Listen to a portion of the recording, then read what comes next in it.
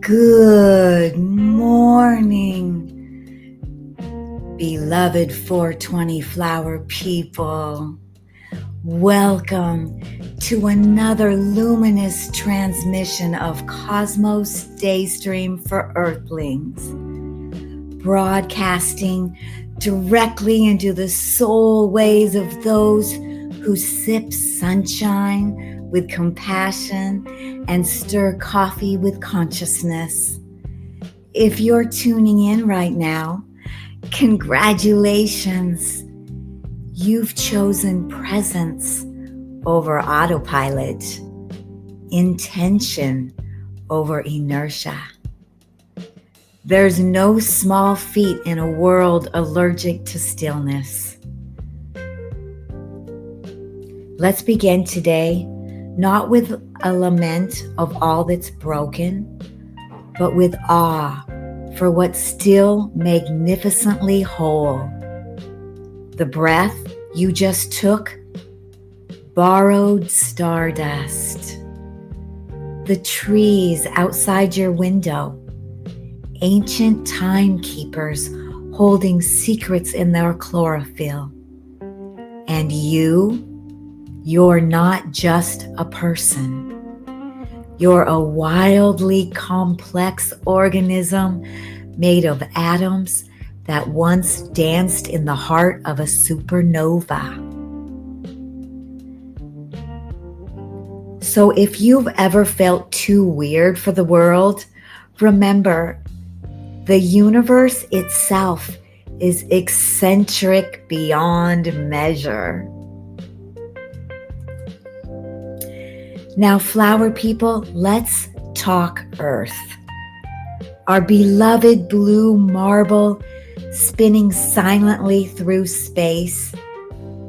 It doesn't just need saving, it needs savoring. Yes, compost your avocado pits and vote like glaciers depend on it, but also lay barefoot on grass and listen to bees hum theology. Create community that feels like a warm soup on a rainy day. Recognize that sustainability isn't just a practice, it's a love language. Being liberal doesn't mean politics. It means liberating the mind, curating empathy, and elevating ideas above fear. We don't just resist destruction. We reimagine reality. You are not passive observers. You are active architects of a kinder future. Let's pivot inward for a moment.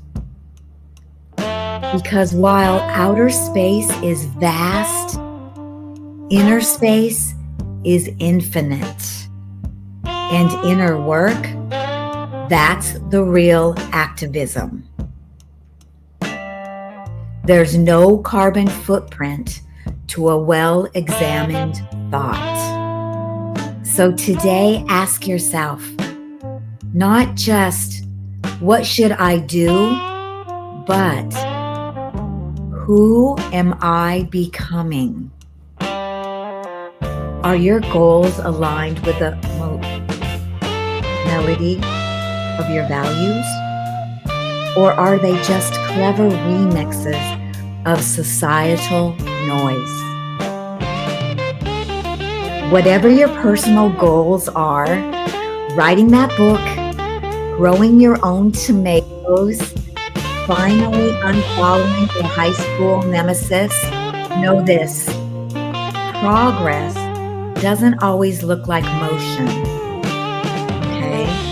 Sometimes standing still in your truth is the greatest leap forward. Don't confuse urgency with purpose. The cosmos doesn't rush, yet it orchestrates galaxies. Maybe it's okay for your timeline isn't linear. You're not a spreadsheet.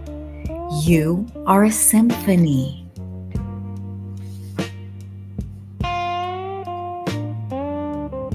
Some sacred reminders before you tackle your magnificent absurdity of Tuesday.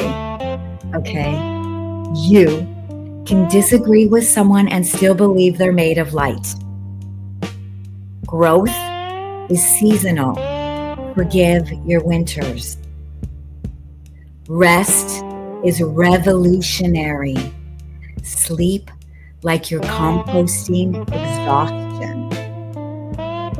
Be kind. Not because people deserve it, but because you do.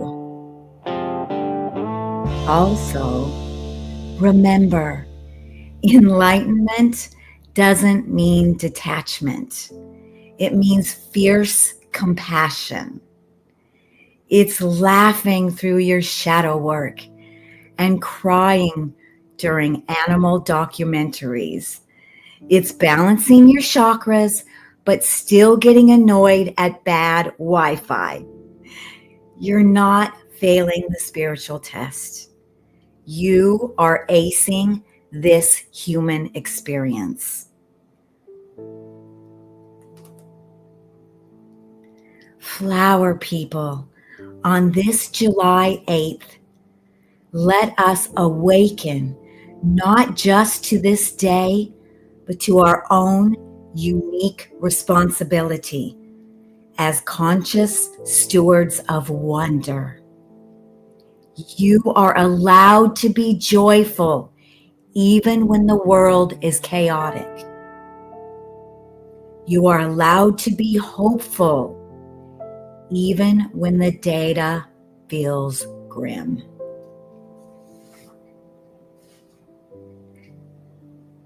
Optimism isn't naivete.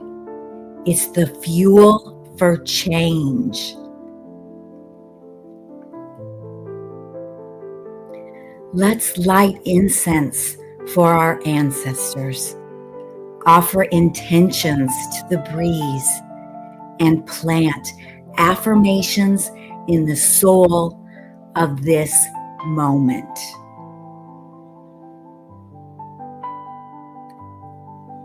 I am rooted. I am rising. I am radiant. Let's say this again together.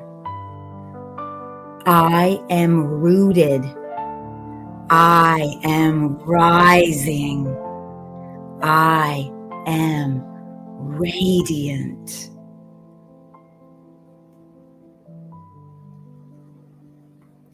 So go forth, water your dreams, solar charge your spirit, and remember, you are the bloom in the timeline of evolution.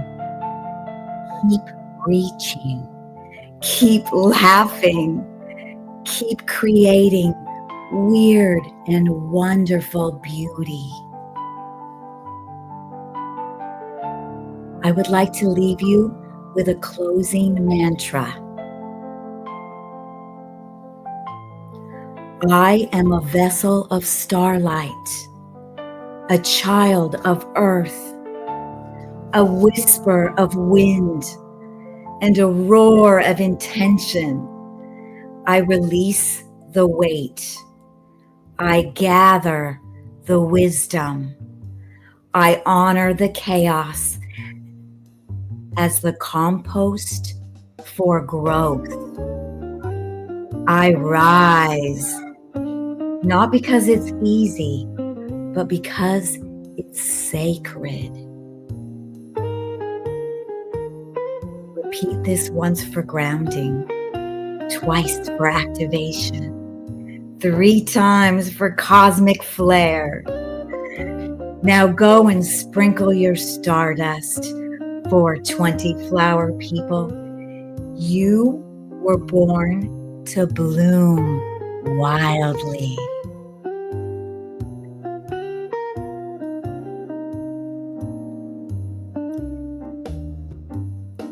Peace and love. Stay high, stay wise. And now we dissolve into the sounds of the morning. Birds practicing jazz, coffee brewing like alchemy, and the earth saying thank you in the language of dew. This is your Daystream, signing off.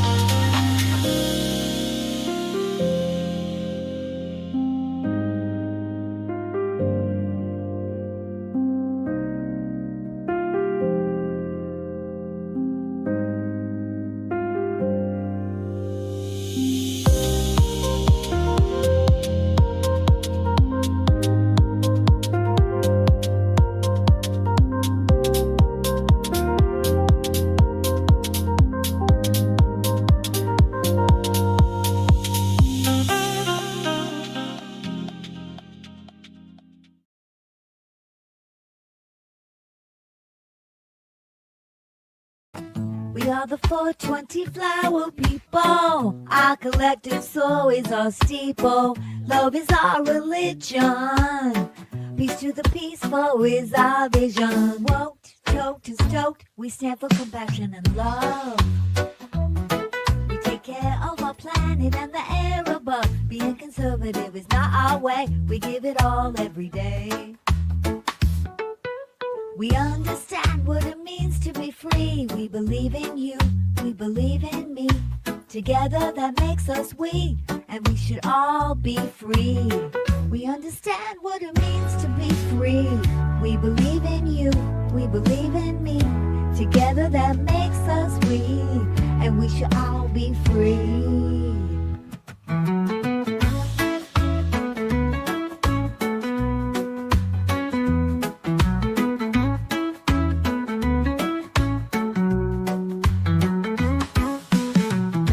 The 420 flower people. Our collective soul is our steeple. Love is our religion. Peace to the peaceful is our vision. Woke, toked, and stoked. We stand for compassion and love. We take care of our planet and the air above. Being conservative is not our way. We give it all every day.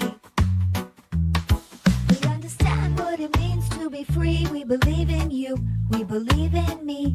Together that makes us we, and we should all be free.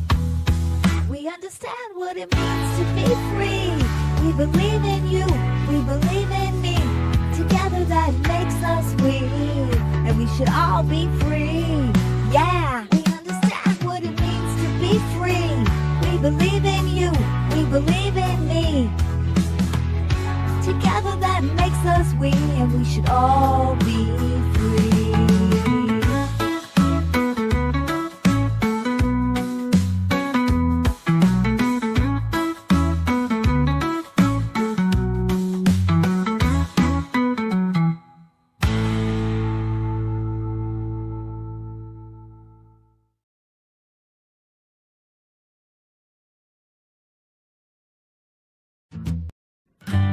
This rusted trailer park where the stars don't seem to shine, living out in the end of nowhere, but for now the space is mine. Okay, I can't hear anybody. I didn't hear you, Gary, but hi. Can you hear me, Gary? I can hear you. How are you? Okay, great. Hi, everyone. Welcome to our live stream today, Tuesday, on April 22nd. Hi, Gary. I didn't hear if you introduced us, brought us in, or what. It was all quiet, but I did see your lips moving. So I love your intro. Morning intro. That's awesome. Can you hear so me? Happy Earth Day, Gary. Happy Yes. Earth Day, everybody. Oh, that's right. It's Happy Earth Day, huh? Oh, Yeah. man, look at that. How wonderful is that? Happy Earth Day to our Earth. The big blue ball. You know, I have that one video, Lovin' Blue. Oh, it's not. You wake up in the morning. Yeah, you know, your best friends. It's all about Mother Blue. Happy I Earth Day. like that. Gary, I don't know that song. Huh? Huh? You never heard that song? No. Yeah, it's. But you know, since for Earth Day, I did write a love poem to Mother Earth. Gary, would you like to hear it? I absolutely would like to hear it. Okay, let me see. There we go. Okay. Oh, dear Earth, you spin with grace, a giant rock in cosmic space. You feed us well, you give us air, yet we forget to treat you fair. So here's my pledge, my solemn vow, no plastic forks, just hands for chow. I'll hug a tree, I'll bike with glee, all to keep you pollution free. I love you, Earth. My poem to Mother Earth. Wow, that was awesome. That was awesome. It's Earth Day, and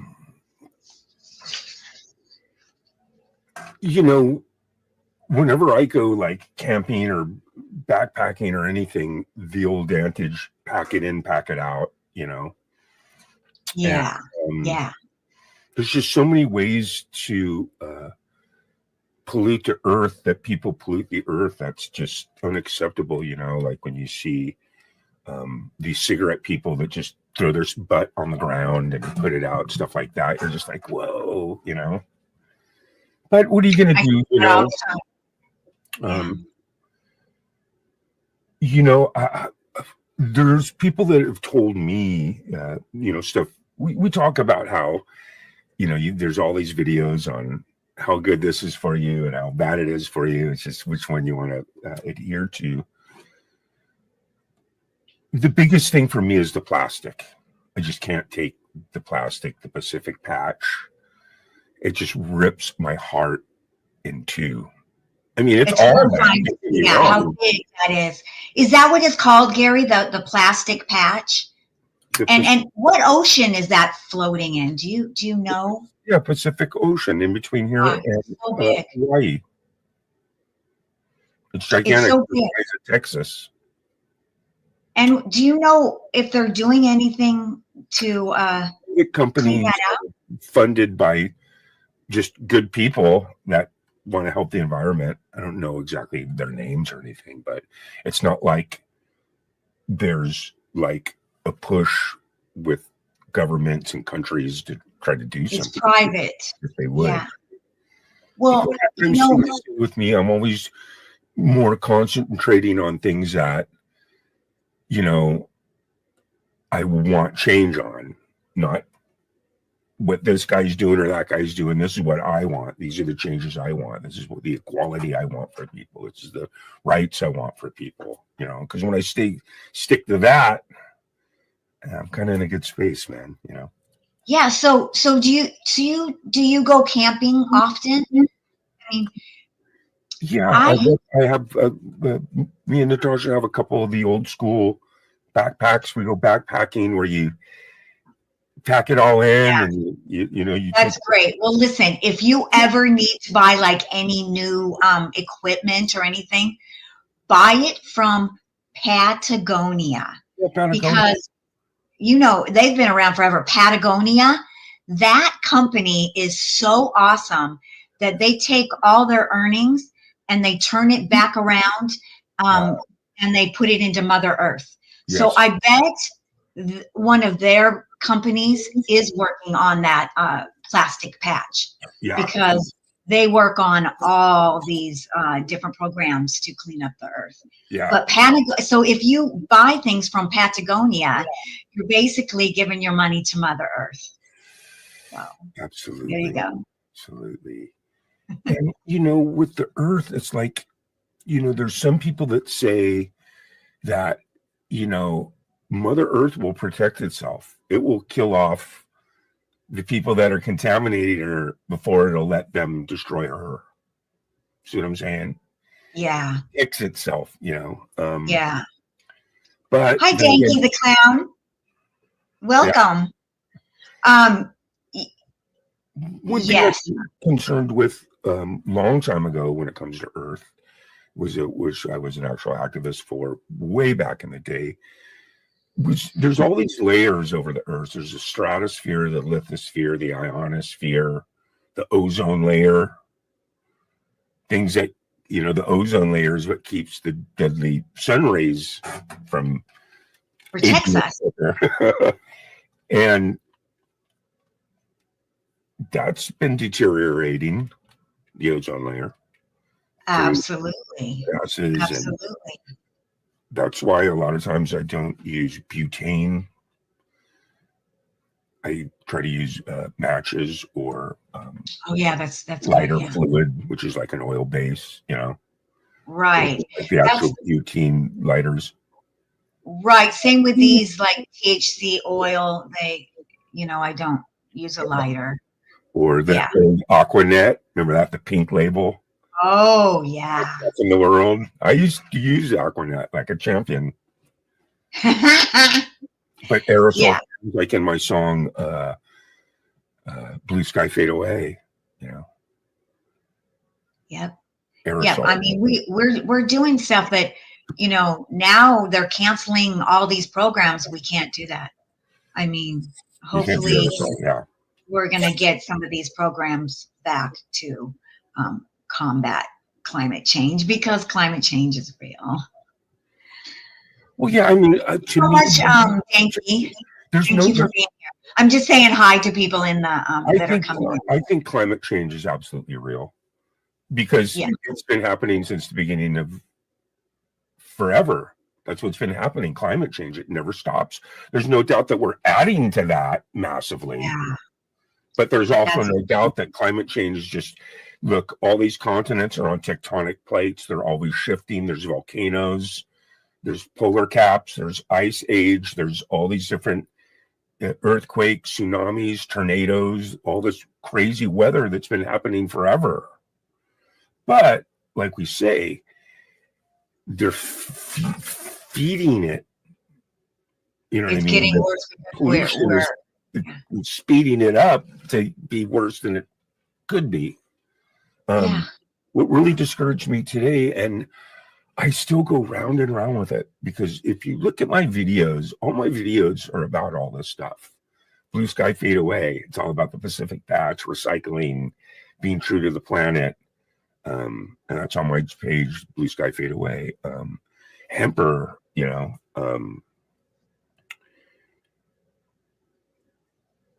it's just a crazy, crazy thing, the whole climate change thing, so. Yeah. We got to take better care of our Mother Earth. Yes. So, I've been kind of busy this week.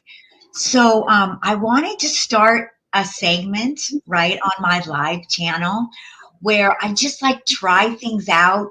So, I'll try it so you don't have to. So I can tell you yes or no, right? So, Gary, I tried a few things. Okay. So do you know what slugging is?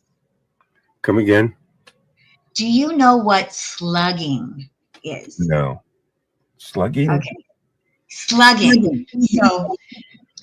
So slugging is, I see it everywhere on YouTube, all these young, cute girls, they're slugging. So and they're like, we slug overnight and we look so young the next day, I'm like, oh my God, I got to do that. So this is what slugging is you take Vaseline. Yeah. You take Vaseline. Okay. And you take a bunch of Vaseline and you put it all over your face. All right.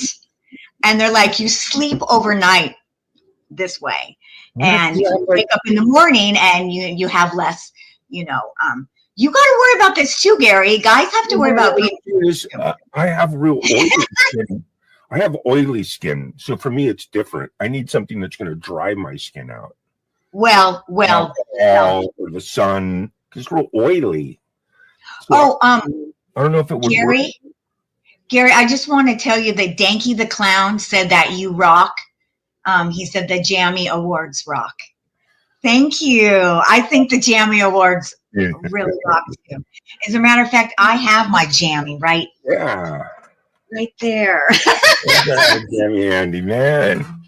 I have my Jammy right there, Danky. Because we're building this community of people that want to spread love into the universe, people that want to entertain people that want to share their art, their music, and whatever they want to express through that. And and we're all intersecting. Yes, we're all intersecting, and I love that. all these different type of artists come together, and we are all flower people, man. And I love that. I love that. And Lisa, you should try that on my show one time, sometime down the road. Doesn't matter when. Coming up and doing some artwork while everybody's performing music. Allie comes up and do it. I have this other guy, Aslo, that comes up and does drawings. A big That's thing cool. with That's what we used to do. Open mics and the music shows is having someone up there doing artwork while everybody's taking turns. Gary, when I used to do stand-up here, a lot of the shows we would do that. We would have stand-up and a mix of stand-up and musicians. And then right there in the room, we would have like one or two artists just working, just painting. Yeah. And it was so fun. And then sometimes they would, if they were really good, they would take 2 hours, finish a whole painting, and then they would sell it right there because they painted it right in front of everyone and they would sell it. Yeah. It was so fun. Absolutely. Yeah. But you should think about that sometime. Get like a blank canvas, come up, and then, you just have the camera on your art piece as you're doing while you're working. Yeah. Because it's like you'd be able to work on it for 3-4 hours while we're jamming and the music kind of helps. Yeah, that's a cool idea. I love it. I love that. Yeah. Do you find when you do your artwork that are you kind of more into like doing abstract stuff or more like, bodies and trees and landscaping?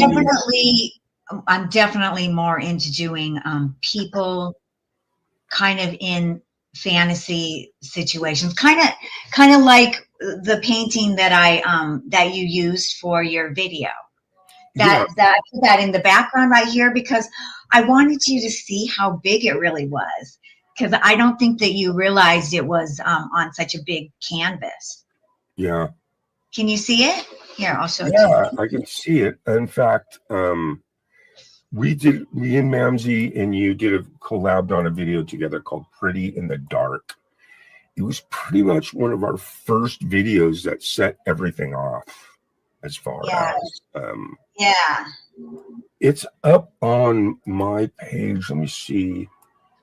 But what's so weird about that video is the song, the lyrics, the video, and I think the piece that you showed is called Twisted Piece of Art. Am I right?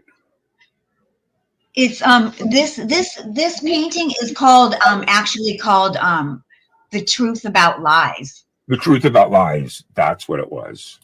Yes. Let me see. Where is Pretty in the Dark? Oh yes, it was Pretty in the Dark. That's right. While you look for it, I'll explain my slugging. Look for that. Talk about the slugging. So because I tried it overnight, and I highly do not recommend you putting a bunch of Vaseline on your face and going to bed, because I woke up in the middle of the night.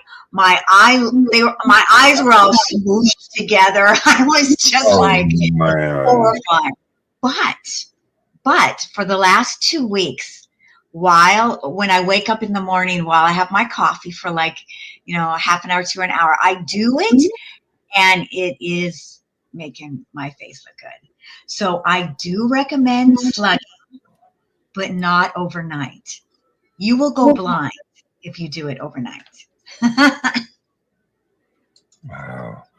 For me, man, I'm telling you, the good old fashioned just sun, Pardon? Good old fashioned sun for me is what always works good for me, Excuse me, what? Sun? Sun, yeah. S-U-N? Yeah, S-U-N, vitamin C for my face. Okay, Gary. Vitamin C is good for you, but you have to be careful. You have to always wear some little bit of sunscreen, because the sun is like the number one thing that will give you wrinkles.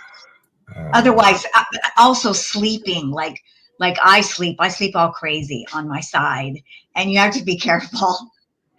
I always try to sleep on my back because that's the best way to sleep, for your face. Man, Who cares about anything else? man, But you're so funny when you say sunscreen because, I grew up in California on the coast, Santa Cruz. I don't know if you heard of Santa Cruz. oh, please, Santa Cruz, where all the cool people are. I'm like 20 minutes from Santa Cruz. Yeah, Santa Right. Cruz is awesome. Still right here. I go up and over it, and I'm in Santa Cruz. Take me maybe 20 minutes. Okay, so wow. You can imagine how many times I've been to Santa Cruz. Yeah. But I was the guy out there, half a bottle of baby oil all day long, Yeah, that's terrible. golden brown. That's horrifying. That's really bad. You look really, really good for doing that because I did it all in my 20s. I didn't do it in my 30s and 40s, but practiced my oh, whole that's why you look good. like Because teens that's and when it 20s. really matters. How Yeah. you take care of yourself when you're in your 30s and in your 40s. I honestly think that really, really, really matters. Yeah. When you're in your 20s, I think you get over if you've crashed on your body. But when you're in your 40s and you're still doing stuff that, abusing your body, it's gonna start to show, man. So that's We the gotta truth of love lies. our bodies. We gotta love That's ourselves. the truth of lies picture that you painted back there. I don't Yeah. know if you remember. It's been a while. It's been, I think, almost 4 years since we put this video out. Let me see. Maybe this one. Wow.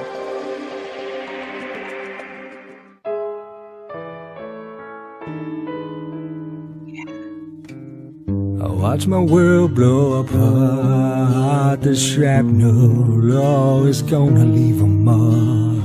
And tried to cure my broken heart, but couldn't do it. It was shattered from the start. And like a twisted work of art, I'm only pretty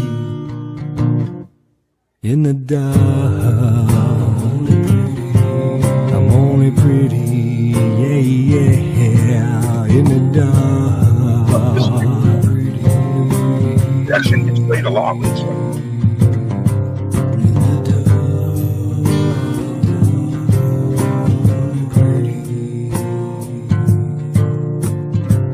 I never claimed to be too smart. I'd be swimming, with the sharks. My paranoia's off the charts. I'd be creeping, avoiding all the knocks. And like a twisted work of art, I'm only pretty in the dark. I'm only pretty, yeah, in the dark.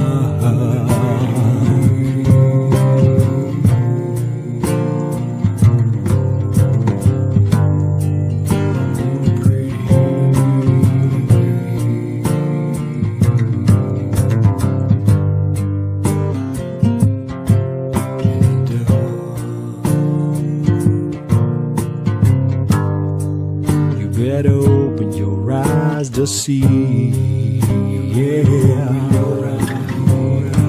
that beauty only lies skin deep. Seems the only time you think I'm pretty, you think I'm pretty, is in the dark.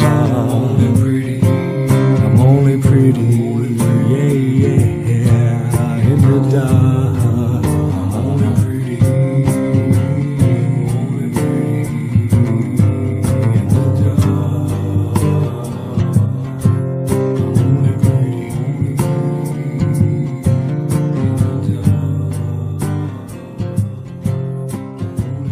Yeah, so that was a really cool video, man. That was the first video we ever did together, Lisa. Yeah, that's nice. Truth About Lies. And what you have to love the lyric, just like a twisted piece of art. I'm only Yeah. pretty in the dark. Yeah, I Because love that. I love this Because song. for me, what Pretty in the Dark is all about is, look, we're all the same in the dark. We all look the same. Yeah. There's no division in the dark. In the dark, we're all the same. Yeah. Hey, you can't be better looking than me in the dark, Lisa. We look the same, Gary. You know, but happy, Yeah. and because I played that because back there it is. There's the actual painting. Yeah, see, it's probably bigger than you thought it was, right? Yeah. Yeah. And then whenever we said like a twisted piece of art, boom, I'd show that piece. Yeah, I know. I really love that video. I forgot that I was in it. I forgot. You're actually in a lot of videos on the camera. I know. That's so sweet. I like that. Yeah. In fact, we got another one coming up. LA, I've been working on it. I started working on it. Oh Lord. Have you started? Yeah, I started it. Not filming. What I did is I have all these killer clips that I've been saving for a long time that I just like. And then I'm starting to film my stuff. And then Ronnie came over the other day, so we're starting to film some of that stuff. Oh, good. And speaking of that, how is Barbie episode, what is it, 7? Yes. How's it coming? Are we still on track for on Saturday night dumping everyone over to your channel? Yes, but I'm not fully done, but I will definitely be done. I just have just a few little tweaks to do. Okay. Yeah. You should create a premiere then, because look, here's how you create a premiere. You could just do it through YouTube. You don't even have to use StreamYard. You just create your premiere, you load it up, right? And then if you make the premiere at 8 o'clock on Saturday night Pacific, I start my show at 7. I do my announcements. I talk to everyone. And then what's going to happen is I'm going to go. Hi, Wes. Is Wes there? Wes is here. I love it. He reminds me to get stoned. But anyway, Lisa, what I'm going to do is it's going to have just a sign up that says we're all over at Lisa Noel's channel and all the links in the chat. So when people come to see my show, they're all over there. So they're going to click on your link, and we're going to say that the premiere on the Lisa Noel channel starts at 8 o'clock. So I'm going to try to dump my whole crowd over to you at 8 o'clock. And we're going to, I'm so excited because I haven't seen anything yet. I know. I'm so excited for you to see it, Gary. I'm so excited. I really think you'll like it. I mean, we have our 2 songs in it, and all your acting is so good. And then with yours on top of it, right? I mean, well, thank you. with all the stuff you did too, and down the road, I wish I could. You could blend me in when you do something with Parker Pebbles. What's his name? He's with Jeff? Jeff, I think Jeff's so awesome. Oh, with Ben, you mean? Yeah, no, I just mean explain. I've never been in any actual scenes with Jeff. I've been in it a lot with you and Ava. Oh, well, definitely. We'll have to do that. Somehow, someday with interacting with him down the road. That's awesome. Yeah, he just finally contacted me a few days ago. So yeah. My favorite. I should have had the clip. I blew it, but is the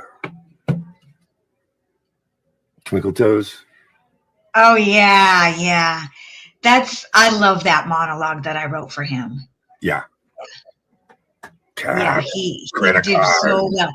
So when he did that for me, that first one, I didn't really know Jeff. I didn't really know him. I met him through Dina, and now we're like really, I feel like he's my brother. I feel really close to him.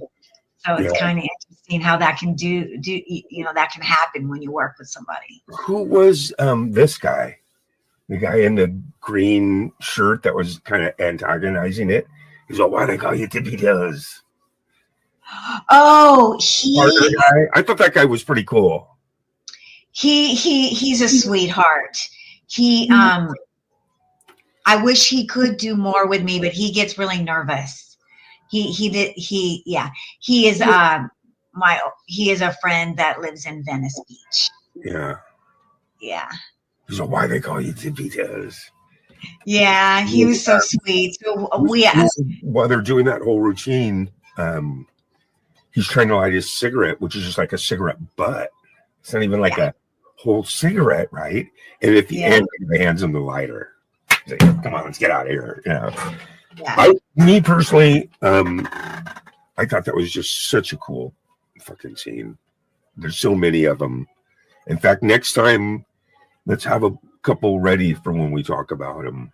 We can play the clip, I would love that. In fact, I should probably see if one of them, him or Ron, will come on and talk to us on a Tuesday. That would be really fun. I love that. Yes. Yeah. And then I'll go whichever one of your actors that you have come up, I'll go grab bunch of clips for you. You know what I mean? That's great. Adam, who plays Bonzi, Gary, he already talked to him, and he is so nice. He also lives here, which is, Is that the guy that's been trying to call you for 3 days straight? No, that's Ron. That's Ron. That's Ronnie. Ron is crazy and fun and just way out there. Yeah, and then you guys have that song and dance routine that you guys do together too, right? Yeah. Ronnie is great. If I could have Ron come on, oh yeah. Do you know what? Ron makes really awesome short films, and he actually does have a YouTube channel, but he's not connected to any of us really too much. But I should have him on. He is crazy and fun. But Adam, I already talked to Adam, and Adam said, yeah, I'll come talk to you guys. He plays Bonzi on Barbie. Yeah. And it'll be a blast. I met Adam through YouTube. I met Adam because I'm a vegan, and Adam has a vegan channel about he goes to the different restaurants here in Hollywood, and he reviews all the vegan restaurants. And so it's so cool because now we're good friends. But I met him on YouTube. Wow. On going to his YouTube channel. Yeah. Wow. And he's an actor. So we found out that we're both actors, and we both do stand-up comedy. Yeah. So, and now he's in Barbie. So he's great. He's a great guy. He did do the Woke Up America too. He played the Republican. Yeah, I smelled something cooking. That's what's going to be so cool. That's what's really going to be so cool about your channel on Tuesdays, is because you have so many actors that you have worked with and wrote lines for, and have the clips to substantiate it. It's going to be fun when those people start coming up. Like, for example, one of my favorite, if you ever come up and hang out with us, is oh, you're one of those wake and bake types, huh? Or Nurse is like, and I really liked her. She moved away. Those are great clips, man. Seaweed enchiladas. Yeah, we worked hard on those seaweed enchiladas. We made those. It's got but at the end of the day, I mean, all those lines are just so cool, and those characters are so cool. It's going to be fun when you can schedule one to come up with that, man. We put some. Yeah. That's gonna be okay. Cool. Yeah, we'll do that for sure. But today is Mother Earth. Birthday. Yeah, and then, God, when you really look at my videos on my channel, at least 7 of them are all environmental videos. Like my video, Nature's Way, that's exactly what it's about. The Earth will take it back, Yeah, I mean, clips of the Hopi Indian leader speaking. Yeah. I mean, it's like, we need the Earth. The Earth does not need us. So, You can never forget the instructions on how to live on Earth. There are sacred instructions for that. And most of those sacred are through the American Indians that lived here. Yeah. They knew that's why you could drink water from any river, from any lake without boiling it or filtering it when they lived here. Yeah. Instructions of how to live on Earth. And because their whole trip was, it's all about renewal. And that's what Earth does. It keeps renewing itself. Yeah. And whenever it's trying to kill it, it's going to take you out before you can take it out. Absolutely. Absolutely. So when you look at my Nature's Way video, when you look on my channel, you go look at my Love and Blue channel. Hardcore Love and Blue is about Mother Earth. Nature's Way is about protecting Mother Earth. And you read the lyrics and you get my point of view, Yeah. It's going up because it's a ways away, but 420 is coming on Earth Day.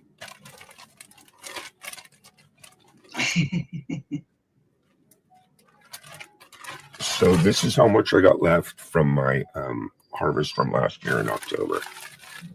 A gigantic bag of villages, giant crystallized pine needle, sticky, stinky. I do the best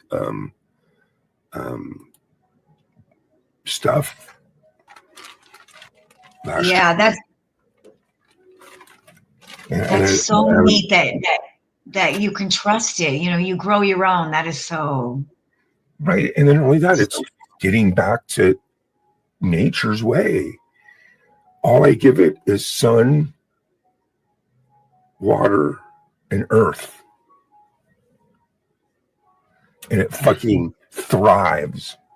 A lot of the stuff that's grown in the cannabis clubs, it's all done in warehouses. The roots aren't even going into dirt. They go into water. And then they're putting all kinds of shit in the water, chemicals and shit. I call it powder. Right. And then you get it and you just go like this and it turns to powder. We call powder weed. Only because I've been smoking weed for I'm coming up on my 50-year anniversary. Wow. Yeah. And I got to tell you, there's no more brown weed.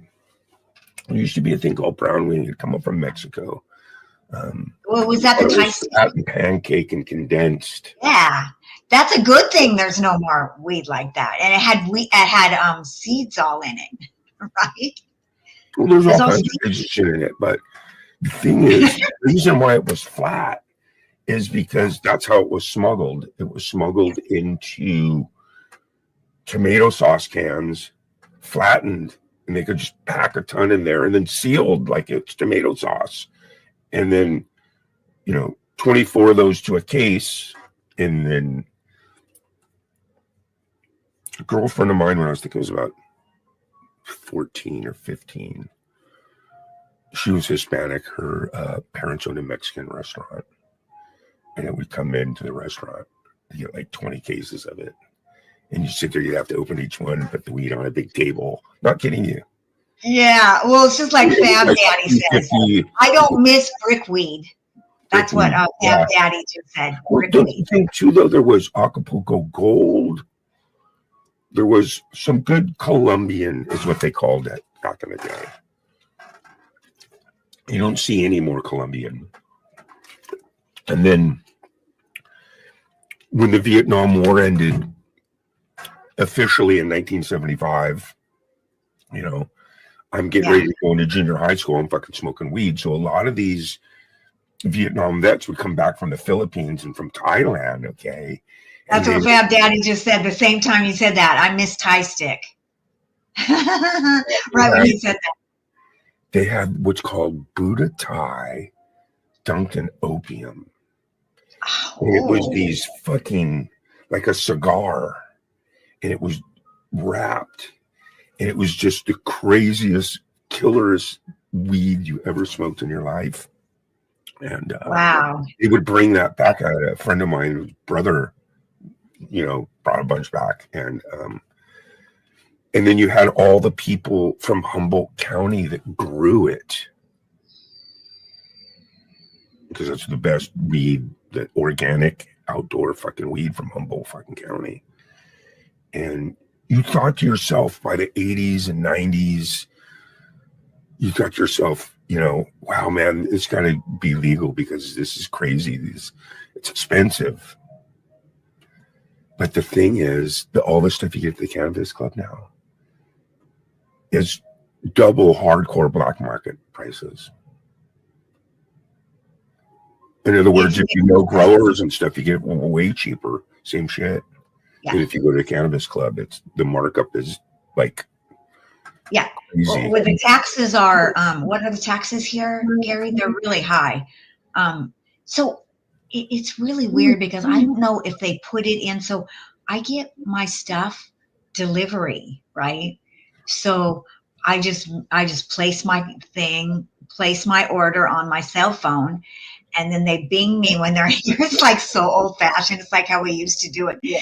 And I go out there and I get it. But it seems to be cheaper when I get delivery than when I go into the dispensaries. And I'm not sure I don't know if they can bypass I'm not sure. Maybe I just have one really good place out.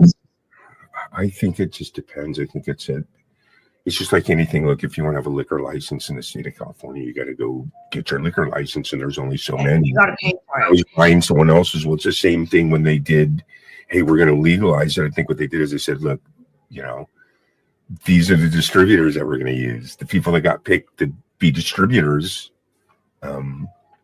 Well, if they're going to make it legal, they're going to make money off it. The state is going to they're make money. making so much money. It was actually it actually saved all these states, because now they're they make a lot of money, man. But they make a lot of money. I'm glad that it's legal. Even though it's more expensive, I appreciate that it's legal. It's not the same as these other drugs. It's and also too, it's legal to buy it from the cannabis clubs. Right. It's still illegal to sell it without being right. You know what I mean? But like I could even grow some, plants legally if it's for my own personal use. And I appreciate that. I appreciate that they. Did you ever grow? Do you ever have any experience with growing at all? No. None? No, it's really hard. I mean, I tried once on my patio, but it's really hard. I live it right in the city. So it's like, I mean, basically with growing, all it is, you want it to stay in the vegetative state as long as possible. Right. So Fab Daddy says, my town doesn't allow wholesale. It's left to the locality. So that means just little weed shops, right? Well, what state are you in the vegetate state for as long as possible? So what that means is you want it to just grow and grow and grow and grow without flowering.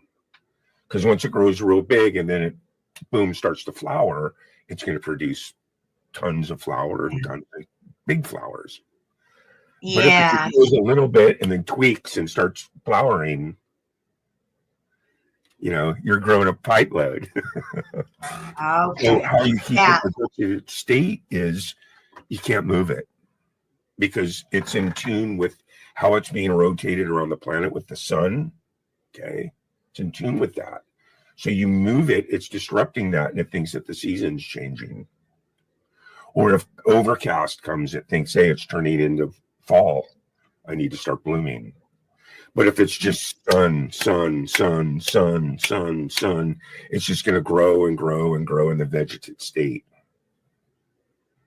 So I used to plant like in May, but I'd get overclouds and it'd tweak my plants and they'd only grow 2 feet high.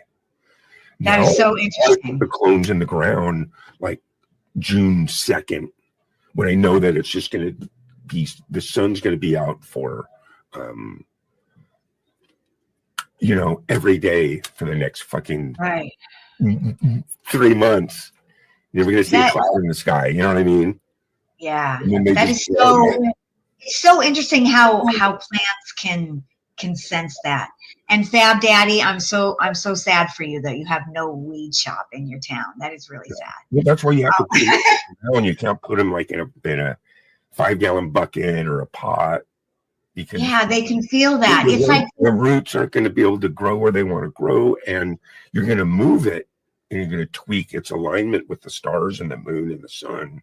You can't do that. that's kind of beautiful. It's like, you know, for Flower Fest, I went out and I picked a bunch of these poppies, and then it became nighttime, and all my poppies that I had for my hair, they closed up. They all closed up, and I forgot that flowers do that. That's so amazing. Flowers, they're so sensitive, you know. Yeah, Plants can really feel things, you know. absolutely. They react. Huh? Yeah, absolutely. And they all need each other. Yeah.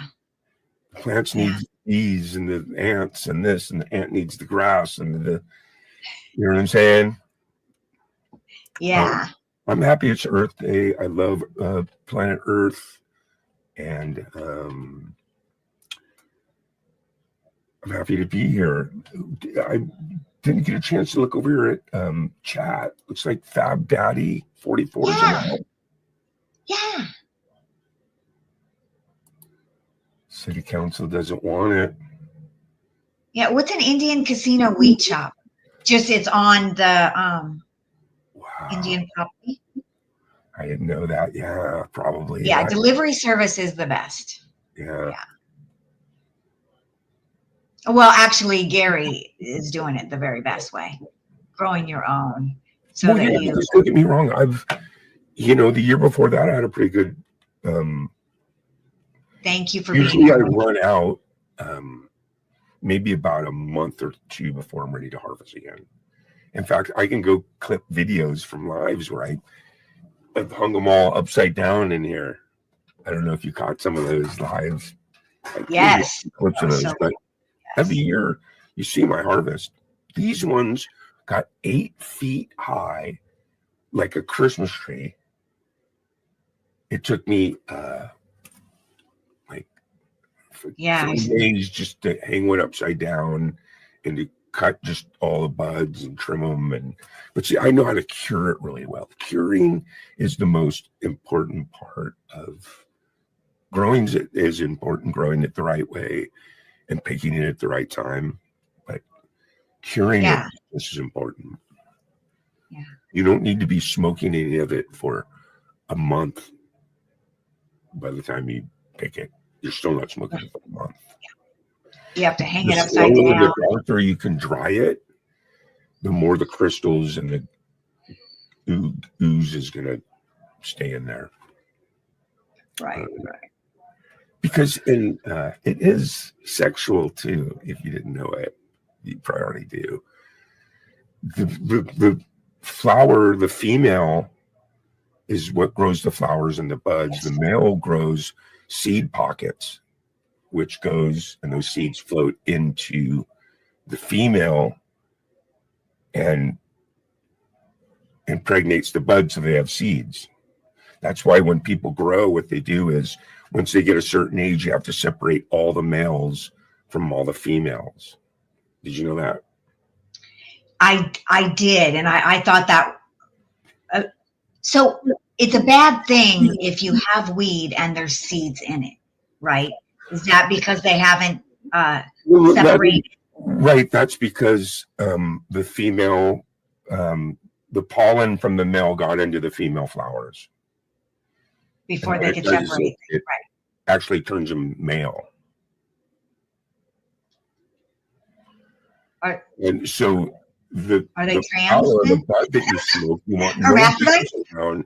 And what happens is the reason why it's getting crystals and oozing is because it's trying to attract and have the male pollen stick to it. Isn't that crazy? Like flowers, just like flowers. Yeah. Yeah. Wow. Yeah. It's so amazing that It's spring. It's Earth Day. We have Flower Fest coming up in 8 or 9 days. That's awesome. I'm actually a co-host now. I might win a Jammy. Hey, I think Wes is still here, and I want to say this. You know what, Gary? I think that we should all do some funny, video or project. I think that we're all so in tune, and we all could really work together on a funny video. What do you think? Yeah, absolutely. Project. I really want to come in on Sundays and check out what you guys are doing on Sundays. Well, what it is Rich, Wes, and Allie, they help me so much with my channel. Yeah. They're both monetized. They can be doing their own thing on Saturday nights, but they come over to my channel all night long. They play music. She does artwork. They help my channel so much. I'm lucky that I'm part of the cast over there. It's called Live High or Die is the name of their program. Yeah, I saw that. Yeah. And it's so much fun because Wes and Ellie are so talented, and you have the Art of Floundering that comes in, and I come in, and all four of us have been working together. Wes and Ellie, we get together before the show, and they usually will have like just a rough skeleton, like, hey, well, we're going to be doing this and doing that, and have that and this and that. And then I'm like, okay, we'll have Charlie react this way, and we'll do this with Harry, and it's massive ad lib, and it's so much fun. Oh, that's funny. Because each person has maybe 3 or 4 characters, whether an animation, a puppet, and Allie makes all her own puppets, and so do I. Animation, puppet, cartoon, so they're all interchangeable characters. You never know what you can get. One week it can be Karen and Satan. I know, I love that. I love that character, Karen. Yeah. But it's almost like it's cartoon. We push the envelope where you're not, YouTube's real vanilla. We talked about X, Rumble, Twitch. Those are all platforms for when you want to get political. We kind of press the envelope with our political, but it's through cartoons and comedy, right? Right. So I've not had any problems with my political comedy. Because it's your art, you're protecting your art versus coming out and saying, this is this and this is this and this is that, and be like serious about it and try to be like an information channel or something, right? There's a difference. Right. I'm not trying to be in it. No, I'm not trying to be, but I do take real shit and I make fun of it. But right, because that's not what we have in common. We all use our artistry as a medium to express how we feel about express our soul. Yeah. Just really say what we want to say in our various ways, whether it's music, comedy, and I love that. I love how everyone is so unique. Absolutely. And if it rubs you the wrong way too, it's almost like, well, you know what, you might be wound a little too tight. People need to loosen up a little bit. Right. Well, Wes says he finds that being a cult leader works. So just be a cult leader. There you go. There you go. There's the cult sent me here. So there you go. There's a new program too on his channel where it's cult leader. It's what? And I'm straight out saying it's a cult right out of the gate. We're not hiding anything. That's how come it's real. So it was funny, man. He's a great guy. But man, Sundays, because you got into the puppetry too with your you for a while you were putting out those doll cartoons or something. Me? Yeah. Yes, those scary dolls. Aren't those great? I love those dolls. Yeah. It was at my They're fingertips. for Farbie. There was the beginning. It was a Farbie nightmare. Yeah. But I want to bring them back because they're really fun and scary. I think too, I need to prepare a little bit more as a co-host. When I come up, I need to prepare myself a little bit more and have a bunch of these cool clips that I can show everyone, you know. Yeah. We always talk about, yeah. But that's how it goes. Now, what else? It's Earth Day. And what else do we have? The statue. We got the Earth Day. Oh, I do. Yes, yes. I forgot. Oh, yeah. We have a completely special guest today. She's so big. She's so amazing. Today she's a special guest. Yes, we have an interview with a very big woman, a very special guest. Yeah, we're very lucky to have her. So I mean, are you gonna bring her up? You want to bring her up? Yes, I do see that she's here. So I would love to bring up our special guest today. Are you ready, Gary? Yeah. So today we have a special guest, the Statue of Liberty. Okay. Here we go. Let's see what she has to say. Yeah. Hi, Lisa. Hi, Gary. Today is not my day. I'd have just been fired for being too DEI. What? Diversity, equity, inclusion? That is literally written into the copper of my DNA. For like centuries now, I've been opening my arms to everyone. The huddled masses, the weary travelers, the awkward tourists, the close-minded, with no discrimination. And what, now you fire me and say that I'm too woke? By the way, which simply means wisely compassionate or compassionately wise. And is it my fault that I am known for the OG of belonging and compassion? I am the flippin' Statue of Liberty. And I don't know if my webcam picks this up, but this book that is soldered to my arm literally says justice and liberty, okay? And am I a liberal? Hell yes, I'm a liberal. When has that become a bad word? And equality, when has that become a bad thing?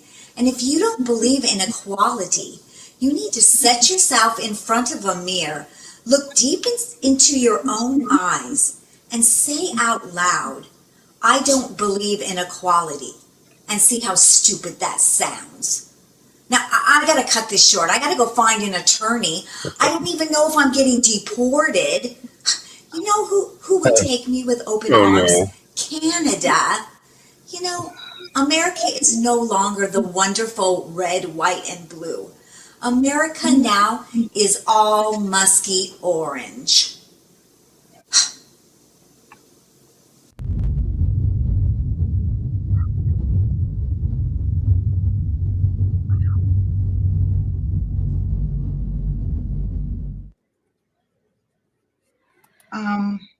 Oh man. Wow, that was a weird interview. Poor thing. I didn't know she had rockets on the bottom of her feet, but wow, you The know. Statue of Liberty getting deported. It's an illegal. Wow.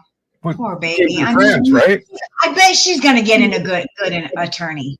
You know, she's got a really good case, don't you think? France, right? Yeah.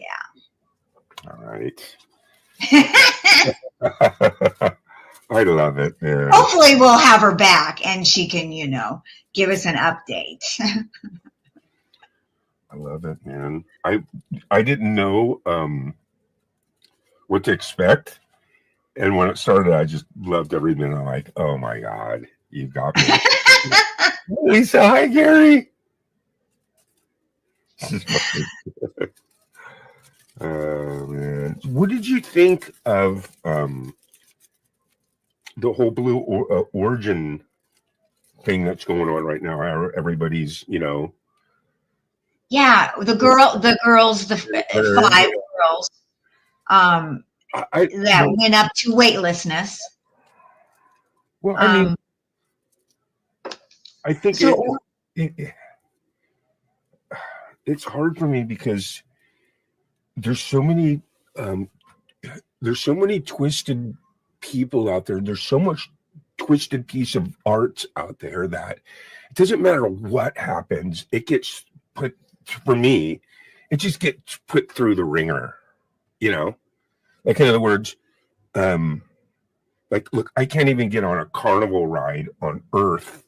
That would scare the shit out of me. I don't care who you are, being shot up in a rocket, like way, way up there and confined in a little thing and floating all the way back down. That's one hell of an experience to me. That would change my life too. Yeah. I would be like, wow, man, I see shit differently now, or whatever your experience is. But what happens is you get a lot of people say, oh, it's a glorified ride and you're not an astronaut. And, right. No one said they were an astronaut. We all know that they didn't even go through any training at all. And the horrifying thing for me was that they were told that they had to put little diapers on. And that alone right there, I'd be like, I'm out. Right. I'm out. Right. You can send me video. But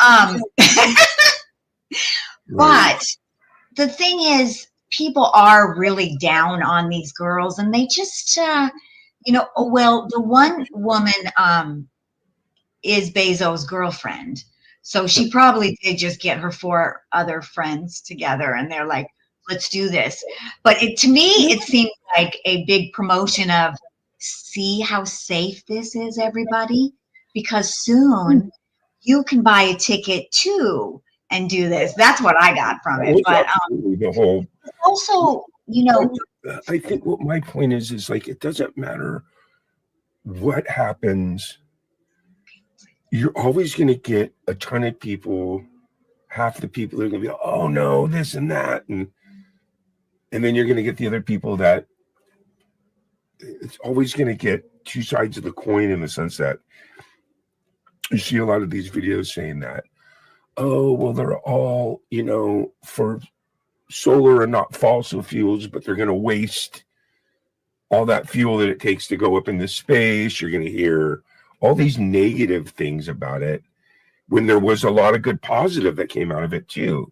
It might be inspiration for a lot of young women and kids that, hey, maybe one day I can be an astronaut.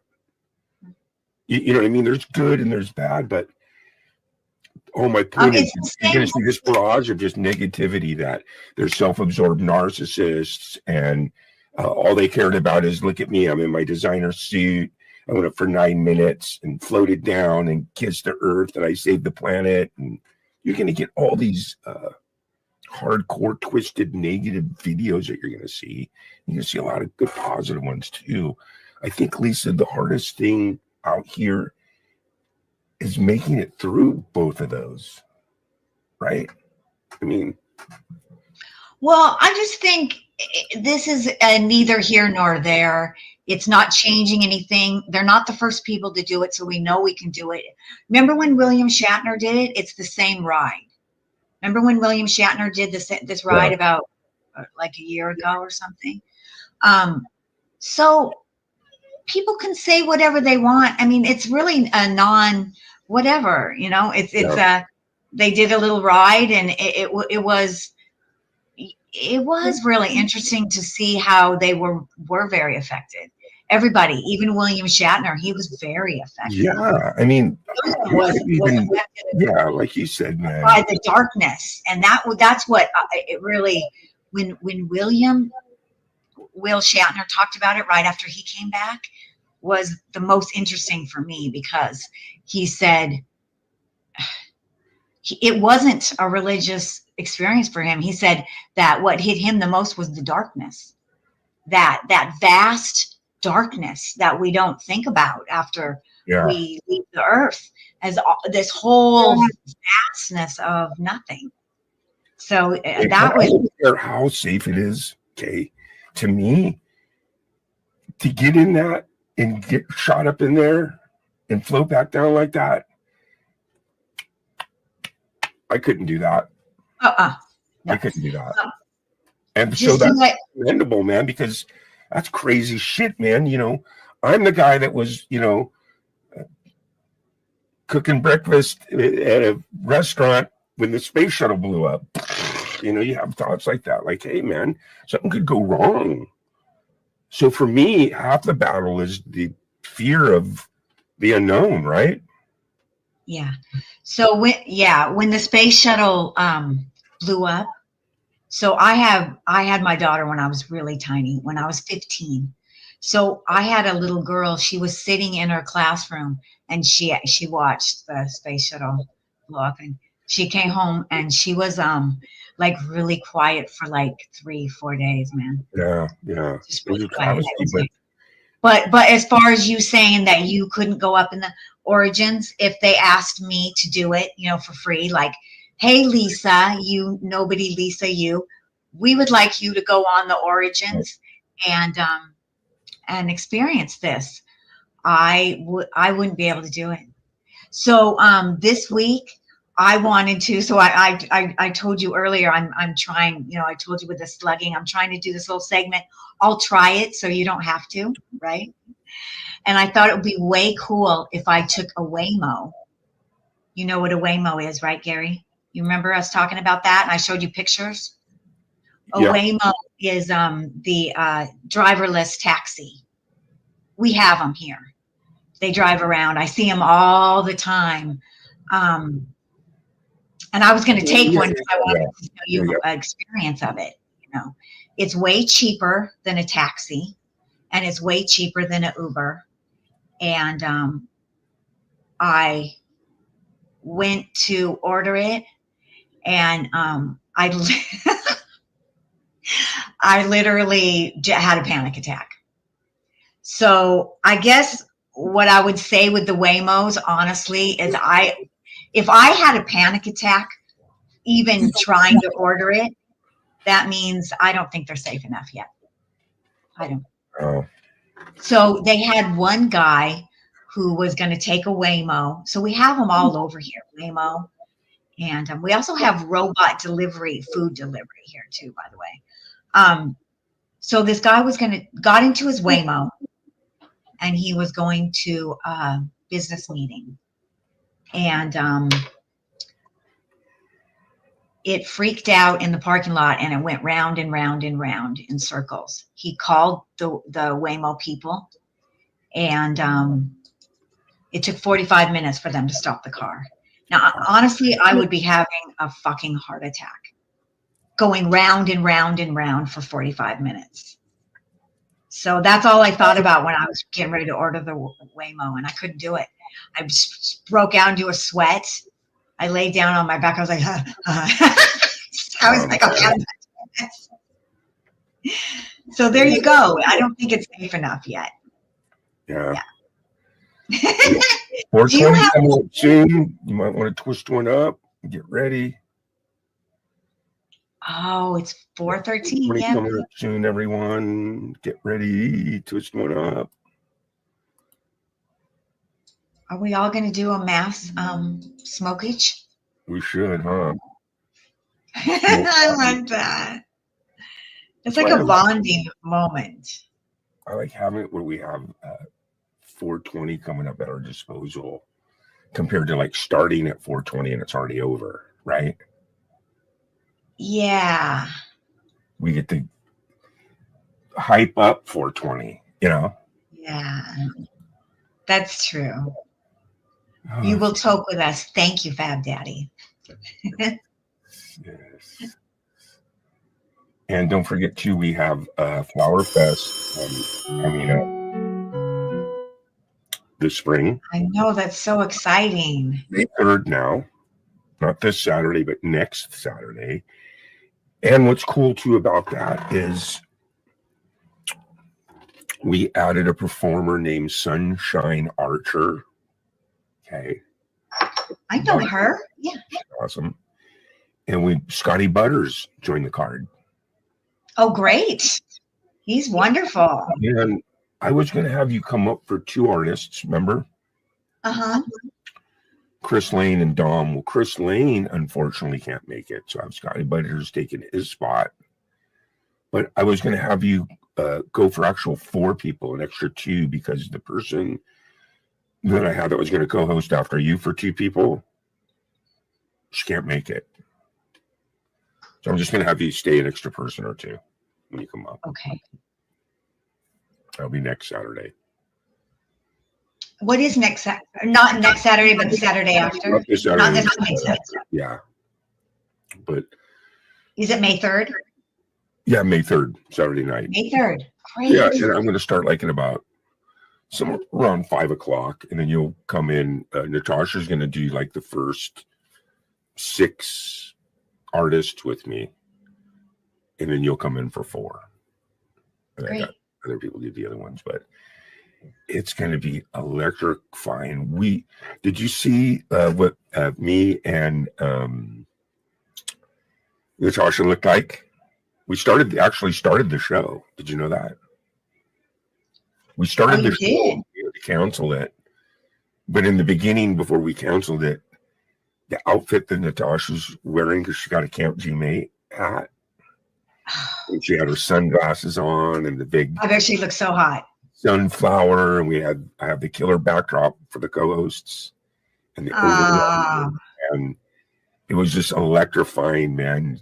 We felt so good, and the energy was so awesome. We went to the first. What happened? Did you have streaming problems? Yeah, it was on StreamYard, Jen. Yeah. Yeah. What happened was when you live stream like we're doing now, when people perform, you have a button that you push, and it gives you extra juice. The juice button wasn't working, so no one's performances were going to have good audio. So after my first performer got 2 songs in, I knew it, and I'm like, we're officially on hold, Yeah. So, but the good news is, Yes. we are hyping it. It's coming up, baby. Flower Fest is going to be awesome. The artists are going to blow your mind, and it's all about flowers, baby.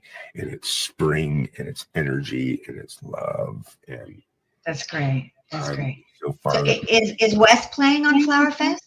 he's playing at Flower Fest, and Because I thought he said he was creating a flower song.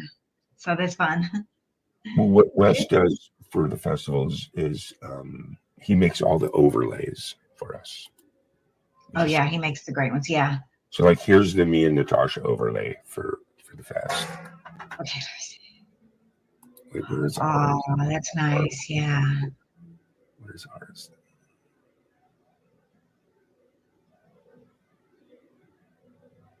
Here it is.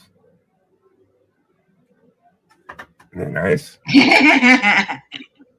And the I reason love why- it. The reason why our names are up high like that is because when the scroll goes, and we'll Yeah. click up your name. That's Isn't that perfect. cool, man? That's our. Yeah. This is how we're going to be. So That's beautiful. That's beautiful, Wes. I love it. when we do Flower Fest, that's exactly the shot. So I'm feeling good about that. And that's the great Wes makes those for camp. Isn't that awesome of him? Yes, he's great. He's very talented. And then Allie makes these posters. God, I keep meaning to turn it into a JPEG. For some reason, it won't let me share it unless it's a JPEG. She makes killer poster boards for each festival. Yeah. You showed it. You showed it to me. It was so good. I put those up on my Facebook. Yeah. Oh, I haven't been to Facebook for just a little while. I don't really do Facebook at all. The only thing I use Facebook for is, and it's probably because it just shows you how everything's been trial and error for me. I don't take lessons on anything. It's all just click and learn. What I do is the video software that I have, when I take a picture of something, I can make anything and take a picture of it, but it makes it a BMP. And I can't load that up as a thumbnail. I can't load that up as to share a picture on StreamYard unless it's a JPEG. So what I do is I take that picture and I load it on my Facebook, just load it up, and then I hit save as, and it saves that same picture as a JPEG. Yeah. And that because they only work in JPEG, yeah. Yeah, and then now I have a JPEG and I know it's like right there on my download. That's funny.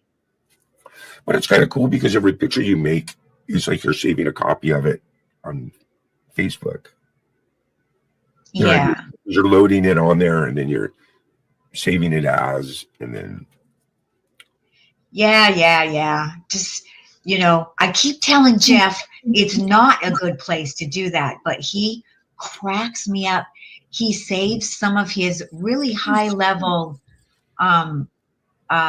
files in our Facebook message. And I'm like, Jeff, that's going to compress it and make it look bad. He keeps doing that. So that makes me laugh that you say that. Yeah. Yeah. The different things that we do to like save things and to, 420. It's 420. 420. Happy 420. 20, Happy 420 on Earth Day.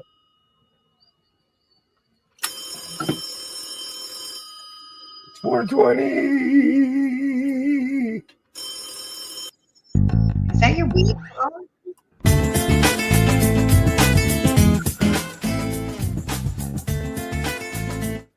Sorry, I hit the wrong button.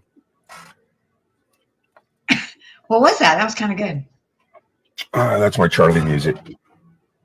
Hi, Allie. Music. It's from Charlie Grooves.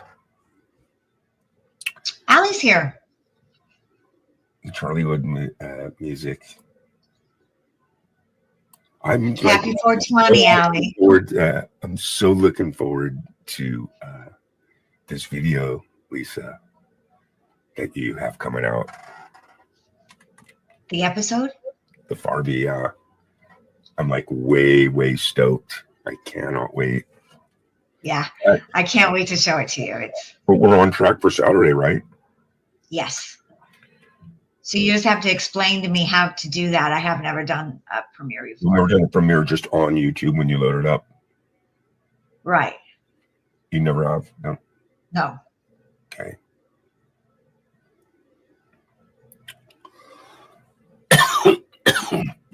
When you upload a video, because you've uploaded tons of videos, right?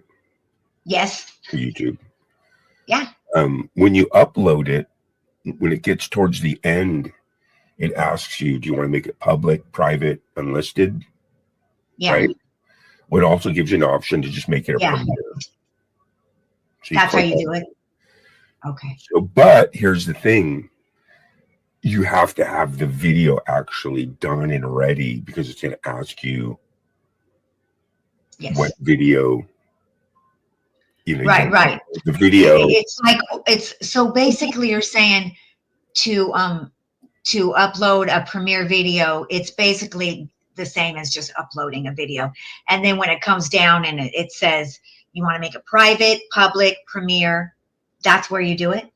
Yeah, you click premiere. What it allows you to do is it'll say, well, what video you want to use, and it'll upload the video, and then you put all your shit in the description box that you want, and then you hit enter, and it's going to start on that time, on that day on YouTube. It has nothing to do with StreamYard. It just premieres on YouTube, and there's a chat room while the video is being played. if you make something a premiere on YouTube, while it's being played, it makes a chat room. Well, most people that make like a 2 or 3 minute video, that's how long the chat room lasts, 2-3 minutes. Yeah. When I premiered like Groove Trek, at least it was like 15 minutes. So you at least got 15 minutes of talking. Right. So my episode is probably, I don't remember what it is. It's maybe like 10-ish. That's what I was thinking. Yeah, that's what I thought it would probably be. It has three songs. And a little bit of song and dance in between, right? Mm-hmm. Yeah, so it's probably around the 10-minute mark. Yeah. No, that's perfect for a premiere because, you know, people are watching it, they're all chatting in the chat room, and then they'll go back to your channel. And then when it's done and it's over, everybody comes back over to my channel. It's kind of like crashing your premiere, crashing the chat room. That's great. And then That's fun.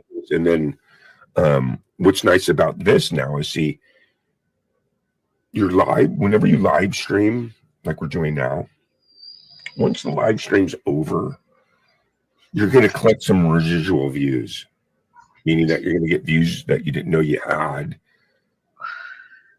They're just collecting it. They're making sure that it's coming from the proper IRL addresses, paying customers. So that's why when you're done and you see like, oh, you know, I got 20 views, stream's over. Okay, within the next day, you're going to probably collect another 20 or 30 views from that residual, because your live streams don't go back into the algorithms. So the only way someone's going to watch one of your live replays is if they physically say, hey, I'm going to Lisa Noel channel and I'm going to go watch one of her back lives. But no one's going to do that. But when you release a video as a premiere, just release a video on your channel, those videos go back in the algorithms. Hey, you might like this. So you get a chance of getting a lot of plays because people start clicking on it and commenting. It keeps getting recycled back into the algorithms. Yeah. So lives don't do that. Lives, once you're done with the live, it's like, okay, there you go.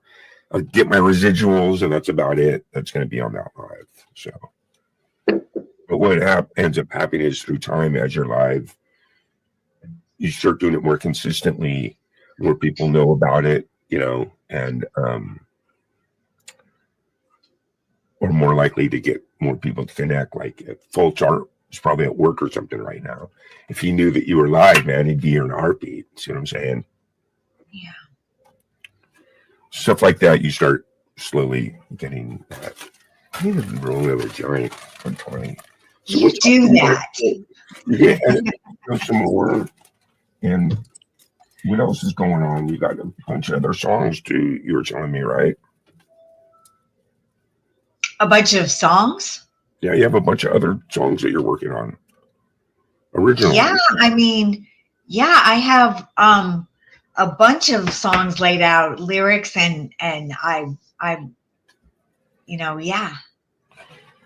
I have the next episode after this episode of Farby done, and I have all the so that episode I'm really practicing trying to put some of the dialogue in the song. So it's like really a comedy musical. Right. So in other words, a lot of the content that you have coming out is going to be along the lines of kind of like a musical kind of. Yeah, it's going to be more musical. So, you know, our two songs that are in this next episode, Gary, they're more like really good songs. But the next episode, I'm going to make you, he has no choice. I'm going to make you do some songs that have the dialogue in the song.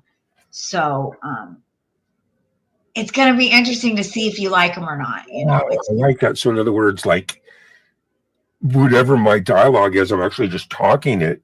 Like if it's you're kind of singing it. We're singing it to the song, is what you're saying. Yes. That's kind of mind blowing. Love it. Yeah. I love it. Yeah. So I want to move Farby to my Lisa Noel channel, and I think I should wait till I get monetized, but like I'm kind of looking forward to doing that because I feel like Farby is like over there all by herself, So if I move her in with my Lisa Noel, and I noticed that on like Wes's channel, he does have different comedy series on it, and then he has. I can do that. Look, to me, if you're going to become anyone can run their show any way they want to do it. It's endless on however you want to run your show, and it's up to you. It's your kitty, right? Right. But to me, I only do it once a week from 7 to 10 every Saturday night consistently. That's the only time I live stream. You're live. If I was really serious about being a live streamer and this is going to be it, this is what I'm going to do, I would do it every day. Right? I mean, you have to. I'd be relentless. I would have this show, that show. I'd have my psychic reading on Tuesday nights. I'd have, So, you know what I'm saying? Yeah. Charlie World on Wednesday nights, all on one channel, monetized. Same with you. You do the same. Right. That's why, like, I'll have my once a week live, but then, my favorite thing is, like, I want to start doing my comedy again, my comedy skits, and, doing filming stuff is really what I love, so. Right. Well, what happens is you're going to fall into your own groove. You're going to find your own way. Right now, you're just testing the waters. You're seeing what's out there. We're bringing up some pictures. We're bringing up some videos. We're having a little fun. I'm really, really excited about this. You set up where we have one of your guest actors come up, and me and you ahead of time, like this 8 or 9 clips that we're going to pick of them. So when they come up, it's loose, goosey, shooting the shit, getting high, how you been, it's great, what's your new projects, and then, hey, I loved when you did this, I loved when you did that, and we play some clips,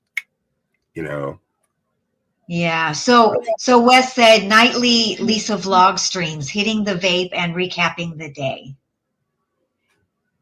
I'm just, what I feel like? I feel I have like come in, snuck into Wes's lives and Allie's lives, and everyone is really like, and your Saturday, everyone is so really relaxed and really fun to watch, and I don't know if that's me. Yeah, but that's why I think I love to like write and to shoot it, and because then I don't have to be me. Oh my God, is that it? Yeah. That might be it. When I come on live, I feel so vulnerable because I'm like me. Yeah. That's what it is. It's however much you want to pursue it, you know what I mean, in the sense of live streaming. Me personally, that would be hard to do, man. That would take a big commitment because it's a lot of work. Just me preparing for my show, and I can shuck and jive it because most of the people come up on my show. It makes it easy because as long as people come up, I don't have to do anything. Yeah. Man, there's some nights where I don't even have to play because it's not about me. It's not about me. Like, hey, look at me. It's more like, hey, look how cool my friends are. And I got a lot of friends that come That's up. why. Yeah. I think I would be a good interviewer. That's for sure. So I just, I need to have people come up on my show. I think I would be a good interviewer. That would be good. Yeah. But like I Maybe said, you guys just come up and I'll interview you. the format, all these actors that have played in Kitty Chicken Bunny Girl, the one guy that's playing the guitar, the lead guitar on Nowhere, with the cop shades. He played the cop. Yeah, he's awesome, isn't he? He's an actor here. We have so many cool clips. We can play him. We can play him swimming in the thing. He would love that, man. He would. Clips. Yeah. The one where he's on one corner, you're on the other. There's a bunch. The guitar in the trailer park. Yeah. Yeah. What about the guy? You have a lot of people that play multiple roles in all your stuff. There's a good little crew there. And then who was the guy that actually played the sheriff with the cowboy hat? Oh, yeah. He's Jeff's friend, and he injured his back really, really bad. But he's like a he works in the industry too. He works does set managing. Yeah. But he hurt his back. I don't know where he is anymore. Yeah. Life is like that. I get all sensitive about it when I meet someone and I like them and they come into my life. And especially here in Hollywood, it's really transient. People come and go, and I've had to learn to accept that way of life here. That you feel close to somebody and they move away. I mean, a lot. So yeah. And just when you saying that, because I'm working on my LA video right now, and you're going to be in that video, and it is such a great song. I think out of all 30 songs that I recorded, it's my favorite. It's the best. I love it. That LA song. And the story is simple. It's Midwestern youth wanting to come out to Hollywood and LA and hit the big time, and it just doesn't work out that way. And they get sent packing, chews them up and eats them up, spits them out. It does. By the thousands. It actually does, yeah. That Greyhound bus pulls up, the dreams. Yep. And I'm really doing a good job on this LA video, asserting that. And then you get all of us in there too. It's going to be, I'm going for a jammy, man. And you're going to you're putting up some cool stuff. Wes and Allie are putting up cool stuff. People are putting up a lot of cool stuff for when the jammies roll around. You got all these new trailblazers. Did you see the Scotty Butters? Yeah. In fact, he's coming up in about 20 minutes at 5 o'clock. He's coming up Tuesday, like Tuesday, but Tuesday. Yeah. That's so and he goes, last time he started at 5 Pacific, and he went 8 hours of just jamming on his guitar, song after song, and smoking weed. Whoa. You got to love him. That's what a new trailblazer is, because he comes over to camp. He's playing the festivals. He's a new trailblazer. Really You have that Vince Canelli guy. I don't know if you saw him from New York. He's got like 20 guitars behind him, and he's just shredding. There's some people that I'm really looking forward to checking him out, because I don't know his stuff. Yeah. Well, a lot of them, are master. Everyone.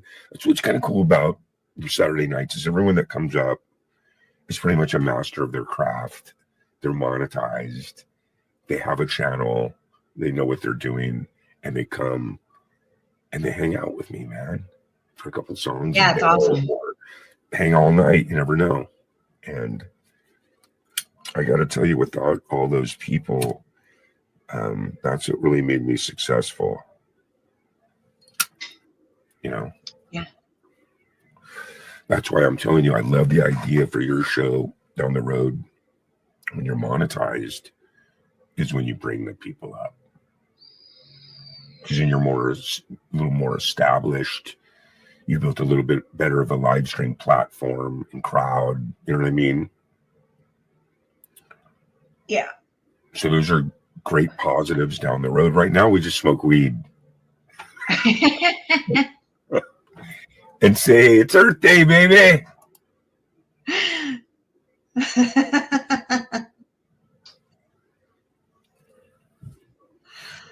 And then write songs about how we can help change. Change.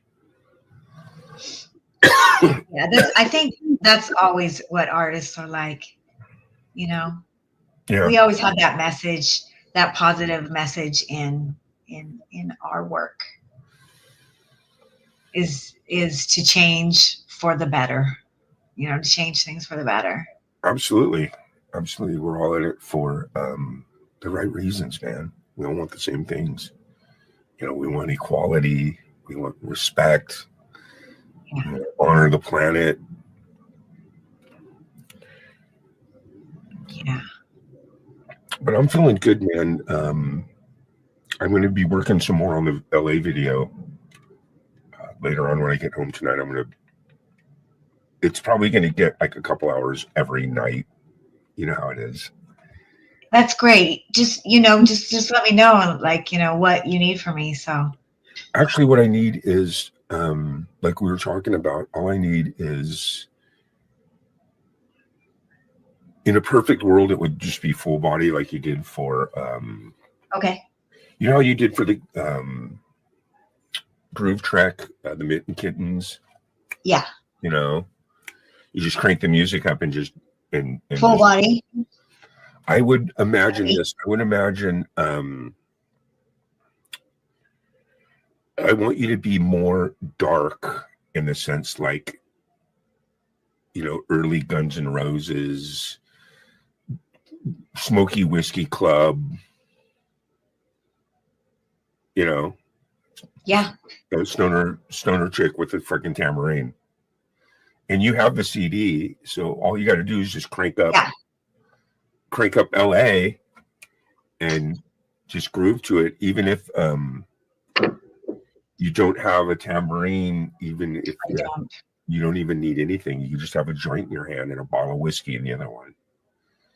Because we're like a biker bar stage coming in and out. We're old school stoners, LA, the cool kids, you know. Great. Okay. So all you got to do is just give me a full body of that, and then give me one take, because what I do is when I make my videos, how I do it sometimes is I'll have my backdrop that I construct, which is an actual picture of something, like stage or whatever. Then I blow up pictures of just isolated backdrops for when it's close up. You know what I mean? So it kind of looks like. And then what I do is I take that backdrop and I might add something to it to give it movement, like a fireplace, or a torch burning, or some lights. And right, then you layer it. I render you in there. I line you up with the music and I put you in the background and I render you in first, and I let it go all the way. Okay. And then I layer that into the project, and then I only bring it in and out. I only bring you in and out whenever I need you. Right. So that way, at any point throughout the whole song, it allows me to choose 3 or 4 different things that I want to use. Yeah. And I don't have to line it up. It's already lined up. It's already in there and lined up. It's just whenever I need you, I show you. Yeah, that's cool. Okay. So, but up and beyond that, I could use some half body movement and some full body movement. And what I mean by that is not full body, half body movement where you're just kind of smiling and hitting a joint, you know, kind of shaking your head back and forth, where you're not singing, you're moving. And you don't have to worry about singing, but you know just as well as I do, when you listen to LA, you'll hear it. LA's got the bright lights and they've got, you know, you'll hear places where you can, if you want to lip it out a little bit, you're more than welcome. See what I'm saying? Right. But you don't need that. You don't have. Yeah, I don't have to have that now. And then Cool. And then hopefully like within like about from now, like hopefully like next week, this Tuesday, hopefully you have it for me. Because I'm moving that quick. Okay. Oh wow. Okay. I mean, it's so cool, dude. I have this this boxcar cigar box, and it's just gonna be full screen, and we're gonna come in and out of the cigar box with slide. Oh yeah, that's right. It's got killer slide, and That's gonna look good. we're gonna use the whiskey bottle, this, and a giant round mirror that I'm gonna put right here in the middle of this blue room on a pedestal so that you can't. I'll put blues tarping away so it just looks like a mirror that's floating. Okay. Right. We have giant lines of fucking something on that. That's cool. When he's singing and I'm singing backups on where we're all and we come together, it's going to be us. The camera's going to be here, and it's going to be us looking in the mirror. Oh yeah, that's cool. The lines on it. So it's going to be really cool, man. It's going to be probably. I'm hoping, Lisa, to be my best video ever. Yeah. So I'm fucking working hard, man. This song deserves it. A good video, yeah. Cool. Jamie's on the line.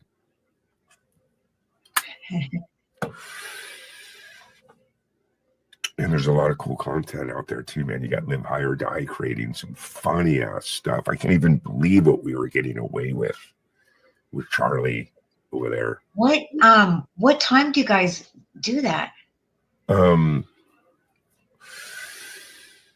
Every Sunday night, 7:00 Pacific.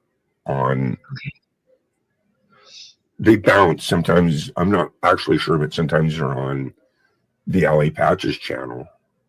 Yeah. And sometimes that's what you said. You guys trade off. Yeah, that's usually cool. I think they're on the Rich New Design, but sometimes you trade off. Yeah, that's neat. They have a bunch of different formats that they do in different shows. He has Coffee with Wes, where it's like his morning show where he just shoots the shit for an hour. Yeah. Waking up, having coffee. You know.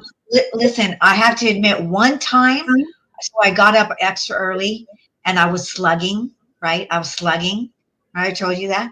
I was slugging. And then, so I actually did go to Wes's channel, Wes with Coffee. So I was actually slugging while I watched Wes and Allie on Wes's channel. Yeah. So, yeah. And then they have another show they do every night called Into the Night, where it's just them hanging out and she's doing artwork and he's just kind of jamming on the bass. They just hang out at night. That's cool. Yeah. And then a bunch of channels, and then Live High or Die, and then I got to check out the Live High or Die. She has thinking and okay. What I've been seeing too, I don't know anything about it, but I see Allie doing it a little bit now, is you do what's called a vertical live, where I think it's just from your phone. And you just go live. And supposedly what's happening is YouTube's opening up a couple portals for you. If you use that. If you use your cell phone? Yeah, and do what's called a vertical live, I think. I'm not sure. I'm still trying to research it, but I see a lot of people doing it. I see people doing vertical lives or it's just them eating a sandwich and there's like 162 people watching. Okay. What they're doing is to bait you into doing it that way. They open portals. So some people I see what you're saying. You might like this, you know. So I was wondering because about that because I was like, what if I wanted to go out and do stand-up, out. Now, most of the time they don't let you do that because, they make people pay to go in there. So they don't want you to be doing that. But there is one place that you can practice there. And I bet they would let you do it. Bring your cell phone in. And I was wondering, if you could do that on StreamYard through your cell phone. If I was out in the city. So that's what you're talking about, right? Absolutely. Vertical Yeah. live. You just go vertical. Because you don't need StreamYard. You're just going live straight from YouTube with your phone. Wes said that they put it into the short feeds so you can reach new viewers. I've been Yeah, Wes is feeling right. really negative about the short feeds, by the way. Here's something you can learn from Wes too. If you have an animal, your animal will help your channel grow so quick it'll make your head spin, because YouTube opens the portals for those. So 7-second clip of your dog lapping up water, or you walking it and get your camera. That's like an Instagram thing. So okay. Well, So that I was wondering, I have the cutest dog in the world, and I have What 2 I'm cats. telling you is, I'm kind of Rich and Wes and Allie are putting up in shorts small clips of their dog and their cats doing stuff, and it's just getting nailed, and they're getting hundreds and hundreds of more subs. And Did you hear that, Roxy? Mommy needs you. I'm telling you, Wes and Allie attest to it, because what it does is it helps you, even though the people are only there because of those videos to see the animal, Chewbacca. you're going to get some organic people off of it that are going to come over your channel. See what I'm saying? Yeah, I mean, my dog does really well on Instagram, but I didn't know YouTube was like the same, you know. Oh, But even in our episode, my dog is in the episode. right. But even though to get monetized, you need, 3 million, this and that, it doesn't matter. You still want to put them out with your dog, because what it does is it helps get people to come watch your other content. See what I'm saying? Yes. So Your dog's getting 10K, 15K, 200 likes, 10. So 20, this is what I watch your Barbie stuff. See what I'm saying? right. I felt negative about. I felt like I was wasting time putting things on my shorts, because I wasn't getting anybody really looking at it, and it doesn't. Your shorts don't go towards your monetized time, because it says or. Right, Like, but also if either it's the videos or your shorts. right. So- but my point is, if it can generate a percentage of New people viewers and subs. other stuff. See what I'm saying? You're just using it like as bait to get people, and then you might retain 10% of those people, 5% of all those people. You might get some really cool Right. people out of it. See what I'm saying? Consistency. Okay. Yeah. So I did stop definitely being consistent, because I was like, you know what? I have this cute video. I can either put it on the shorts, or I can just turn it into a video on my video feed. And it seemed like I did better that way. And you just never know. Yeah. It's like a way to bait people in your channel, and people love it. And the thing is that YouTube likes that. That's what they're opening up portals for other people to see. See what I'm saying? Right. So I should just basically try everything. Right? use that vehicle to get people to come over and watch Kitty Sick, because Okay, I'll try it again. you're putting your links to your channel on it. So naturally people are going to click on it to go watch more of that animal. The animals are huge. If you have an animal, it's a huge advantage to your channel, because as long as you make some really cool clips where your camera's like ground level, get creative with your videos where, it's shaking its toy or fucking rolling on. Yeah, I mean, I have some really cute ones, Gary. I have some super cute ones. Yeah. And you turn them into 7 to 10 second shorts is what you do, because that's the bait That's short. to get people over to your channel.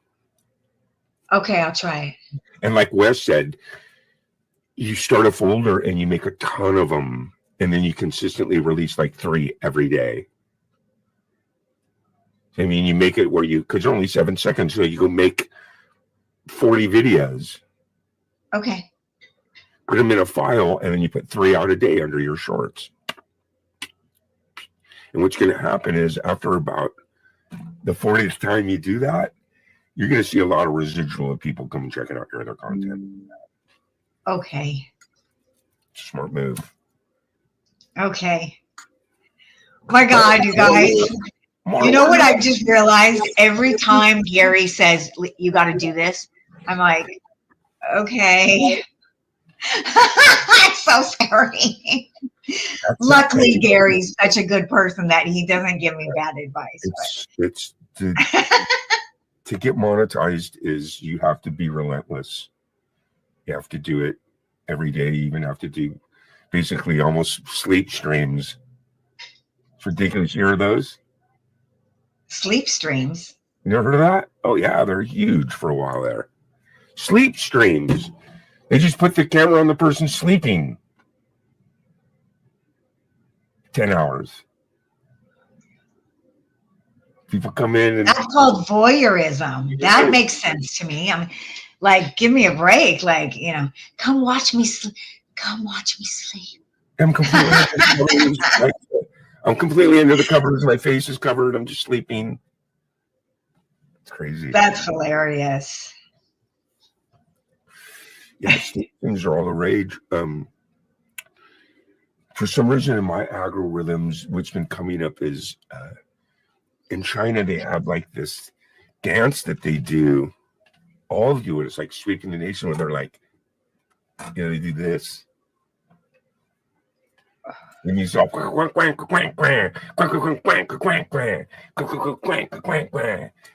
it's, you see all of them doing it, and then. Guys, is Gary just doing hip hop dances? And then you see these other ones. It always changes. For some reason, I get these dance algorithms. The new one right now is everyone making like a video to Le Chic. Le Freak, Le Freak. God, I like that song so much. That song Freak Out, right? Yes. I almost said love. There's like a little dance that you do to that now. It's the last like really? 7-8 seconds. Yeah. It gets in my algorithms, and then you all the different people that are doing it, Yeah. Trend. There's trend videos. You ever get into those? What? You ever get into any of the trend videos? Trendy.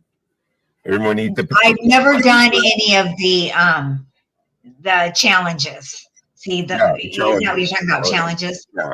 Like a dance challenge. Yeah. Anyway, I had a good time. We're coming up to the 2-hour mark. Yeah. Thank you so much. I always just love hanging with you. Baked. Just completely baked with you on Earth Day. Yeah, that's so nice. Awesome, man. Awesome. So, Rich, Allie, thanks for coming and crashing the party. We appreciate you. Oh, so much, man. Fab Daddy. I really do. Yeah. Fab Daddy, you are awesome. Very. Thanks, everyone, for stopping by. And yeah, Dinky the Clown was here. Isn't that hot? Yeah. He was great. Man. And I really enjoyed myself. I had a great time, Thank you for joining me, Gary. Yes. In this rusted trailer park. Oh. Where the stars don't Have a good night, everybody. Oh, man, I'm excited. This Saturday night. Yes. There is going to be a premiere on the Lisa Noel channel, and we're all going to be there. So we are going to say goodbye. Who do you want to end it on? Yes, see you Saturday. Do you see in the corner where it says 1 hour, 54:40? Yeah. Okay. What do you want? Let's try to stop it on 1-5 for no, we just all fives. That'd be cool. Huh? Have a nice night, Allie. Yes.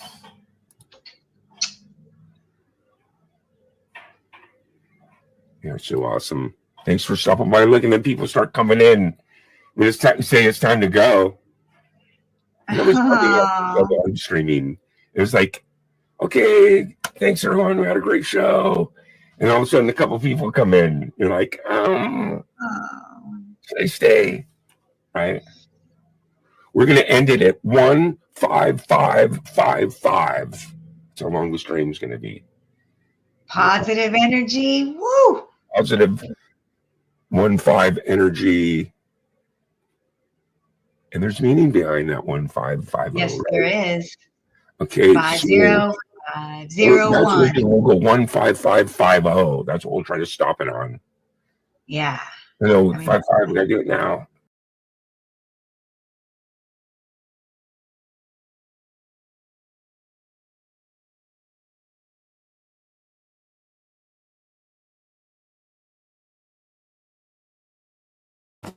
We are the 420 flower people. Our collective soul is our steeple. Love is our religion. Peace to the peaceful is our vision. Woked, toked, and stoked. We stand for compassion and love. We take care of our planet and the air above. Being conservative is not our way. We give it all every day.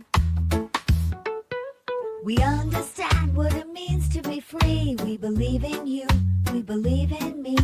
Together that makes us we, and we should all be free. We understand what it means to be free. We believe in you, we believe in me. Together that makes us we, and we should all be free.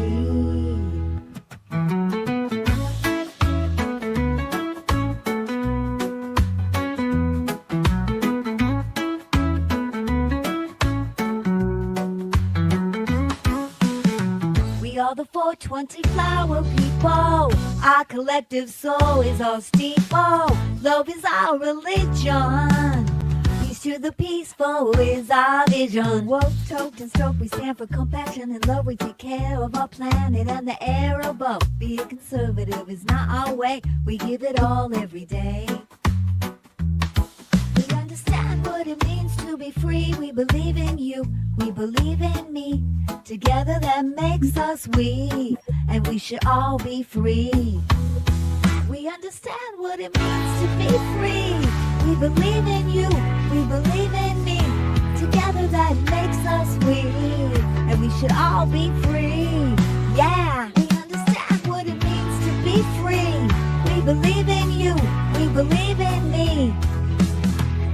Together that makes us we, and we should all be free.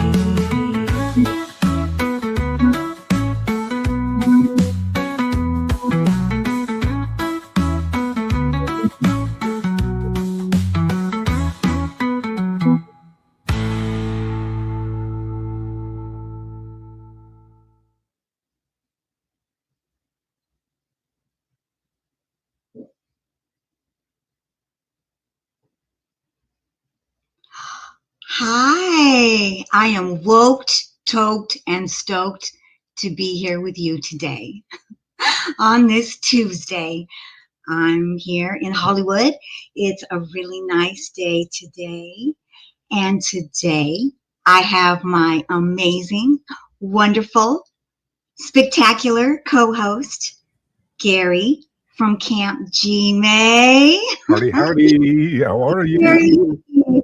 Hi, everybody. Hi, Randy Jean. So How good you to doing, see- Gary? So good to see you. It's so good to see you, too. Look, it's Randy Jean Lovely. Yes. Cheers, Randy Jean. See my I'm wearing my board better. artwork by Ali Gigi. Oh, that is beautiful. Fired up, homie. Hurry up, homie. Charlie smoking a joint. Hollywood. That's awesome. That's Ali's shirt? Yeah. And if our moderators, do we have a moderator? Maybe you can make Rich a moderator. He Hey, put up Rick. Allie's link. I know for that work. is.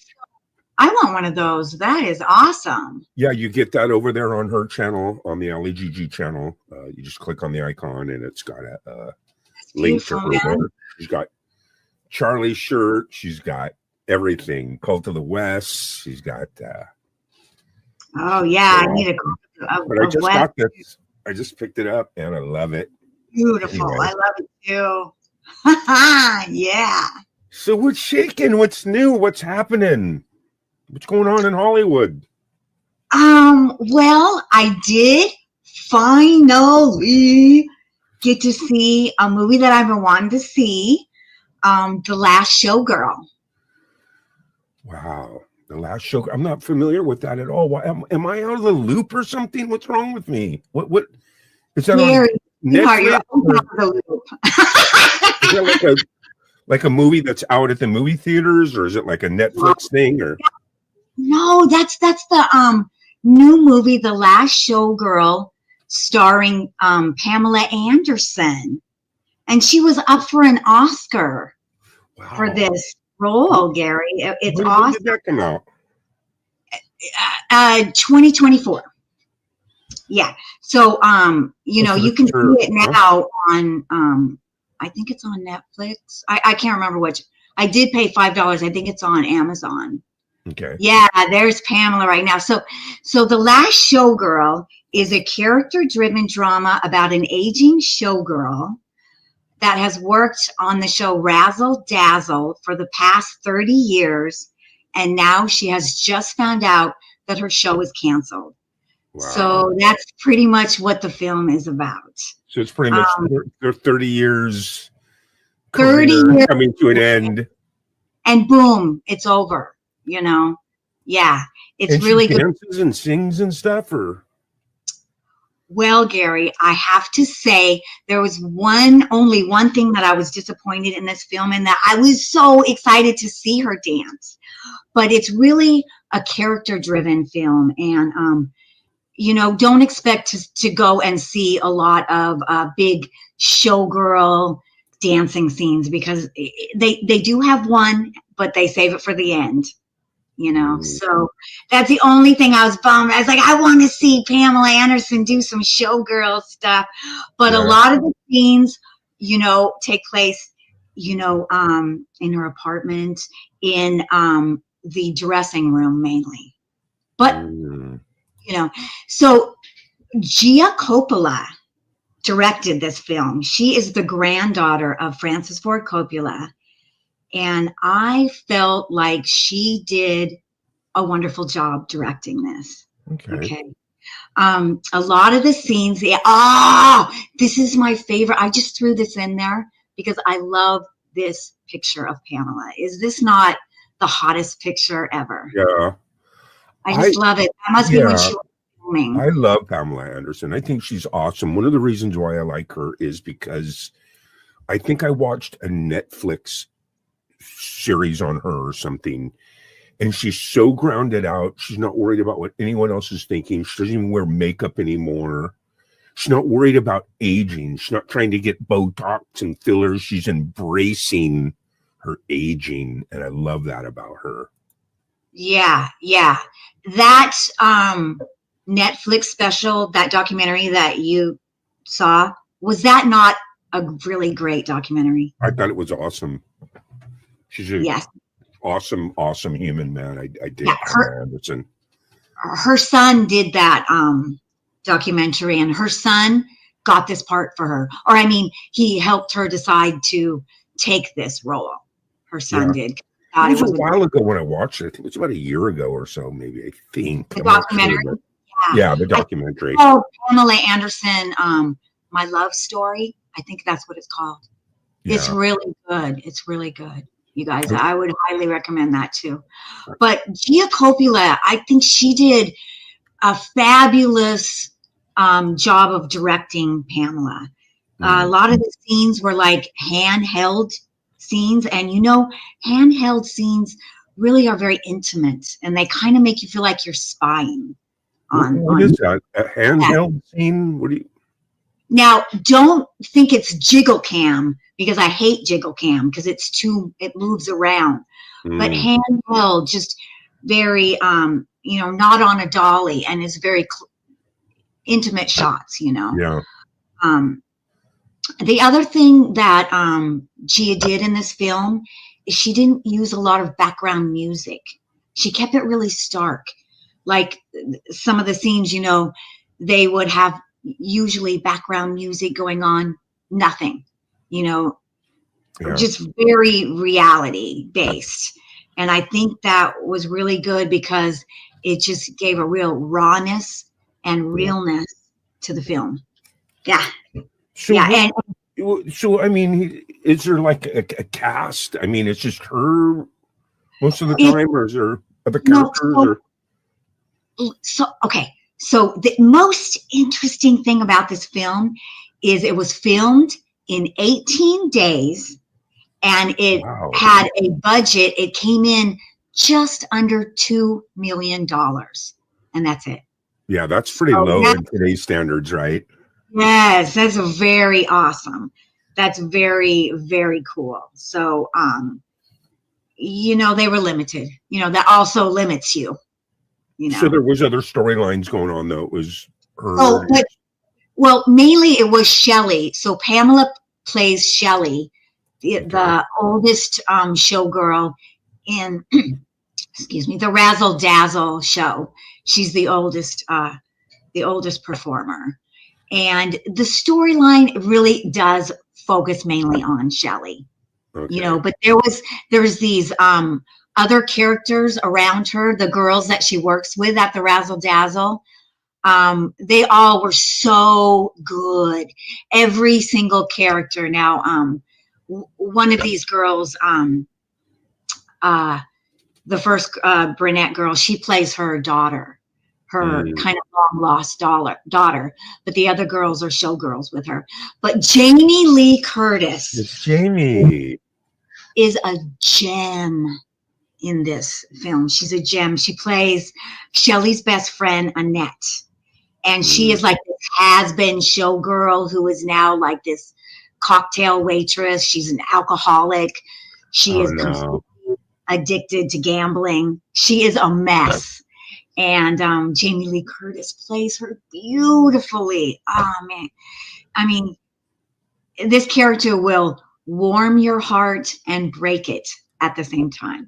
But people like Annette, the character that she's playing, are really like that. Yeah. They're lovely people that just keep ruining their life over and over again and keep showing up at your doorstep, and you keep taking them in because they're just amazing, screwed up people. Oh, no. That's who Annette is, who Jamie Lee Curtis plays. And it's so worth it to watch her too. Both those girls together. I loved it. Yeah. And this girl sitting in the chair, she plays in a program that I watch. So it's good to see her get more work. She's great, isn't she? You know who she is, right? She's Macaulay Culkin's wife. That's Macaulay Culkin's wife? Yes. I love it. Yeah, she's really, really good in it. She plays a showgirl. Wow. Yeah. Yeah. So yeah, you guys, I would definitely say go see this film. Yeah. So this is pretty much large female type cast. Was there also like some cool characters like bouncers and so interesting. It was really just these girls, but there was one male character in it. He was awesome. He played the the manager of the Razzle Dazzle. Yeah. Yeah. So he was good too. Yeah. I don't have a picture of him up there. Yeah. Kind of like I play the manager of the Nowhere Trailer Park. Yes. Well, how cool is that, man? And this is out on Amazon, or I think it's on Amazon. I do remember that I paid $4.99 for it. Mm-hmm. So it's not on Netflix. Otherwise I would have just watched it on Netflix. And it's called The Last Showgirl. It's called The Last Showgirl. Nice. And I would say definitely watch it. You know, it's kind of interesting, you know, like the other film that Anora, the other film that I reviewed, Yeah. kind of like that in a way, a little bit. And the ending is they both have similar endings, and I Yeah. loved them both. So yeah. Wow. I love it. I love it. And I like Jamie Lee Curtis. I'm a big Jamie Lee Curtis fan. She rocks, man. She's so real. She had an interview a couple days ago on 60 Minutes, and she's just so amazing. You know who she's married to, right? No, I don't. She is married to Christopher Guest. I'm not familiar. Wouldn't that be fun to smoke a joint with those guys? You know, I dropped out of the you know, when it comes to like mainstream movies and music, I think right around 2000 is where I just fell right off.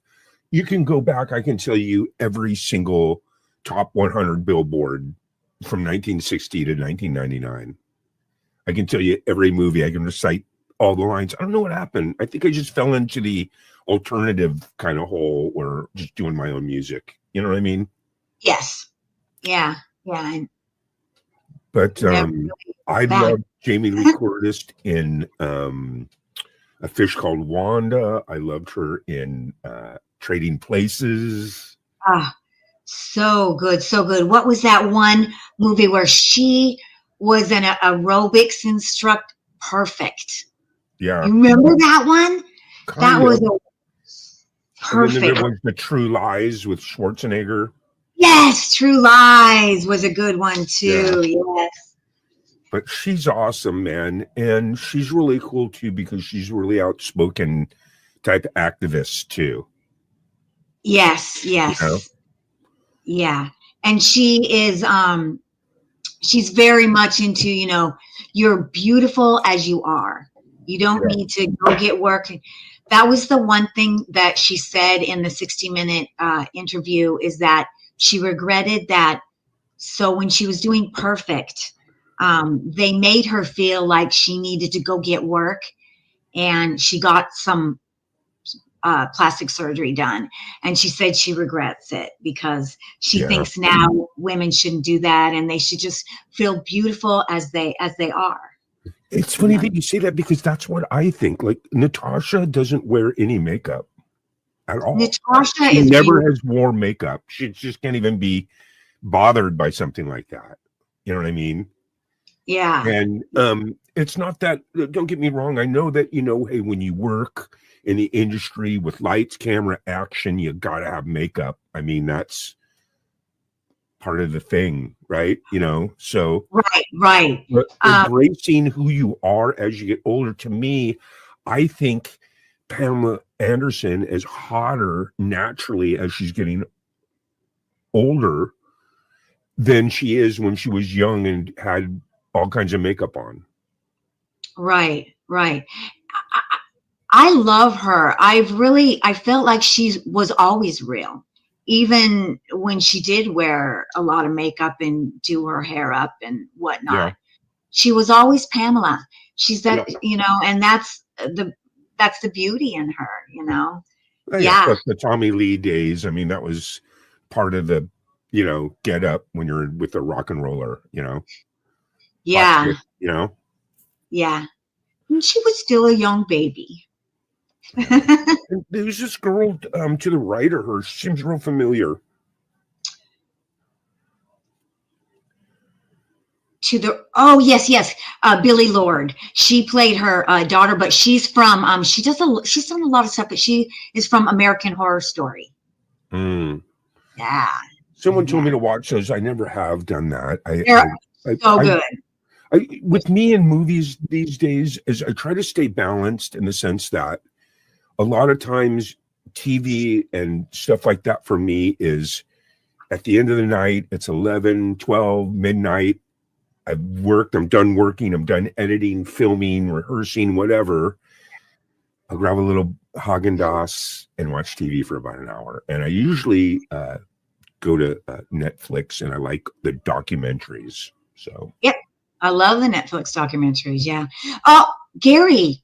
Yeah. Gary. Yes. It's 420. Oh my God. It's 420. It's a 420 song. 420, everybody. Let's celebrate 420 together. Oh my God, we almost missed it. Ladies and gentlemen, it is 420. Fire it up. And it is time we are going to get high while we listen to the 420 song of the day. And I think I'm going to play our new tune and let everyone listen to it. What do you think of that? That's awesome. I love that. Okay, here we go.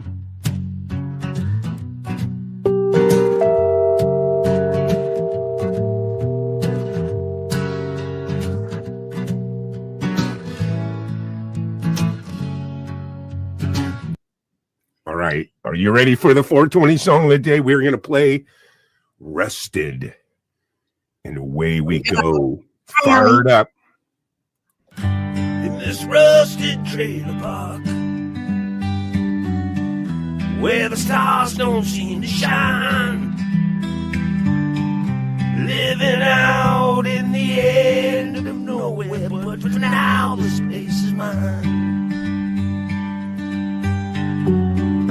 Dreams flow with the dusty wind. Moonlight never shows its face, but in this beaten down old trailer, I'll find solace in this space. I'll find a way out someday, somehow, some way. But for now, in this trailer park, it's home for me, I'll stay. Echoes of the past, they linger softly like a lover's touch. The end of nowhere, I'll remember every detail, every hug. Broken dreams and hearts still beat. Rust doesn't mean it's over. From this end of nowhere to the world beyond this cover, I'll find a way out someday, somehow, some way. But for now, in this trailer park, it's home for me, I'll stay. I'll find a way out someday, somehow, some way. But for now, this trailer park is home for me, I'll stay.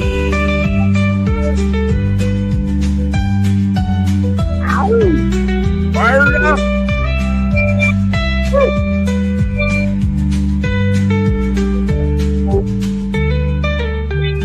Echoes of the past, they linger softly like a lover's touch. The end of nowhere, I'll remember every detail, every hush. Whoa. broken dreams and hearts still beat. Rust doesn't mean it's over. From this end of nowhere to the world beyond this cover, I'll find a way out someday, somehow, some way. But for now, this trailer park, it's home for me, I'll stay.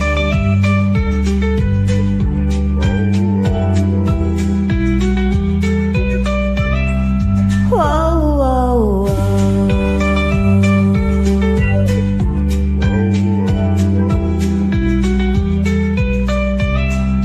Whoa, whoa, whoa.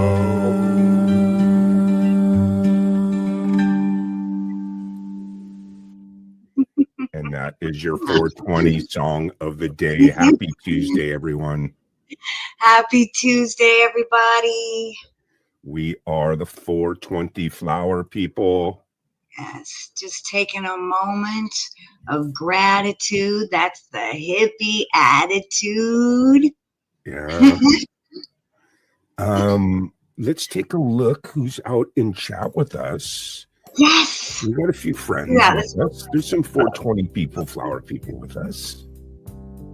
Oh, hi, everybody. Allie, Rachel, Wes, all the beautiful people. Thank you guys for being here. Thanks everybody for watching my premiere on Saturday. That was awesome. Thank you so much. Rachel Howard in the house. Rachel. Yeah, Rachel's so cool. Yeah. One of these days I'm going to save up my money and go to Hawaii and visit. Yes. That's where April Dawn lives in the winter. Lahani. Oh. She had a boat. She remember her boat burned down in the fire and everything. Oh, wow. But she goes back every year to Lahani and because she knows everybody in the whole community. You know what I mean? Yeah. In fact, she's on her way back. She just flew back. She was there for like 4 months. But she's going to be in the studio, Lisa. That's great. Are you going to play Summer Fun Fest? That's great. That would be great to see her again. Yeah. And then Allie, Randy Jean was hanging with us, and Allie Patches. Oh, I love Allie. Oh, Allie. I love that shirt. Oh my, that rocks. I love that. That is so awesome.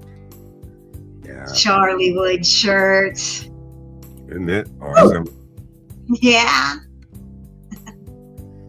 So what else is shaking in Hollywood these days? You know, I don't know, Gary. I really got to get hip, you know. And I was thinking, you know, the other day, people were writing things, you know. I had to look them up. I did not know what YOLO was. I had to look up what BRB was. So I need to catch up on my internet slang. So I thought maybe we could do a little bit of catching up on our internet slang. I'm going to bring some up here. Let me clear out some of this stuff. Internet slang, isn't that crazy? I mean, because I think that slang kind of goes with every decade, kind of, right? Well, yeah. Yeah. So and, you know, here you go. So, you know, just so we can kind of slide into it, you know, this is what we're comfortable with. This is what Gary and I are really comfortable with, slang. Yeah. Bad. Oh, that's bad. That means good. Gnarly. Yeah, they forgot big time. Oh, they forgot a few. Yeah. Tubular. There you go. Bling. Cheesy. Yeah. Bum rap. I didn't use that much. And sick. There you go. I mean, I don't even know why we need more internet words, but these aren't even internet words. They're just slang. Yeah. Now we got to deal with internet slang, not just regular slang. Some of these things here, I mean, like, look, sick was for like when you saw something that was really, really cool. Like you saw something where, you know, someone's video that just kind of upset you a little bit. It was a good thing to get upset in the 80s. Like, wow, that video upset me. It was sick. Yeah, that you know what I mean? So sick. Right. And then, you know, cheesy in the 80s is more like, you know, you had all these cool Judas Priest and Van Halen and all these kind of cool bands, and then you had like the cheesy ones that were just like, oh, that's kind of cheesy, right? Yeah. Kind of G, you know, rated G. Yeah, they're trying really hard, but that's cute that they're trying so hard, but they didn't quite get it. That's cheesy. Yeah, and gross. Well, everyone knows what gross is, right? Yeah. Oh, I didn't know gross was a slang word. I think gross is a regular dictionary word. Once again. I think it's a regular word, you know. But there is some weird internet slang that we have. And I would like to just go right straight to the craziest slang word that I found, which is Hawk Tuohy. The Hawk Tuohy girl. Mm-hmm. What's up Do with you her? know the Hawk Tui girl, Gary? You know what? I kind of missed the whole Hawk Tui girl. I know just a little bit, just small recap that she went viral from a video of just like, like spitting on something, right, or whatever. No, and then no. she had this Bitcoin, and now she's going to prison. You can remember they're all going to prison, right? Okay. But none of them do. Okay, that's not right at all. Gary, that's not right at all. But it's kind of like, okay, so her name is Haley Welch. There she is. She's a beautiful girl. She was just living her life, in a podunk town in Tennessee. Okay. And then at the Country Music Awards, she was featured in this Man on the Street interview from the creators Tim and Dee TV, and they were going around and asking this question. What's one move in bed that makes a man go crazy every time? And this is what Haley said to make herself famous. It made her famous. She didn't know this was going to make her famous, but she said, you got to give him that Hawk Tui and spit on that thing.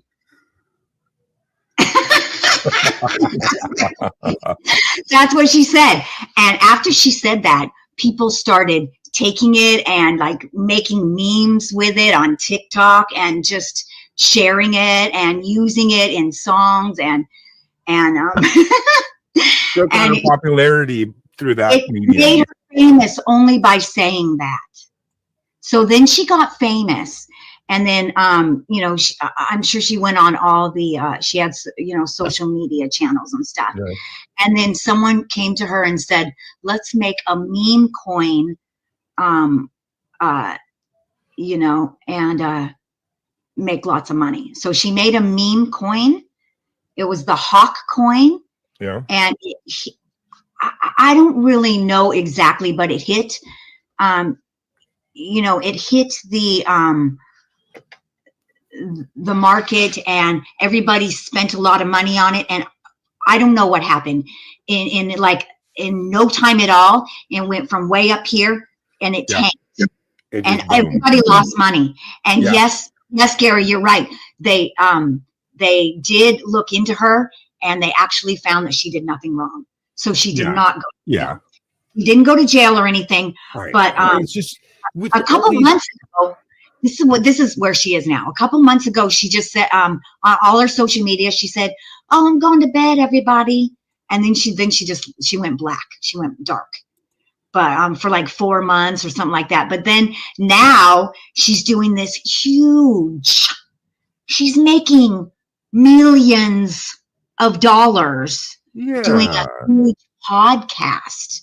Podcasts are so huge right now. So that's where she is right now. She's doing a huge. Everybody wants to be Joe Rogan. You know what I mean? And the two people that she got for her first guests were Britney Spears.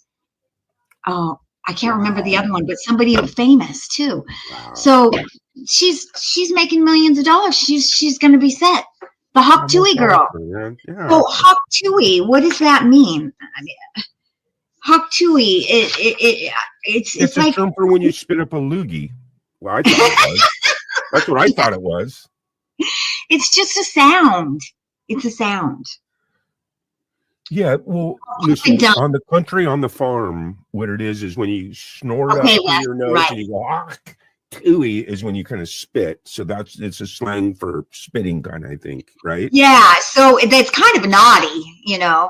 So, and the other one, which I think is also just blows my mind, is another word that makes no sense. It's a gibberish word, and I still can't figure out what it means, but people use it. It's ski-biddy. Now, ski-biddy, do you know what that is from, Gary? Say it again for me. Ski-biddy. S-K-I-I-D-I. Ski-biddy. Okay, what does it mean? It is actually a super duper huge famous YouTube channel. And it's an animation, and I still don't really understand what it is, but it's a toilet. It's 2 toilets, and one toilet has a human head in it, and another toilet has a camera head in it. And yeah, there you go. Look What at am the I watching? toilet.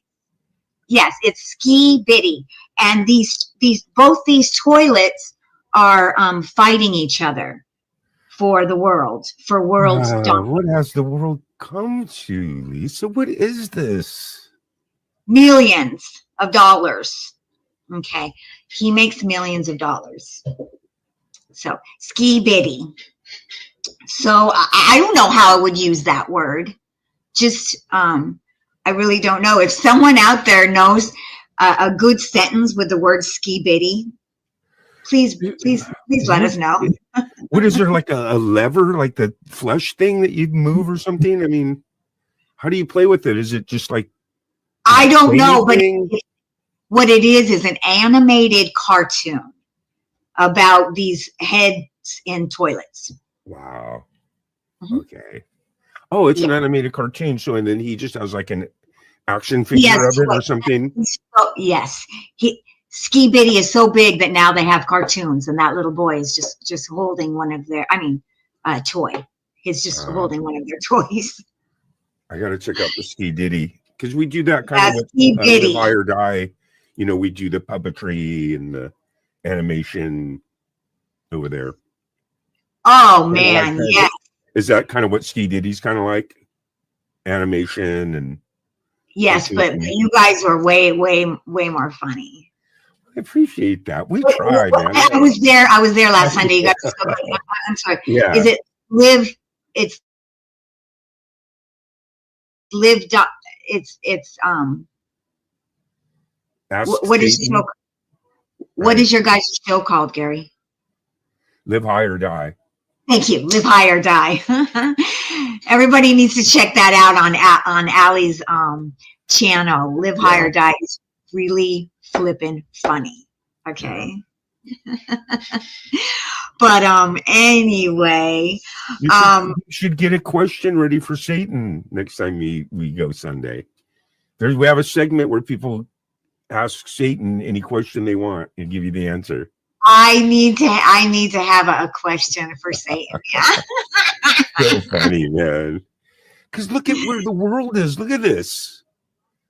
What is that? Look at this. I know. So, I mean, is this here's the word slay. Do we know that word, Gary? I think we do. That feels like an old word, you know. So Ski Biddy is, really slaying now. Yeah. Ski Diddy toilet. Ski Diddy B Diddy. That's too funny, man. You know what's funny too is this Gen Z slang. Yeah, sus. Okay. Sketchy. I love the whole sketchy buzz, Right. Okay. So, yeah, we do need that word, And then and then at some point I think the Y Her got dropped. administration is very sus. Right? Huh? Did the Y get dropped at some point and it was just sketch instead of sketchy? Well, I think so. I think you could use that. Yeah. After a while, the Y dropped off. I'm telling you, and it became sketch. Okay. That's totally sketch. Anyway, the goat. Yeah, we know go, right? Fam. I think that's a bit around. I just recently found out I what never YOLO did the was. YOLO. Not familiar with the YOLO. I don't Yeah, know. you only You did live the once. YOLO? Yeah. Yeah. You did YOLO? Yeah. I learned YOLO 2 days ago. Yeah. And that's when I realized I need to, be up on my internet slang. Stan, there you go. I didn't know that. Sometimes I'm a loop with Gen Z. sometimes Hey, I'm is Gen Z FAFO? You see that new slang FAFO? F around and find out. fuck. It's fuck around and find out. Yeah.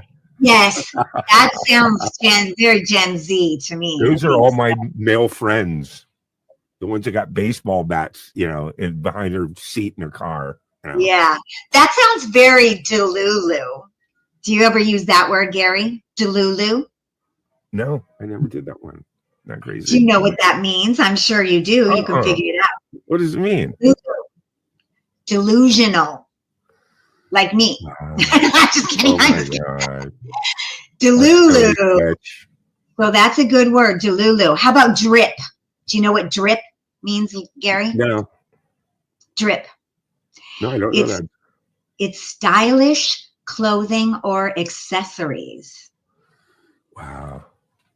Hey, So my drip is very, very stylish. Like I said, I think I fell off the boat in 2000 or something and just kind of reclused and kind of got into my art. So I just completely dropped out of, the scene. Let's get on the scene. Well, you know what? Even though that's true, Gary, we all think that you have Riz. Rib? Do you know what that means? No. Riz? Riz is charisma. Thank you. We think that you have charisma, Gary. How about right, Rachel? How about CGS? You got CGS? CDS? CDS. Camp Derangement Syndrome. Anyway. Riz. Hey, you know what I do like is I like Fetch. Remember Fetch? Yes. Yes, I do. From Mean Girls, she's all, Fetch is never going to happen. So just forget it. Yeah. And then she's all, she wouldn't let me wear hoop earrings. She said that was her thing. And I got a pair for my birthday and had to act like I didn't like them. Anyway. Oh my God. No Mean Girls. All right. That is like so Sigma. Do you know what that means? That is so Sigma. I'm not crazy. He's going to look at it. He's going to cheat. I don't see it there. Sigma is someone who is independent, confident, and self-sufficient. Well, thank you. Yes, you are very Sigma. What is Riz again? Riz is charisma. You have charisma. You have Riz. You have Riz, baby.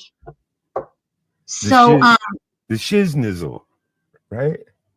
Yeah. Oh, tea. That's one. There you go. Spilling the tea. Do you know what? There's the Riz right there. The ability to seduce or charm. Hey, thank you. There you go. All right. Short for charisma. And tea, that's something we do sometimes. We spill the tea. Let's go spill the tea. It's like gossip about people. I'm totally lit. I'm getting lit right now. Oh, and I got to learn so lit. Exciting, excellent, or intoxicated. Yes. I think that's an old one though. I think lit is an old one. How about only in Ohio? I like that. I never did that. That's like only in Ohio. But that's on point. It's totally trick. That's an old one. Totally trick. Yeah. Old, right. I'm looking at it, whatever you're saying. Hi, Cheryl. Kristen Krieger. Kristen is here. Cheryl Atkinson is here. Rachel's got some good slang. Yeah. See, Rachel knows what she's talking about. She's up on her. Rachel is 8. ATE. Do you know what that is, Gary? No, I don't. She's performing exceptionally well. Everybody at Camp G-May is very 8. Well, that's what I noticed too. It's like, even though I kind of dropped out after the 2000s, what I noticed is people want to just say stuff by just saying the first letter, acronyms like, laughing out loud, you know what I mean? LOL. Oh, yeah. Oh, LOL, BRB. Yeah. All into like almost like a 6 or 7 words, type term. Yeah. It's almost just like people getting lazier or something. You know what I mean? It's like you can't even say the whole word, right? Here's one. Cheugy. Do you know what cheugy is? You don't really want to be cheugy. No, I never did TV. Cheugy is something that is out of date. Like, especially things that are out of date, like Ugg boots. I never did. I like Ugg boots still. What? I never did dank. Never got into dank. Yeah, I mean, I only know dank from like weed. Like if someone says, wow, that weed is really dank. I always think like it's really heavy. Am I right on that, you guys? Dank is like heavy. It's really heavy, man. Dankity dank.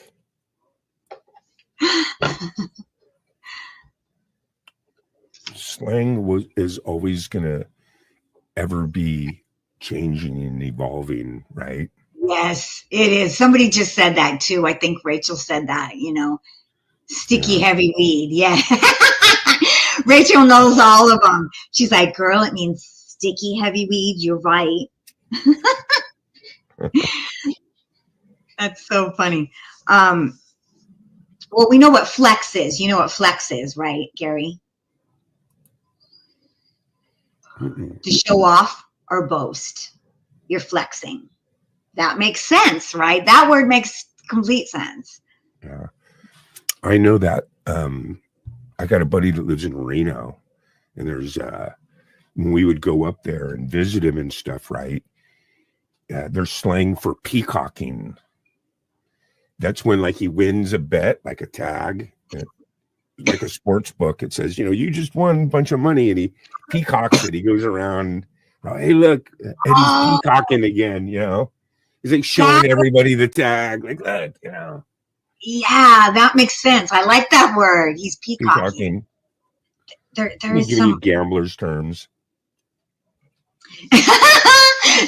Gary gives me old style gambling terms. There is one that means that when somebody's boasting. I can't remember. I was trying to remember that word, but dank AF. Dank as fuck. That's what I mean too. It's like don't have to say the whole word. You know what I'm saying? Abbreviate. Nobody has time for full words anymore, right? He's the GOP in my FAMYOLO. But I have my own word that I would actually like to introduce to everybody. And I made it up like last week, and I'm already like making a song with it. So I'm very confident in this term, and I think we should all start using it. And it's a term for a woman. It's fringe swoosh. And that means a girl who is completely out of date, but she wears it so well, so sexy, so put together, even though she's completely out of date, that her fringe is swooshing. And she's looking good. Even though she's out of date and she's not quite right and she's a little quirky, she's got the fringe swoosh. Wow. Isn't that good? Because when a girl like walks in and, I mean, I've seen it before. And, everybody's pretty like hip and really dressed up. And then she comes in with like her like tie-dyed fringe outfit, right? Everything's fringe. Right. But she comes in with such confidence and swing that when she comes in, all her fringe is swooshing. Swoosh. Oh, swooshing. Swoosh. And everyone's looking at her and going, yeah. And that's what Right. fringe, a girl that has fringe swoosh. She's a little out of it, but she's kind of sexy. Wow. Oh man, Isn't that you're good, you talking my language. So there you go. Yeah. Kristen, that's the exact person that I was thinking that has fringe swoosh. Wow. Dolly Parton. Absolutely. Dolly Parton has fringe swoosh. She doesn't care if you think she's outdated. She is going to rock her style, and she is going to rock it so sexy that we're all going to be like, yeah, girl. Yeah, you got to give props to Dolly Parton. I mean, I love her. I love Dolly. and she looks absolutely fantastic for her age. She is gorgeous still. I mean, I remember being like in the crib with a bottle 60 years ago, and she looks exactly the same. You know, I don't know if it's a clone or something. I'm not sure. And she's so real that, yes, I get work done, and yes, and I just love her to death, you know. That's another person I would love to smoke a joint with, Dolly Parton. Yes. Let's get Yeah. over here and see what chat has to say about all of this that's going on over there. Oh, good. You like my word. Good. You guys, Rachel, thanks for hanging out with us at 420. We are the 420 flower people. Flower people. We all are. You know, Thanks for we're all being filled with with love. us. You know, and I love that you guys show up and we all hang out for this hour. Thank you so much. Yeah. We got a good little group, man. We got a good little show. I'm having a blast on Tuesdays, catching a buzz, hanging out with everyone, and Yeah. just chatting about Hollywood and yeah, recent, cool stuff, Yeah, and I always want everyone out there to know that just if you want to talk about something, you want to bring up a topic, that's what we're here for too, Bring it up in the chat room and we'll talk about it, Yeah. I like that. That's fun, Yeah. so I was That's looking what- forward to Tuesdays because I learned so much, because you're so knowledgeable on, the movies and nominated for an Oscar, and all I know is she's nominated for a Jammy, like I'm gonna Oh, watch that's a award important. show like in 30 years or something, yeah. I try to keep up on the stuff. I try to, Yeah. It's hard to keep up on everything, See, but I think I learned a few internet slang words today, just every day, just keep growing and learning something new. That's really important, I think. Yeah. But a cool little crowd. Allie Patches, Kristen Kruger, I struggle. Cheryl Atkinson, Cheryl all's here too. Yeah, Cheryl's awesome. Rachel Howard. already And I got to see Rachel for the first time, I think, on Wes and Ellie have a bunch of different type shows. They have cooking shows, they have Coffee with Wes, they have End of the Night. I've never been to shows. But before my Saturday night open mic, they have a show called Love, Art, and Music. Oh, I like that. And Allie does artwork, and friends of Wes come up and jam with them. And what it does is it goes from 4 o'clock Pacific to 7 o'clock. And then when it ends, it's Camp G-May on Saturday nights. Wow, that's so cool. That's So, really nice. I love going over there. They're both so awesome. yeah, so this is the crew, and that's a good little crew. We got good vibes over here, man. I'm going to smoke a little weed. We're coming towards the end of the show.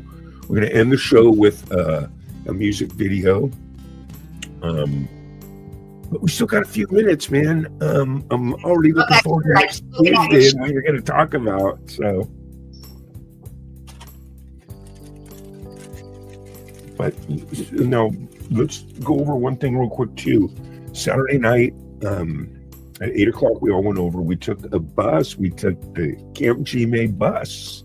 I know that On a was field so. trip to your channel. We're going to do it again Saturday night. Did you create the event yet?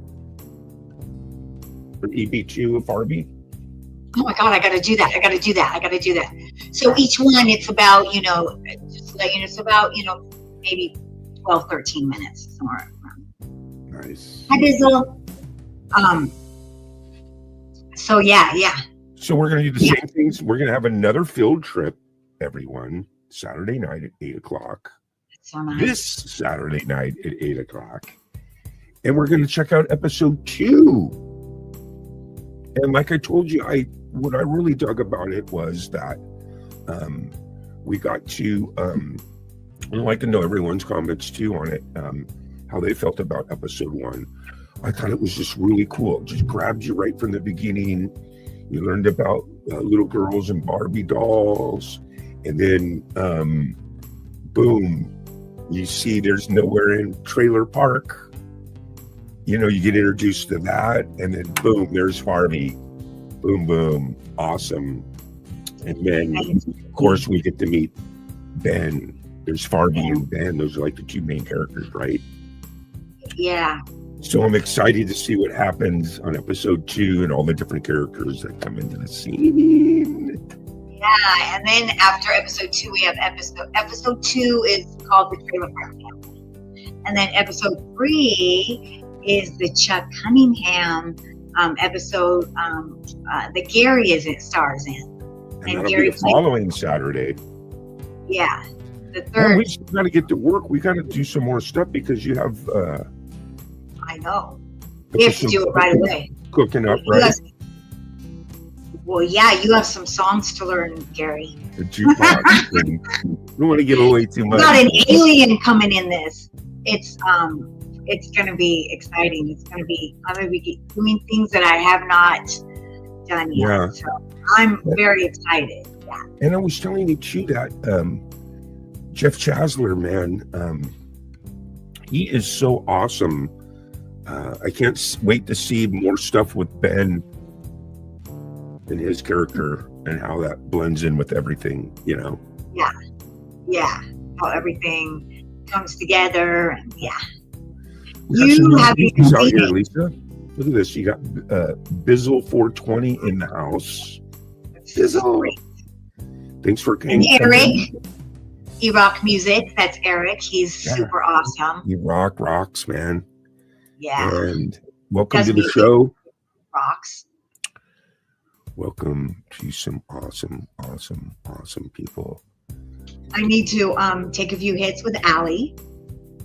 There you go. Me too. I was twisting one up, but yeah. So I'm really excited about this. And then the Kitty Chicken Bunny Girl show. What's going on with you're on episode 7? Yes, I think so. I mean, I've been working so hard on my Lisa Noel channel, and then the Barbie, and I need to get back to doing the next episode of the Kitty Chicken Bunny. Do you I'm going to think be that focusing more on the show and the inappropriate. you'll probably merger it into the Lisa Noel channel, right? I don't know how to do that, Gary, because that particular channel is a little bit bigger. It's It's got its own life. Huh? kind of got its own life a little bit. 424 people, and not all those people are on my Lisa Noel, so it's kind of weird. Yeah, I would like it. I would love to have everything. I think that if I were to give somebody some advice, I would say keep all your things on one channel until that channel is really big and you're monetized and you're doing amazing. And then if you want to branch out, do it. But I would say keep all your stuff. I had 3 channels, and so I'm putting Barbie channel onto my Lisa Noel, and I'm feeling really good about that. So yeah, it's hard to have more than one channel. Yeah. Yeah, Really you know is, that it yeah. is. Yeah. Yeah. What's funny too is a lot of times I have the other channels for storage because YouTube doesn't charge you anything. You can just store a ton of stuff, and then anytime you need it, you just click download. So see, Rachel, that kind of answers it. So basically, what I just have done so far is just all of my episodes I've just put on private on my Farby, and then I'm just gonna, because it was a smaller channel that I just started. I only had like 50 something subscribers, so it was easy to do. And I'm just going to shut it down and move it over. Nice. We had a great time tonight, man. We want to thank everyone that came and hung out with us here at Lisa Noel channel. Very much. Thank you. And so spending much. 420 with us on I know. Tuesdays. That's what makes spend it so 420 together. Yeah. Yes. That we're bonding. Yeah, I love that. Yes, we are. It's getting better and better, and it's getting more and more relaxed. So that's kind of cool, and the topics are really cool too. You know. Let me see here. That's the other thing too. If anybody wants to throw out a topic that I will talk about next week, that would be fun too. Yeah. You know. Absolutely. Let me look for something here. Okay. So other than that, we're gonna be going live throughout the week, early in the mornings, playing some clips and stuff. So you guys are more than welcome to kind of chat with Lisa while she does those. It's gonna help her get monetized. And then also she has a playlist, so don't forget you can help out by just running that thing and when you want to watch some of her videos. But we're going to finish this thing out. Thank you everyone for being here. We're going to edit. Hi, Frankie. We're going to say goodbye, and we're going to end it with a music video. It's Lisa Noel Woke.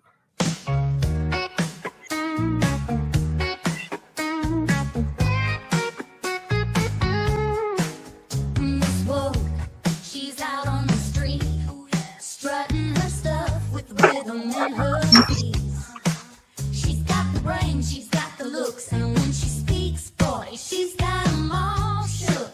Oh yeah, Miss Woke, she ain't no joke, keeping it real, always stoked, always woke, eyes wide open, mind so clear, gonna fight that fight, make the truth appear. Ooh yeah, Miss Woke, you know she can't be wrong. She's intelligent, witty, and oh so strong. Raising her voice, standing her ground. Miss Woke, she's the best all around.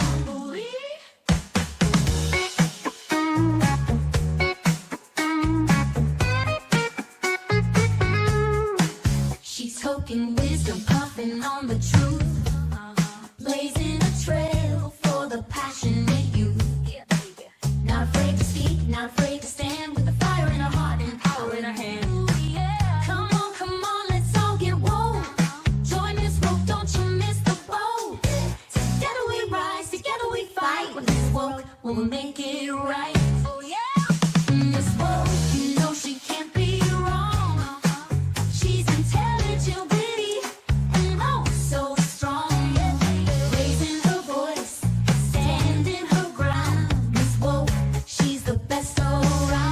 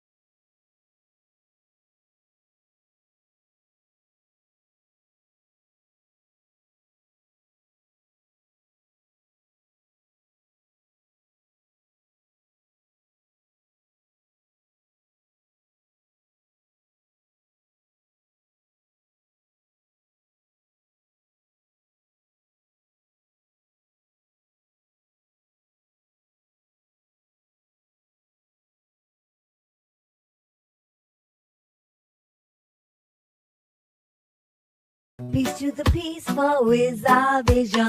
Woked, choked, and stoked, we stand for compassion and love. We take care of our planet and the air above. Being conservative is not our way. We give it all every day. We understand what it means to be free. We believe in you, we believe in me. Together that makes us we, and we should all be free. We understand what it means to be free. We believe in you, we believe in me.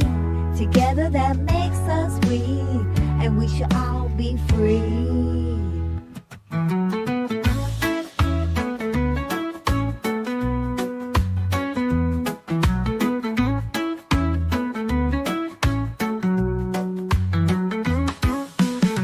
We are the 420 flower people.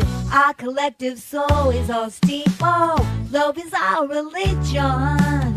Peace to the peaceful is our vision. Woke, choked, and stoked, we stand for compassion and love. We take care of our planet and the air above. Being conservative is not our way. We give it all every day.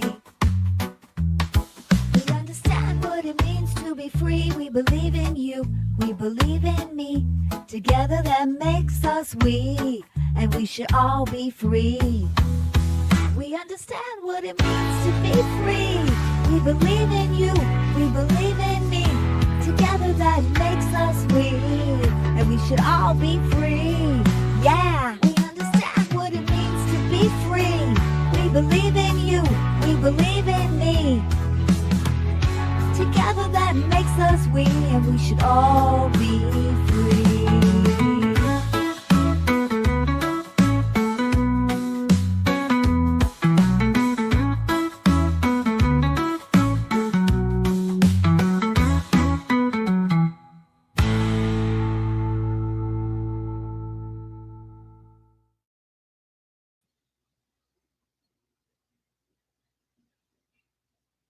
Hi, everybody. Welcome. Thank you so much for being here today on this Tuesday, April 29th. I'm in Hollywood. It's 4 p.m. here, and I am just very excited to be here with you. And I would like to bring up my wonderful co-host, the amazing, wonderful Gary. Yay. Howdy. We How are you the doing, 420 Gary? flower people. Yes. It's so nice to be here with you and with everyone. I see you're already starting. I like to get an early jump. I hope everybody's doing good today. Absolutely. In fact, it's a beautiful day today. Spring is definitely, right where we want it, It's a beautiful day here today in California. I went out and took a walk before I came in, and I picked this rose. Oh, So wow. yes, it is beautiful and springy out. Yes. Hi, Kristen. Hey, Kristen. She is just so full of positive energy, Lisa. I see her everywhere, just She spreading love. is. She just spreads love. That's what she does, man. She's awesome. She We love is. you. She We love you, is. Kristen. You're full of positive energy, Kristen. Yes. So good to see her. And then again, Shelly, I know she's having problems with her tablet, but hopefully her phone's working correctly. Let's see what happens. Ooh, I hope so, Shelly. I hope you're here with us on your cell phone.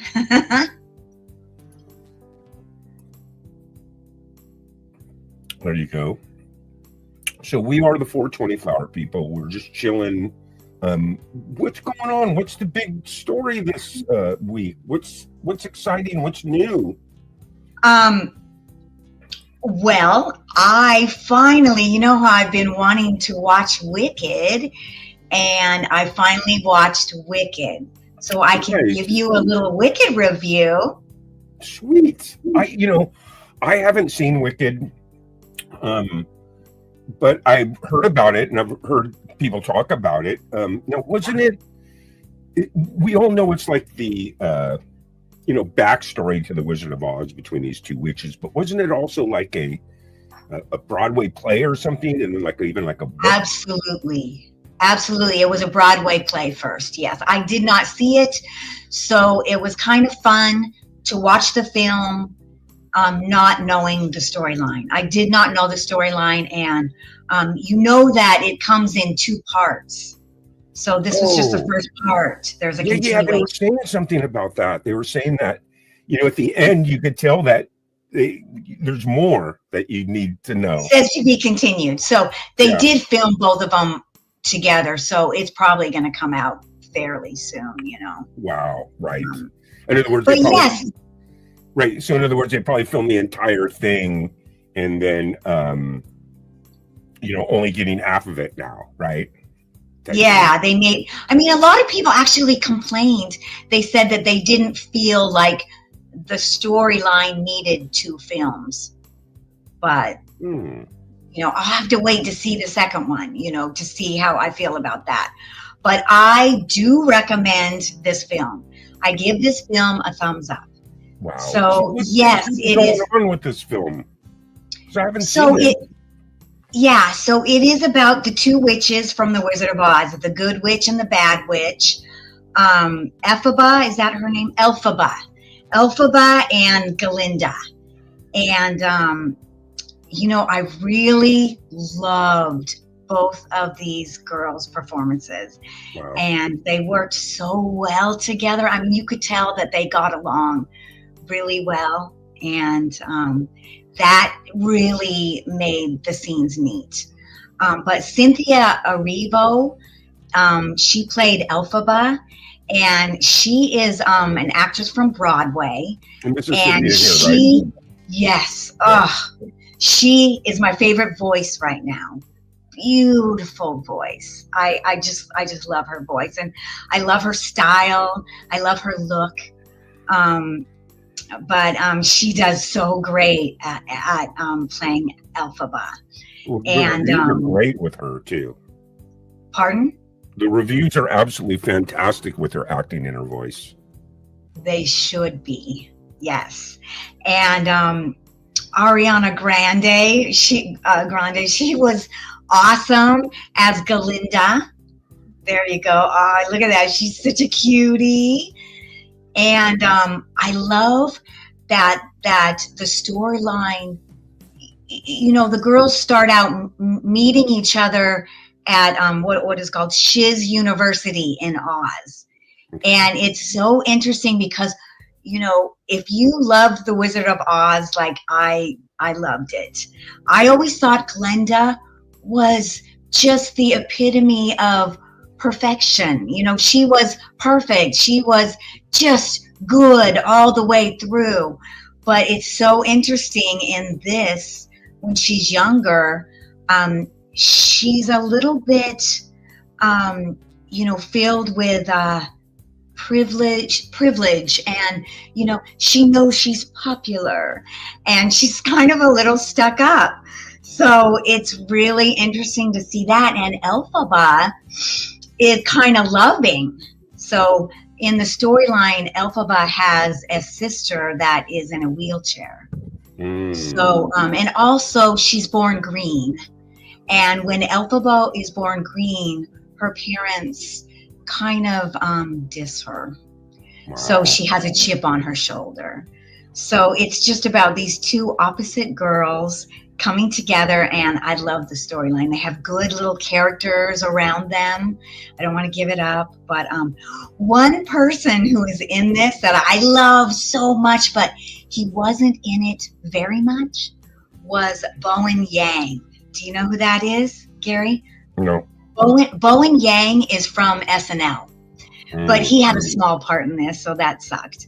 But who I loved was Dr. Dillman, the goat, who was the professor at Shiz University.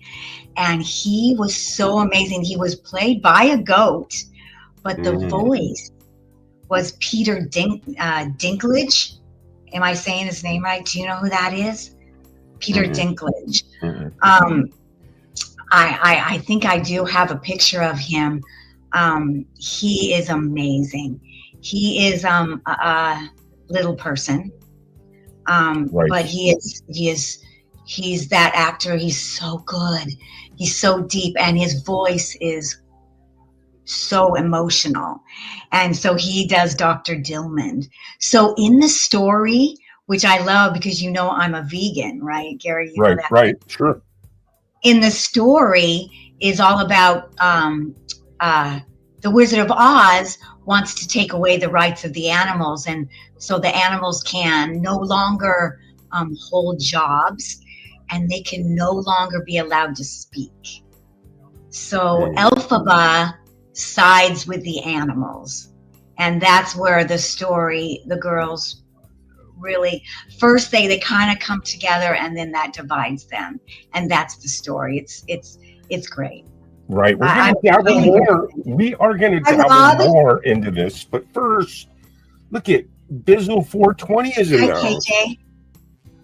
Look at that. Pardon? I Hi, said, Bizzle. We're going to dabble more into There's cool Wicked. people here. But look at this. KJ Much is in the house. Yeah. Thanks so much, you guys, for Rob being Zombie. here. Rob C. Zombie. Wow. Zombie. Thank you for joining us. We are doing a Wicked movie review. So basically, what you're telling me is these are the Wicked Wits of the East and the West, and they're young. They know each other. They go to the same academy. They both kind of have some things to work through. Both of them, yeah. Yeah, it's really good. It's a story of how they really come together and then come apart. Oh wow, they come apart. Yes, that's right. There's a prince involved. So yeah. Oh, and the other really fun thing is he's not in it a whole lot, but right there, the wizard, Jeff Goldblum plays the wizard. So the Wizard of Oz actually makes an appearance in the movie? Yes. Interesting. Yes, he does. And we have to think back to the original Wizard of Oz. The wizard, he's not such a great guy, we have to remember, right? Okay. So yeah, I highly recommend it. Yes. So are they like in the land of Oz while all this is happening? Are they? Yes. Okay, so it's all in the land of Oz, and I thought when I saw it that it would be CG and it would all be yes. But they went to England on a whole. They built the whole set, and it's amazing. It's amazing Wow. set. It's beautiful. Yeah. Well, there you go. That's funny all real. Yeah, that's funny that you say that because I did look into it a little. I haven't seen the movie, but what I did hear is that because you know me, I'm not like a big CGI guy, especially when it's massive. Like when I went and saw Aquaman, I just, epileptic seizure type thing. It's all CGI land. This was different. They built and went to pre-existing sites, right? And built all these extravagant sets and then use CGI to extend and in right? England they already have this kind of they already have this set built up, and then they just built it up more, but they have this whole area in England that is all and then I guess they built this train. What's this train thing all about? Yeah, isn't that beautiful? That's the train that actually goes to the Wizard of Oz. Goes to his. It's almost like a stadium. Yeah, isn't that amazing? It's huge. It's huge in England. Yeah. Now, see, I like that because I like real. I like the Godzilla in the rubber suit versus the CGI Godzilla. So when they do stuff like this for me, I really enjoy it because it makes it more epic, just like they did in these big epic movies like Cleopatra and this and that. You know what I mean? Right. Yeah. And that's why it is that's why I love it, that it did, stay true to the old film. And what the other thing I want to say is that what I just love is if you pay attention, they drop all these Easter eggs, and it's so fun. Little things about, like Elphaba and her getting wet, and what other things? The naming of the yellow brick road. Oh, you learn different things about. Yes, exactly. How the yellow brick road. How the yellow brick road came to be. Now, what about the Lollipop Gang? Do they mention anything about that? You know what, Gary? They do not. The Lollipop kids, the Lollipop Gang is not in it. I love that about the Wizards of the Lollipop Gang. I know. They were so great, weren't they? Maybe in part 2 we learn about the Lollipop Gang. That's true. Look at this set. Look at that thing. Yeah. Yeah, it looks like a little miniature. It looks like a miniature set, but it's not. Yeah, look at that. That looks like a little miniature set too, but it's not. That's a real giant set with cranes and. Yeah. And this must be some type of village or something. Hey, Lisa, guess what? What? In about 4 minutes, it's going to be 4:20. Oh, everybody. So, AJ. Just kind of eggs are too expensive. We need to just use potatoes now. Yeah. Because the eggs are too expensive. We need to have the kids paint potatoes for Easter. Yes. So Gary, you know how I usually just use my THC oil, but today for our 420 smoke, look what I have. I'm going to be super high in this hour. Wow. Yeah. We are really the 420 flower people. So if you got it, get ready. Twist it up and get ready. Please get everything ready. We're about ready to take a moment to express gratitude. That's what we call the hippie attitude.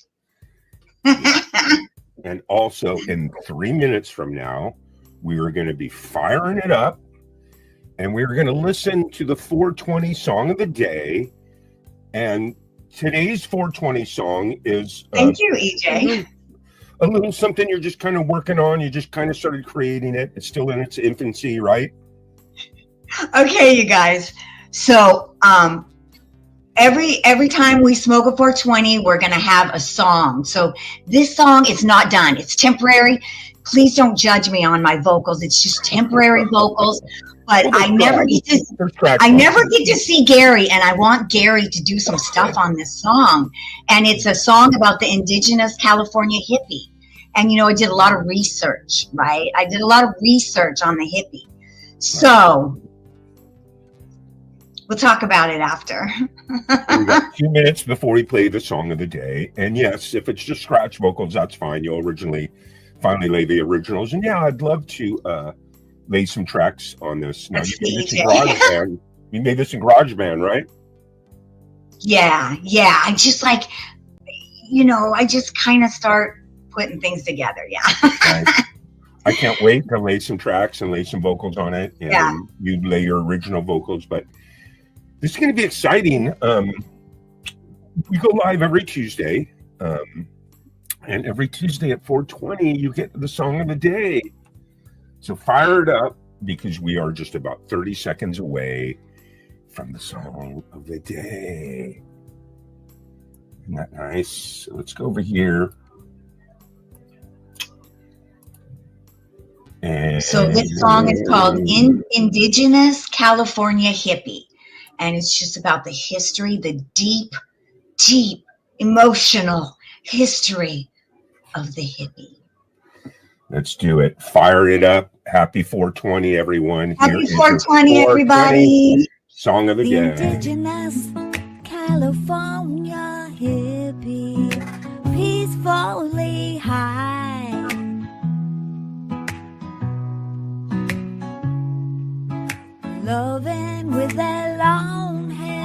slow and they run in tribes.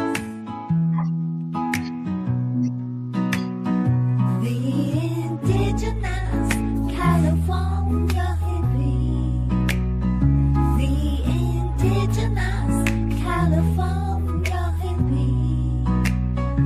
The indigenous California hippie.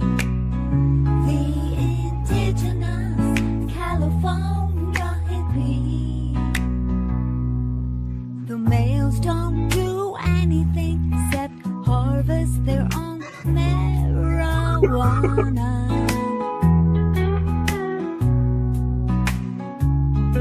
They may sometimes make music, but the females are much better at that.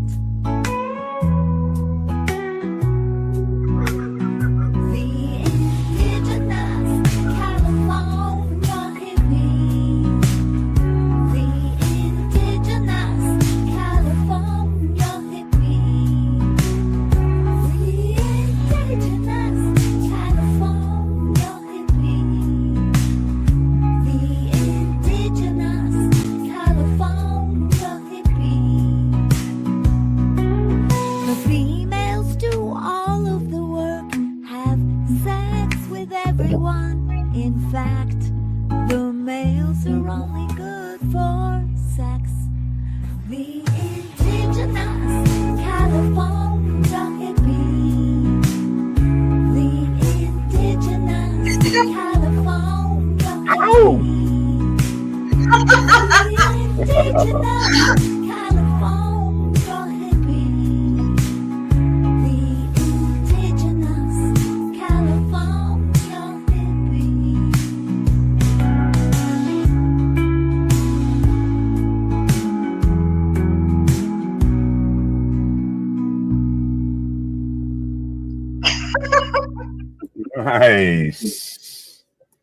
Nice. I'm not sure I if thought maybe you could do the vocals. Listen, I thought maybe you could do the vocals and, bump up the part where, the males are only good for sex. right. And growing the weed.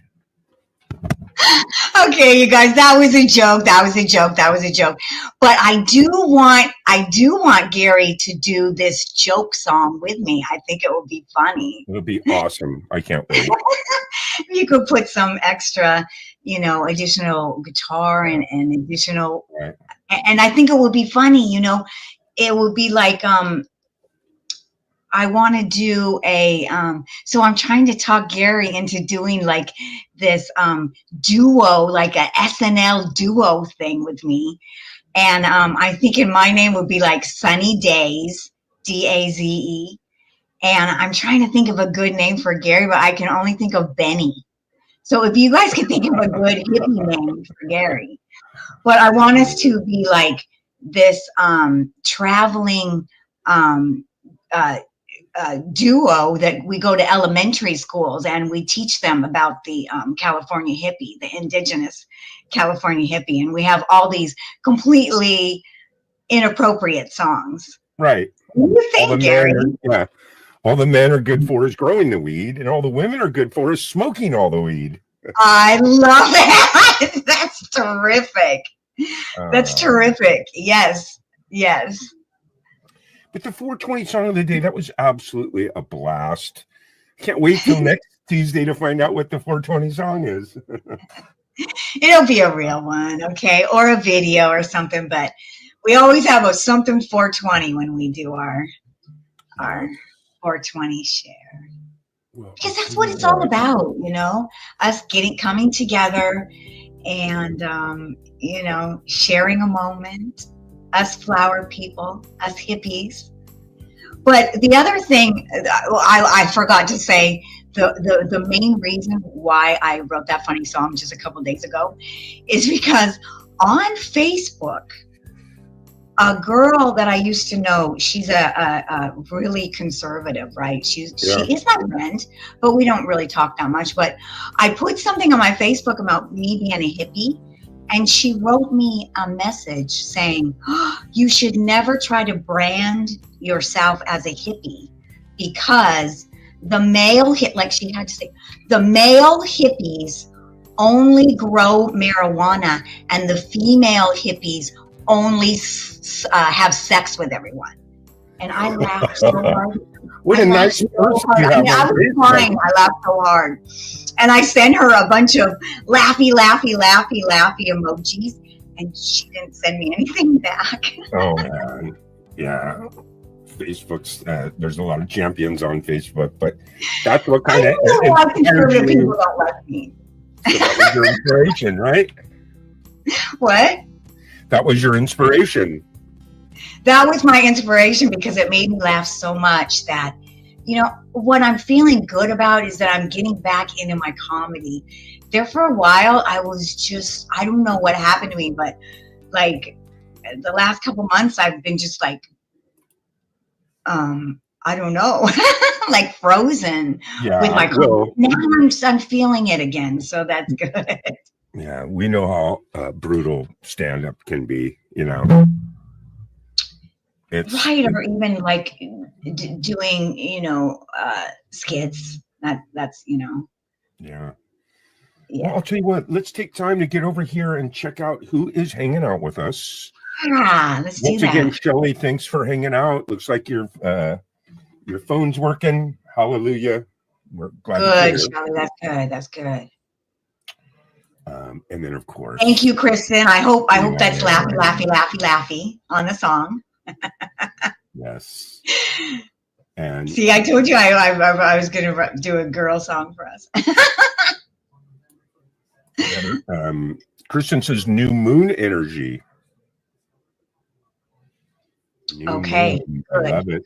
So what does that mean? Does that mean I should maybe like, you know, that mean that there's good energy around me and if I try something I'll succeed? Finally. Let's say hello to, does that say EJ Trills? Yeah. She said, I had come to see you, beautiful ass. You still got it. Now, I'm just going to take that, but she might probably be talking to Gary, but I'm going to take it. She's talking about you, not me. I'm not beautiful. I'm a melted candle. And look at KJ Much, Bizzle 420. Yeah, I'm. That's so nice. Everyone's here. That's so cool. Yeah, thanks for hanging out with us. We're here actually live and in person every Tuesday at 4:00 Pacific. We do our little 420 get high thing, and other than that, we're off creating. So there's a lot of good stuff to come. There's a bunch of episodes. Probably I consider it to be season 1 of Farby coming out over the next month or two, right? Episode 1, episode 2. So I have this comedy series that I do, and I was kind of stupid, actually, I feel now, to just make it its own channel. Because, you know, Farby, she's like so lonely over there, and I'm trying to get monetized, so I've been just staying on my Lisa Noel. And I think I'm gonna move that girl on over to my Lisa Noel. So then Gary, I was looking at my first couple episodes, and I think I might even maybe even do a little, you know, editing, you know, because that was a little while ago, and then, you know, lead up to, I recently did an episode with Gary. And I'm so right now it's episode 7, but I might combine some of those. So maybe sooner that we could see. But you're going to be officially releasing them on the Lisa Noel channel soon, right? You're going to be officially releasing them on the Lisa Noel channel, right? Yes, that's what I'm trying to say. Yeah.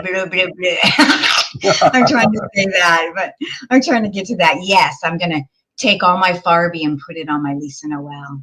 Yeah. Well, let's see who else is out here with us. We got KJ Much, EJ Trills, Bizzle 420, and then, of course, your lovely, lovely moderators, Shelley Michelle Morrison. In fact, if anyone's interested in becoming part of your Patreon and help keep this Farby train running, please feel free to join Lisa's Patreon. The links are in the description box. Thank you, At least Barry. they should be. I get all the shy. moderators can put it up. And then also Kristen Kruger is also another one of our lovely 420. Yeah, Kristen is so cool. She's definitely a flower woman, flower power woman. Yes. Yeah. And I like that song, that 420 song is really catchy though, man. Because just like Really do you like it? we're all free to be who we want to be, man, you know? That's and the other songs are more like that, you know. Yeah. And that's what it being a flower person is all about, really. Yeah. You know. Okay, so we're gonna shift. We're all different, man. Yeah. And that's how it should be. Exactly. We're all who we want to be. Just like the song says. I love that. You know, song. the interesting thing is, you know, I do get a lot of flack from conservatives. Well, Not here. I mean, it's par for the course. I mean, you know.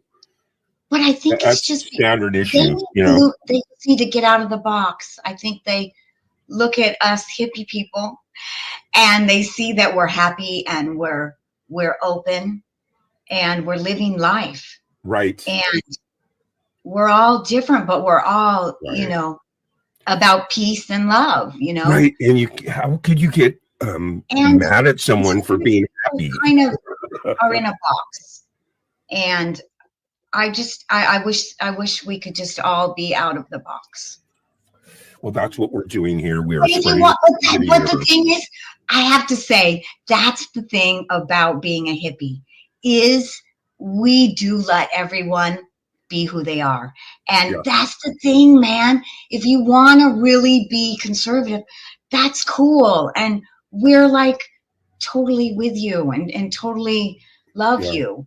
And we want everybody to just, you know, basically, I think hippies are like, you know, we don't really dwell on what you're doing, but we do dwell on how you're doing. Nice. We're not going to come up to you and be like, what are you doing? We're going to come up to you and be like, how are you doing? Because we are here for you. Yeah. And that's what I think a true hippie is. Yeah. You know, I was used to joke before. I hope someone didn't come in and be like, oh my God. My parents were actual gypsies, descendants from the vaudeville era, where you traveled by coach and did vaudeville and sold snake oil and, you know, had a good time. Wow, Gary, that's a rich history, actually. Well, because out here in, you know, California before, you know, the tech boom in the late 70s. So, you know, 20, 30, 40, 50 years earlier, it was just beautiful, nothing but orchard. Cherries, apples, every fruit, apricots, everything you can ever imagine. And people were able, believe it or not, to just live off that. They lived off the land and they traveled and they just ate the fruit and, you know, anyway. Gypsy, hipsy, right? Yeah, gypsy soul, baby. Okay, I'm going to flip the script on you. I want to talk about the Oscars because we did the Wicked review. Now, at the Oscars, wasn't there a movie that just won all the awards or something? Well, there is, and it was an independent film too. It was Anora. Have you seen it, Gary? No, I haven't at all. I haven't even heard of it. Anora. Can you believe that? I haven't even heard of it, Lisa. Yeah. So this girl right here, Mikey Madison, won the Oscar for the best actress. Okay. In Anora, and I saw that. I have recently seen Anora. And that's her name. What I say about Anora, Go ahead. That's the name of the movie, is the name of the character? The name, yes, that is the name of the character. And first, before I say anything about it, I give this movie a thumbs up. I loved I it. can't wait to find out what it's about. Loved it. It's about a stripper and an Oh, I'm escort. liking that. All right. So this is Nora, but she doesn't like anyone to call her Nora. Call her Annie. She goes by Annie.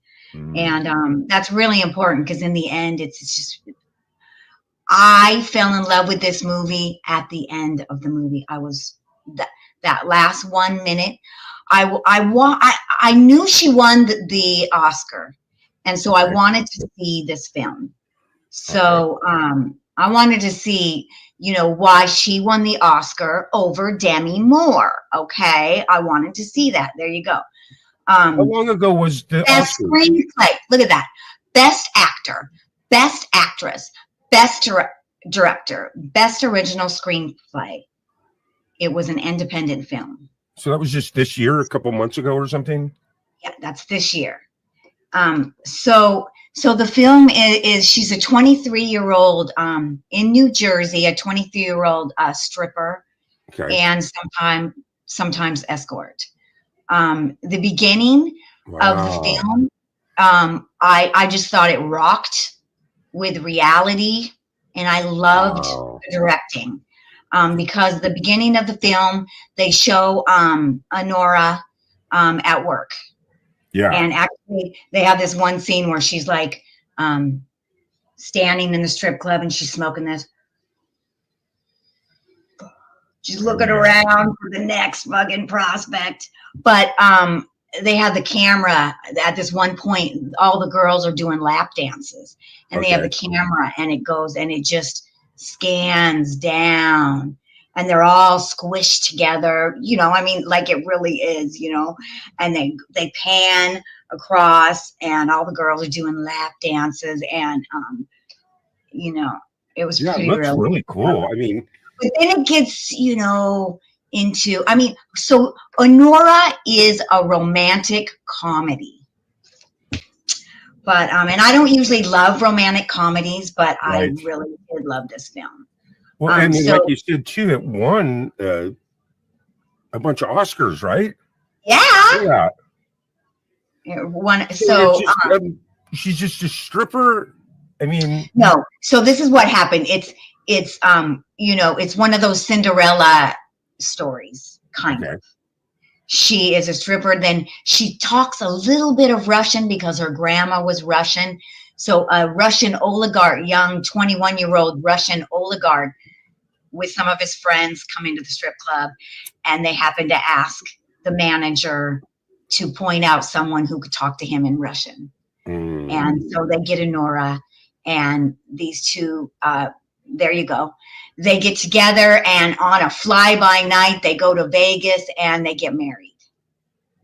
And then his really rich parents find out about the marriage, and they're like, oh, hell no. Oh, man. And they are in Russia, so they call a priest who takes care of the house and everything. And he gets a couple thugs, and they go and try to round them up so to force them to get a divorce. And that's what the movie is about. Yeah. Okay, so it just sounds like you're like, but it's good.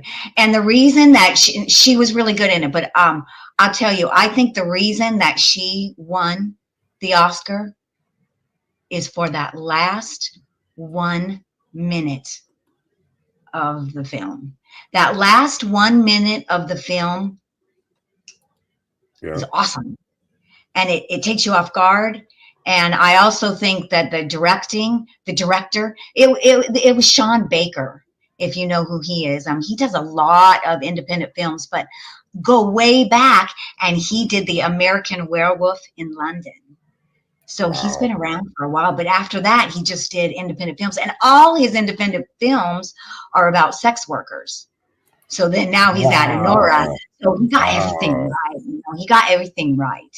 So the sex worker finds Prince Charming. What? The sex worker finds Prince Charming. Yeah, but Even though then she's it a doesn't sex worker? go so well. You Love know, it. it doesn't go so well. Yeah. Wow, that's awesome. So yeah, so I recommend both those films, Honora and Wicked. So Wicked, I only paid I paid $6 to rent Wicked, and then Honora was free on something. I can't remember which one. You know, you just Yeah. gotta look around, and then you just gotta see where you can find them. But yeah. Yeah, I'm definitely going to look for the Sonora movie because, And like I you know, said, I if don't you know. weren't- I've never even heard of it, and it looks like a lot of new faces too, right? so Mikey Madison is a new face, but so the last thing that she's really, I'm so happy for her, because the last thing she did, she didn't have any words, but a big impact. She was in Once Upon a Time in Hollywood with Brad Pitt, and I love that that. Once Upon a Time in Hollywood was about the Manson family, and Oh, so she was in that. and so she played just one of the Manson girls at the very end in the Yeah, pool scene. yeah, So she got all crazy, and that probably helped her get audition for this one. yeah. You know? That's where I'd seen her. So Yes. yeah. Wow, that's awesome. So yeah. So you definitely recommend both of these movies, I right? definitely recommend both of these movies, Wicked and Honora. And if you weren't here before, like a couple times before, I highly recommended Substance with Demi Moore, and she was up for an Oscar. Yeah, we did that on a stream. She lost The to Substance movie. Yeah. Yeah, the That's awesome. Substance movie is really good, and that was also a independent film. Like who said, independent films can definitely be amazing.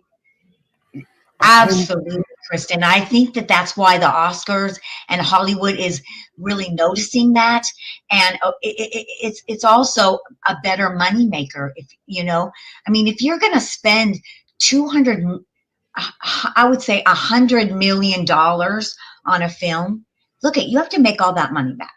So independent films, I think, are like getting a thumbs up in Hollywood right now, because you know we're having problems in Hollywood.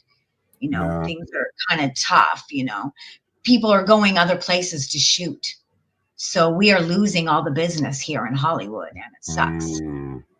Yeah. Right. And not only that, I noticed a big difference in, and maybe I'm wrong, but just the quality, the angles from these, like, Netflix and Prime, and you go watch all these things that are produced by them, series, not just reruns that they're playing of different stuff. It's a lot different than the actual Hollywood Lionsgate films, or you know what I mean? Yeah, but you can tell they're making them a lot less expensive. Making the stuff. I think they are now. I think they are now. Yeah. And I think that's a good thing, to be honest with you. I think it's a good thing, because then you spread the money around and you can make more films. You can hire more people. You can, write many more films about different subjects. And, I found it interesting that they kind of snubbed those kind of big films this year, like Denzel Washington in I'm sorry, what is that, Spartacus? I hate those guys. The Spartacus one or whatever, that he was up and he didn't win anything. Yeah. So does somebody know what that movie was called with Denzel Washington? I love Denzel. This last year with the Roman thing. I keep calling it Spartacus in my head, and I know it's not Spartacus. I'd love to do Make another hit, Lisa. I love Denzel Washington. I'd love to do like a Denzel marathon, so many. I worked with Denzel. Nice. I think my favorite movie of his is a movie called Fences. Isn't that cool? He's not cool. But I do like his acting. Yeah. You know. Have you seen that movie Fences? Where he plays like a 1940s trash working for the is that from a he's play? a trash man, in the 40s in Detroit or something. No, I would like to see that. I think that's from a play. The acting is just superb. He's just like a major alcoholic, total alpha male. He's a really good actor. The stereotypes, the message, everything is just a great movie. But anyway, speaking of that, I think it's all about like branding, right? When it comes to whether it's your channel or a movie or something, branding is very important to brand yourself. Branding is so important. And that's why I think that I laughed so hard when that conservative woman sent me that text about hippies. I mean, that's so stereotypical. I don't think that that's the brand of the hippie, number one. I mean, to me, the brand of the hippie is, oh my God, fighting for the truth with peace and love and nonviolence. I mean, what did the hippie give us? Civil rights, women's rights, sexual revolution, absolutely, free expression, LGBTQ plus rights. Absolutely. They fought against wars. They fought for preserving the planet. I mean, how could you go wrong with not wanting to support stuff like that? Anything that's spreading love into the universe is, hey, it's, to me, it's real simple, man. It's either negative or positive. So if it's something negative, man, of course I'm not going to support that. If it's something positive, I'm definitely going to support it. Right. So I think branding is very important. I want to really fast, Kristen, thank you. It is Gladiator. Gladiator was a very expensive film to make. And so, it didn't really win the awards that I think it expected to win. But it was expensive to make. Yeah. Look, Fab Daddy's in the house. He's Fab a NorCal Dad. hippie redneck. Howdy. Northern California. You're a California person. And that's what's so nice. It's just that, that same theme, Lisa. You get to be who you want to be. Just like the song says, Yeah. I believe in that. We all get to be who we want to be. In fact, I want to smoke some weed. So I'm going to do that because that makes me happy. But yes, the branding is important. One thing I got to thank you for is for the last, 4 years has it been? You've always allowed me to use your brand, your image on my Camp G May in my videos because they're all originals. It's not like I'm making, Groove Trek, all kinds of cool stuff that you've allowed me to use and incorporate some of your branding into Camp G May, and I appreciate that. Thank you very much. Well, that's really nice of you to say. I love working with you, and that's how I see it, man. Right. Well, where else can you get a Hollywood actor with a big joint in her mouth that you get to use for your backdrop on your show, right? To act rebellious, I guess you're right. I should smoke with the joint. It looks more rebellious, doesn't it? Yes. I'm very grateful to you for being in California and recreational marijuana is legal. You walk in just like you walk into a 7-Eleven, ding dong, give me one of those, 2 of these, 3 of these, and they'll even deliver it to your front door. That's how I get delivery. So, but when I go into the pot shops, and it's kind of funny because now we call them pot shops because before they were just, you had to have a medical marijuana license. Do you remember that? And we used to call them dispensaries. Yeah, Do when you it was remember medical, that? it was a dispensary. And Right. that was the wild, wild west, man. We would go in there and, you know, you weren't supposed to smoke there, but then they would like take you in the back and you would do dabs. And I remember the first time I did a dab, I was on the floor. I was like, oh my God. I've never done a dab. I've never done a dab. What? Believe that? I've never smoked wax. I've never done a dab. I've never done any of that. I've been smoking flower for almost. I'm going to be in the Guinness. It won't be long before I'm in the Guinness Book of World Records. Okay, I'm coming up on half of a century, Lisa, of smoking weed. Yeah. I'm not even. I can't keep track like that. I would just be like, what? That's 50 But years. I think maybe I was just born. I just always smoked. Yeah. What gets me is like, there were a couple times where, since I grow my own, sometimes if I run out before my next harvest is ready, I go to the cannabis club, right? Yes. And they're all, oh man, wow, I want some hash. This is going to be great, right? I'm going to get some hash. And I go and I get home and it's powder.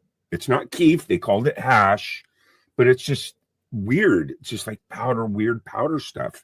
That's not good. That's not good. No, and then I go back down and I said, hey man, you got any that are like, like Afghanistan hash, where it's just like a chunk, a bar, like a candy bar of hash. And then the guy sells me on it because we fill through the package. It's hard. But when I get home, it's a plastic thing and you open it up and it's powder. I cannot get the actual hash brick. Maybe it's something with that, because I don't really smoke hash because I feel like hash is, it's kind of makes me, it's not clean enough for me. Right. Like if it kind of gives me too much smoke in there. But if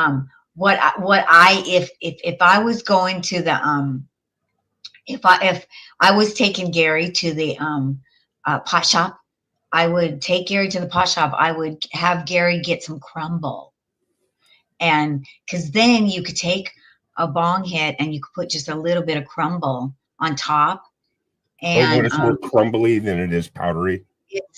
No. Crumble is like wax. It is wax, but it's just very clean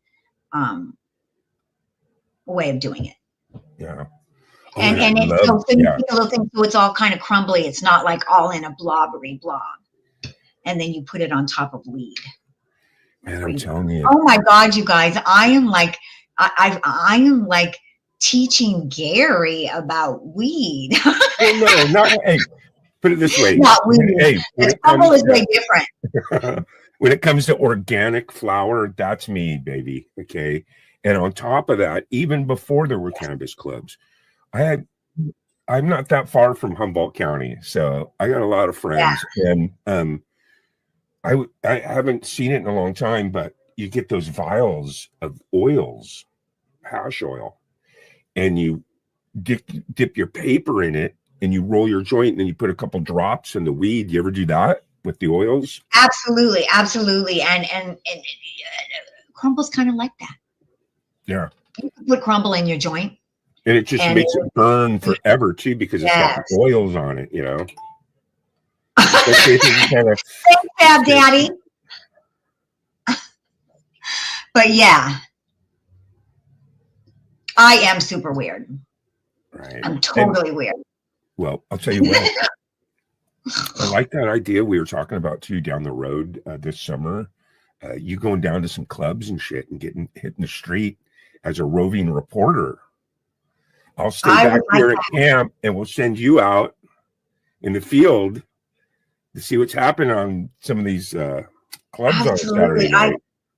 I absolutely do love to talk to all kinds of people, and that's why I have encountered so many weird things on Facebook, because I'm like super open. Like if you're a Trumpster, I'm like, let's have a conversation.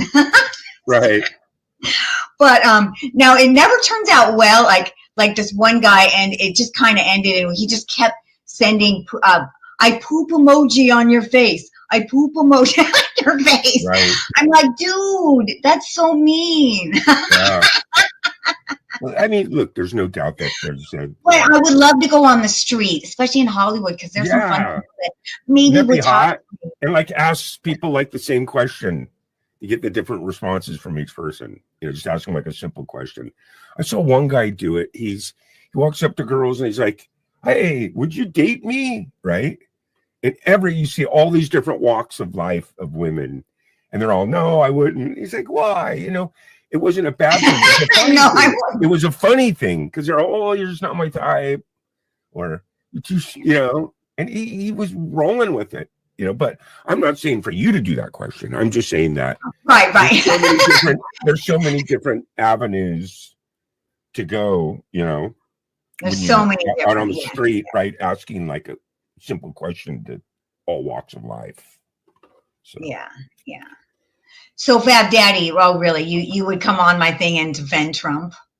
You silly. I love that. Plus, we're here to spread love into the universe and joy and kind of get away from Yeah, but it's okay. you know. I mean, it's okay to talk about anything here. Actually, Sure. that's Absolutely. good, you know.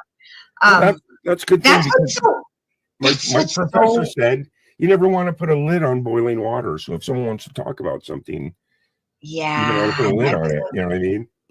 That's true. That's true. Yeah. But Lisa, I had a great time tonight, this afternoon. So that's it. We have Flower Fest coming up this Saturday, and you're going to be co-hosting that. Yeah. Yeah, that's gonna be fun, huh? Yeah. You're gonna have a lot of cool musicians. I'm not exactly sure who's playing this one. A lot of cool musicians. Brad Example, New Emotion Soul, Mike yeah. Molino. I mean, the list goes on. Scotty Butters. In fact, Scotty Butters is going to be live in about 3 minutes. He starts at 5. So when we sign off, everyone make sure that you bop on over to Scotty Butters.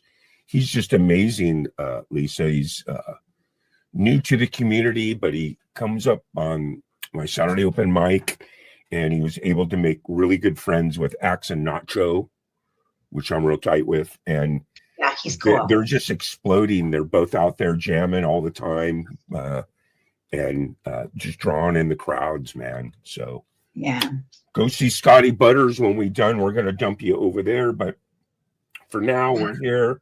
Fab Daddy 4-4 is in the house. Kristen. Anyway. And you know what? Well, TC, it is BS. I'm glad you said that.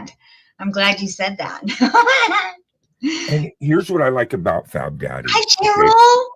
Hi, Cheryl. Right on. You know Cheryl, don't you? Gary? I don't think I had the pleasure of meeting Cheryl yet. Cheryl and the cats, right? She's super cool. Yeah. Yeah, she's from my page. Yeah. Oh, nice. Thanks for being here, Cheryl. That's so nice. Yes.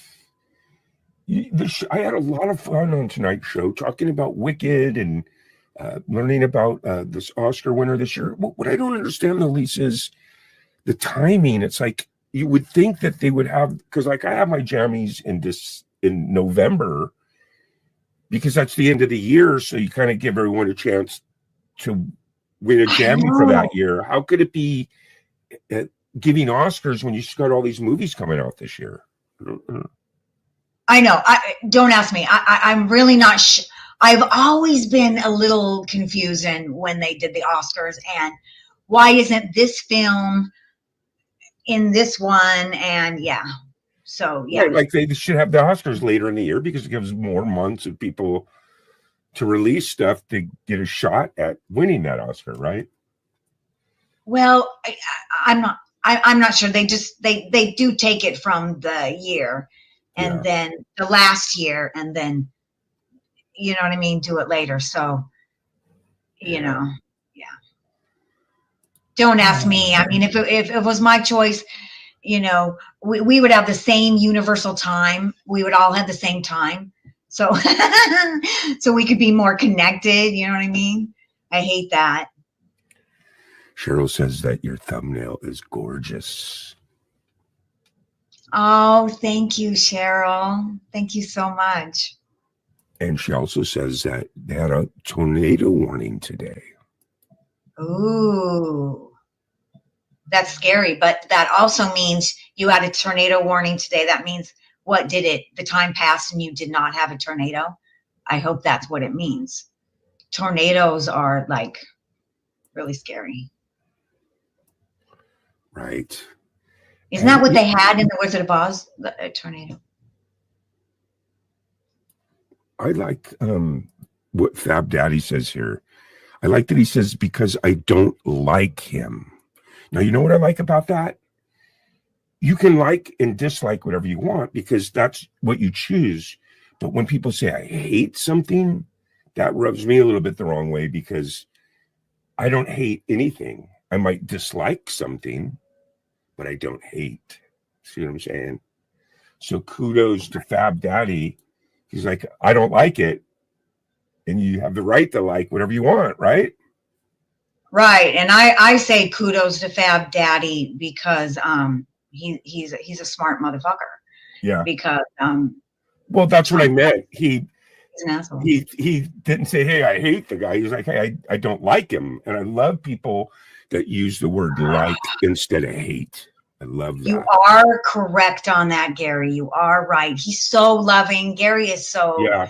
Yeah. He's always, you know. Because you're allowed to like things and not like things. That's part of being a human. Right. You know, I don't like mint chocolate chip ice cream. Okay. No. Hi, Rachel. Chip. Well, you got to be crazy not to like chocolate chip ice cream, but Richard Howard in the house. Look at that. Look at. She's part of I know. I need to check out her community. stuff. Yeah. Yeah. Thank you for popping in. So cool. Yeah. No, and we're talking about Wizard of Oz, and she's having tornado warnings. I know. That's what I said. I was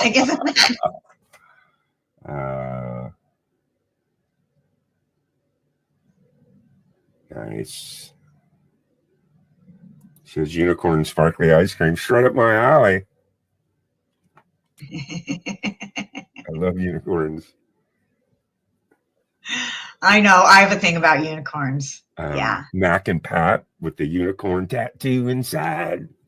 Oh my God. That's the unicorn snack pack unicorn pudding. Oh my God. I know. I remember that. That's real. Remember that? Yes. And I know, I remember you have a shirt that I love. It has a unicorn on it.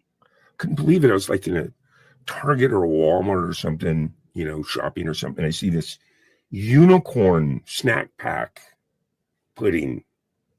It's gonna be unicorn on it. Oh, fucking. It's targeted to kids. Well, it just hit me like, yeah, they target the kids for everything. Mommy, it's a unicorn. I need to have this. And you're like,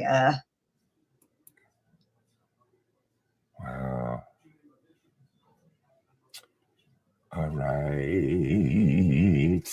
What a good time we had today. Thank you for inviting me to be your co-host again on a wonderful, beautiful Tuesday. Thank you so much. Thank you, everybody, for being with us, you know. And would you go ahead and let's say our goodbyes to everyone. And then we are going to go out on a video. How's that okay. sound? Let me see. Now we had some artwork that you did. The very first video that you and I ever did together that kind of started everything was Pretty in the Dark. It was a collab between me, you, and Mamsie Graham. I know. I love that. Maybe 5 years ago. I'm not sure, man, but. Bye, Rachel. Yeah. Yeah. Bye, Fab Daddy. Thank you for being here. Yeah, thank you for being here. Let's say goodbye to everyone. And You Thank did you, some art. Cheryl. Most people don't know this, but you're also an artist, Yeah. right? Yeah. Okay. And you did cool paintings. So you have a painting called The Truth About Lies. And me and Mamsie took that painting and that piece of work, and we came up with this Pretty in the Dark video. You guys ready? Let's say goodbye. KB Much, thank you for being here. Thank you, everybody, so much for Shelley, being here. Kristen, Rachel Howard, Fab Daddy. We missing anyone? Cheryl Atkinson. Who else? All of you. Thank you so We much. love you. We are the Love you, 420 man. Flower Keep Power the people, love. and we are all pretty in the dark.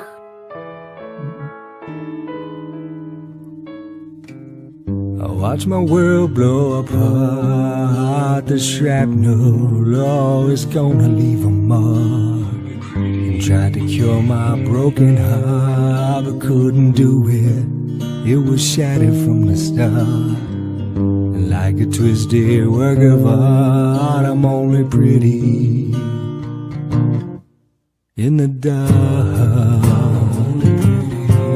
I'm only pretty, yeah, in the dark.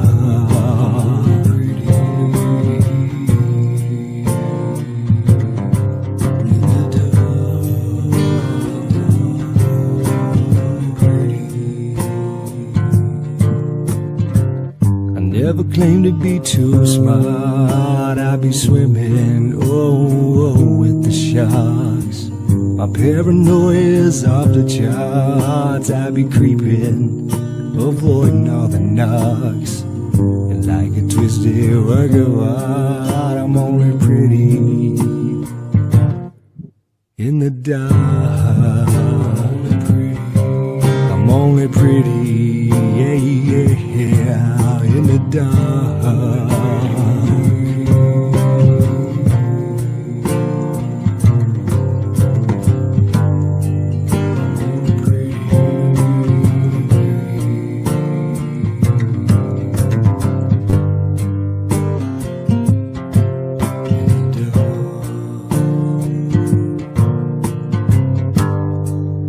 Better open your eyes to see,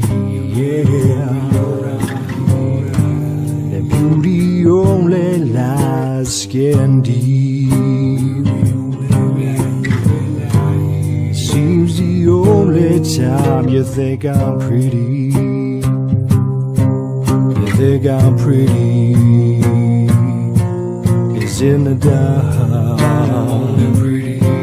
I'm only pretty, yeah, in the dark. I'm only pretty, in the dark. I'm only pretty, in the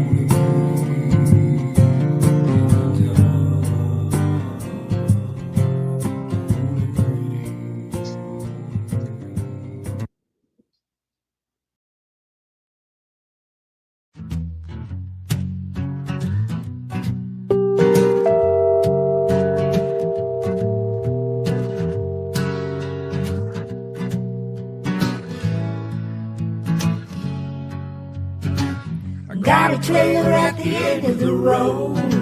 A dusty path is where we abode under stars. Life's heavy load. Tuesday comes, we're in cold. Rusty cars and broken dreams. Life ain't easy, or so it seems. Yet on Tuesday, sun still beams. We find hope right on these streams. Tuesday, oh Tuesday, we're alive in Nowhere Park. We thrive, laughing, dancing. We survive, together we come alive.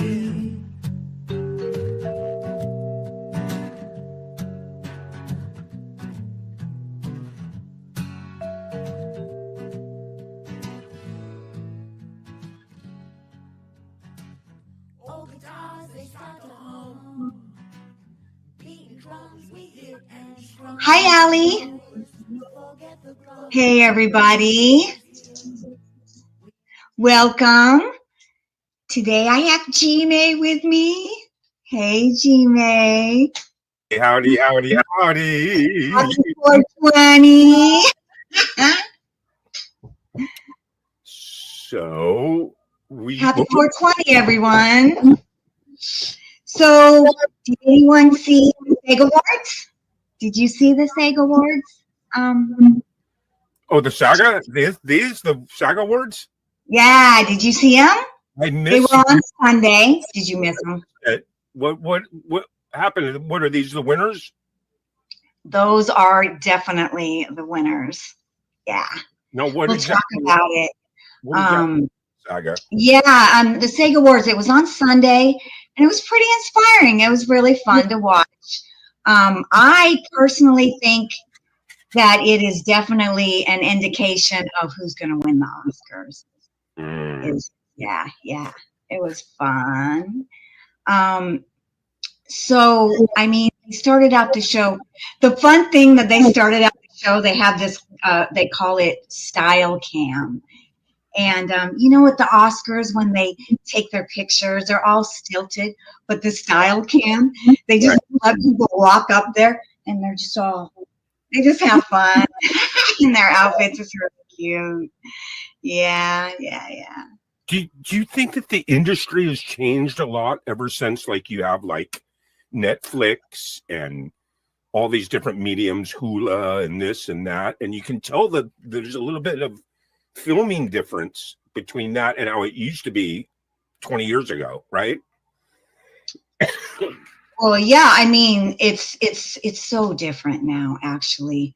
There is no you know, specific, these are the months that we shoot the pilots. So everyone, all the actors are like, ooh, it's pilot season. We don't really have that anymore. It's all mixed up now, actually, you know? Yeah.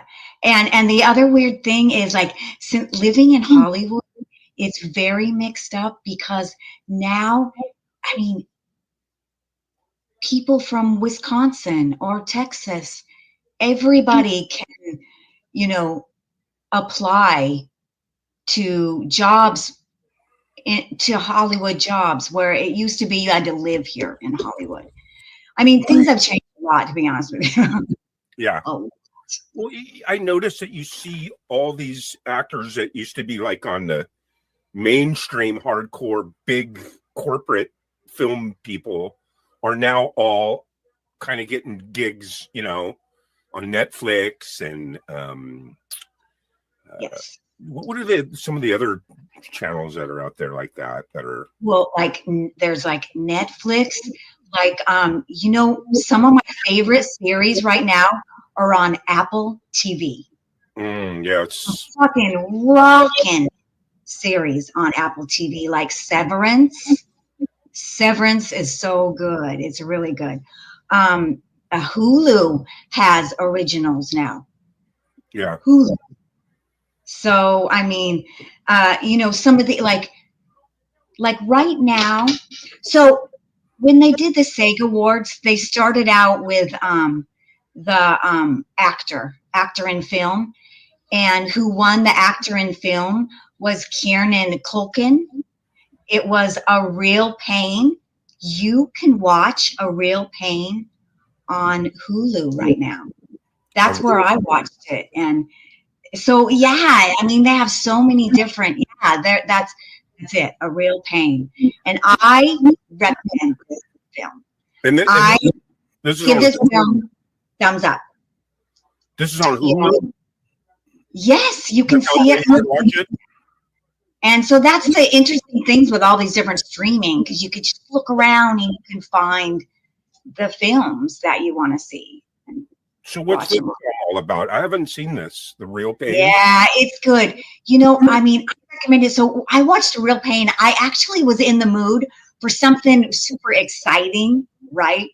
But this is more character driven, you know, about two cousins that are completely different, and their grandmother died. So she left them money to go to Poland to go on this tour, this Jewish tour on the camps. Interesting.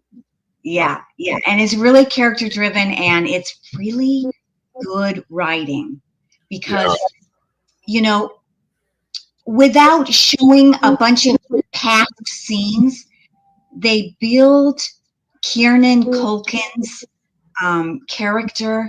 Like, we could really, halfway through, they haven't shown us any past, but we have built what his character is like. And that's good writing. You know what I mean? Yeah. I have to have good writing. You know me, and it's just like, I think the last time that I actually went to like an actual movie theater and watched a movie, me and Natasha went, and you're not going to believe this, we went and saw 50 Shades of Grey at the movies. When that come out? Like years ago. Yeah. Was it funny? Yeah, and you know, and then before that, I took my nephew to see like some Tarzan movie, and I can't take the CGI. I need good quality acting and drama. I don't like, you know, Aquaman where it's just all CGI. I just not right. Into, you know, right. That one looked like a fucking video game. I didn't see it, but from the ad for Aquaman, it looked like a video game. Yeah, and so good. Everyone knows how I feel. I want the Godzilla in the rubber suit. I don't want the CGI Godzilla. You know what I mean? Yeah, yeah. So this room, that was pretty cool. Yeah, so A Real Pain. So the interesting thing is, so this is what there's like two kinds of actors. There's like the actor who can play parts that are so different from them. And then there's the actor that is so good at playing who they really are.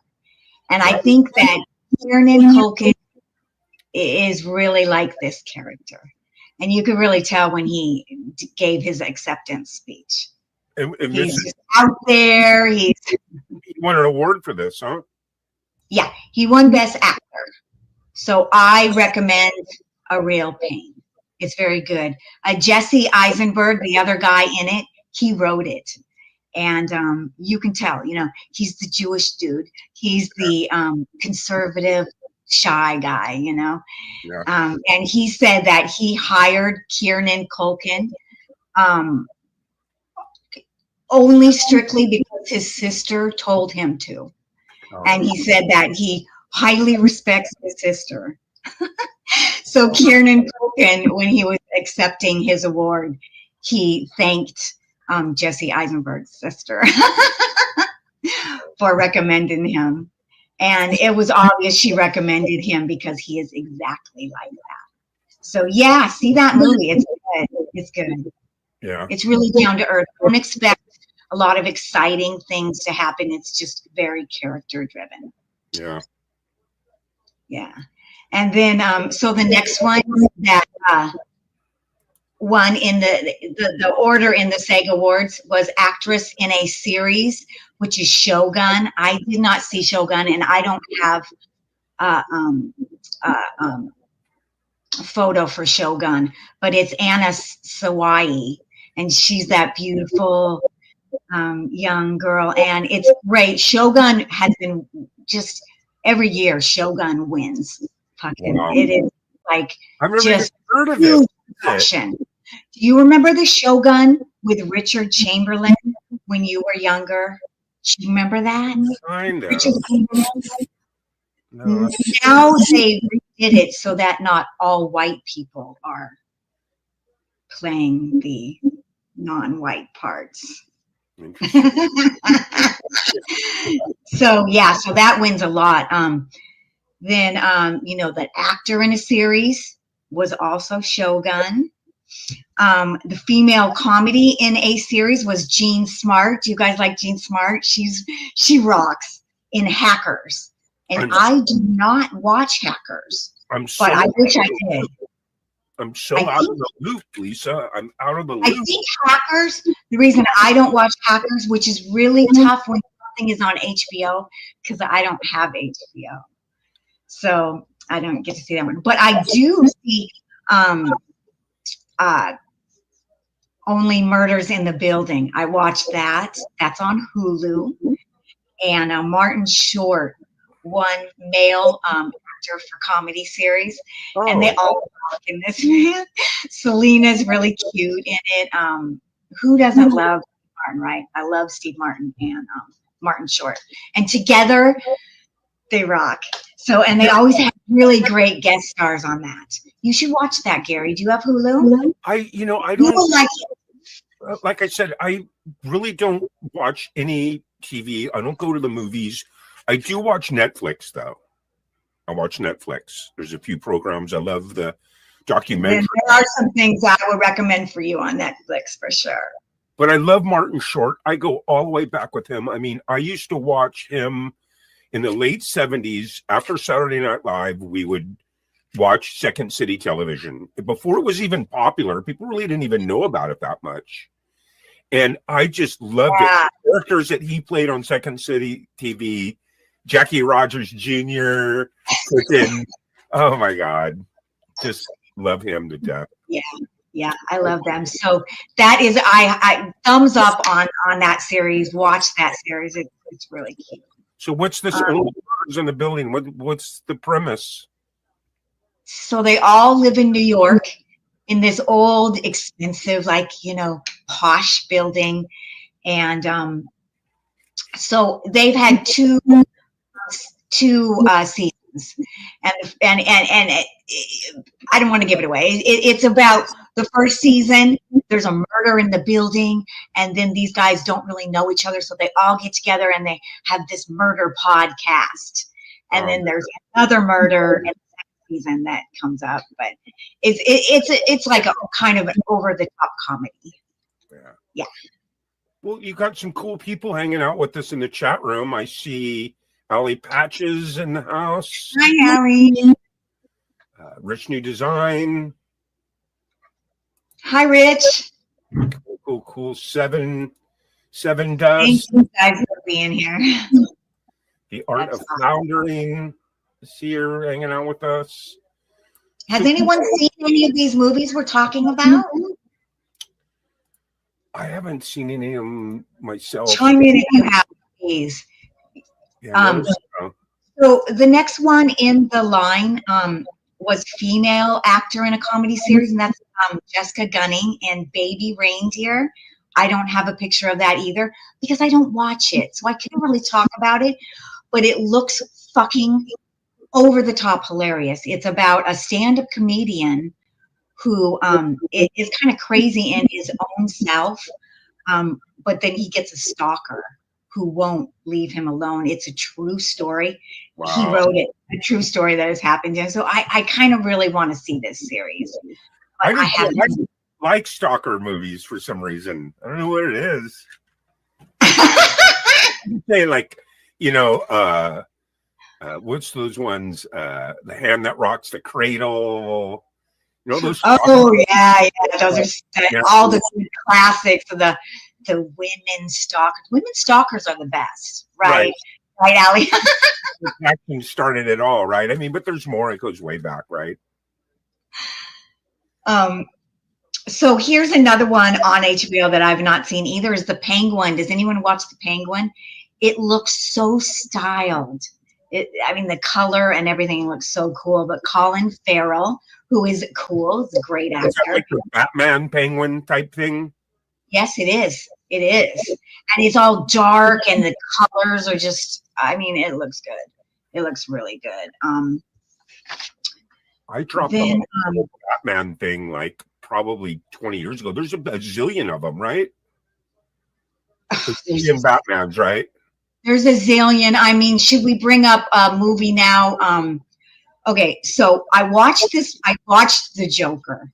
Now, I watched The Joker, knowing that it has already gotten the Razzie Award, the worst movie of the year. So I already knew that. So that's why I wanted to see it. I was like, Lady Gaga in the worst movie, one of the worst movies of the year. No. Yeah. I saw it.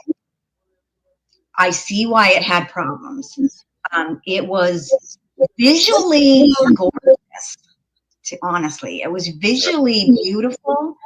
But what they did, it was musical, and what they did was really weird.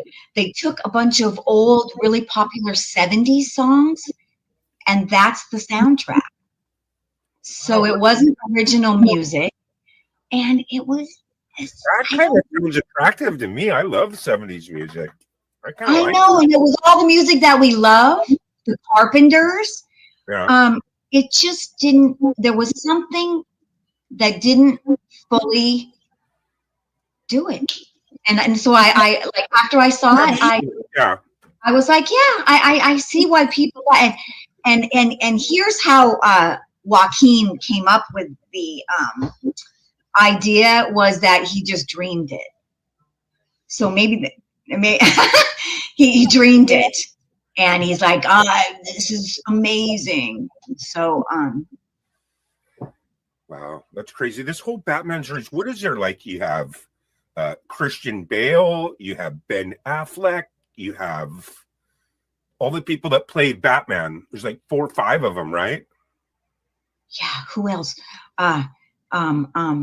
Did what's his name? It's off the top of my head. J-Lo's Ben Keaton? No, Ben. I want to say Ben Affleck. Is that his name? He played him too, right? Yeah. Yeah, a lot of people did. Yeah, but this is where the female actress. Actually, they don't call it actress anymore. They call it actor. Female actor in supporting role. That I noticed that because when I was jotting down my notes, I wrote actress, and I noticed that they called all the females female actors. And in my business, it's kind of funny. I don't give a shit what people call me, actor, actress. I don't care. Yeah. But I have talked to some female actresses, and I've called them an actress, and they're like, I am not an actress. I'm an actor. Yeah. I'm like, oopsie, sorry. But this is the movie that I saw that I can talk about. Emilia Perez. Emilia Perez. So Zoe Saldana won female actor in a supporting role in motion picture. I love this movie. This is the best movie. Emilia Perez. Now, the reason I say this is because I don't really love musicals. And I heard about this movie, and I want to see it. I didn't even know it was a musical. So I'm watching this movie, and I'm watching it, and it starts in the singing. Huh? It's a musical? Yeah, it's a musical. And they start in the singing, and I was like, and about halfway through, I loved it. And the one thing is, musicals always take me out of the storyline. I was never taken out of the storyline in this. Everyone was so good in this film. Wow. I loved it. I mean, I highly recommend this film. Without giving it away, I mean, just what was the premise? Is it like boy meets girl, boy loses girl? No, the premise is basically, well, it's set. The premise is the Mexican cartel. Okay. So it's the Mexican. And here it is. Here. It's all about the set in the Mexican cartel, and this is what it's about. If you are stuck in a place where you can't be a good person, what do you have to do to get out of that place so that you can become who you want to be? That's what it's about without giving it away. So it's really good. But the so interesting because Carla Pascal, she's trans. That gives it away. But she was so inspiring. She won a Golden Globe. I think it was a Golden Globe she won. And she got up there in her Buddhist outfit. And she was like, she said what I said. Everyone needs to do whatever they have to do to be who they are so that they can be the best person that they are. Right. And I think she inspired a lot of people, right? So a lot of people, Carla Gascon looked into her and stuff. And that screwed her up. Screwed her up, man. So big controversy. People unearthed all of her negative comments and posts that she made. They're really elitist. They're really racist. And she's been kind of banned. She wasn't even at the SAG Awards.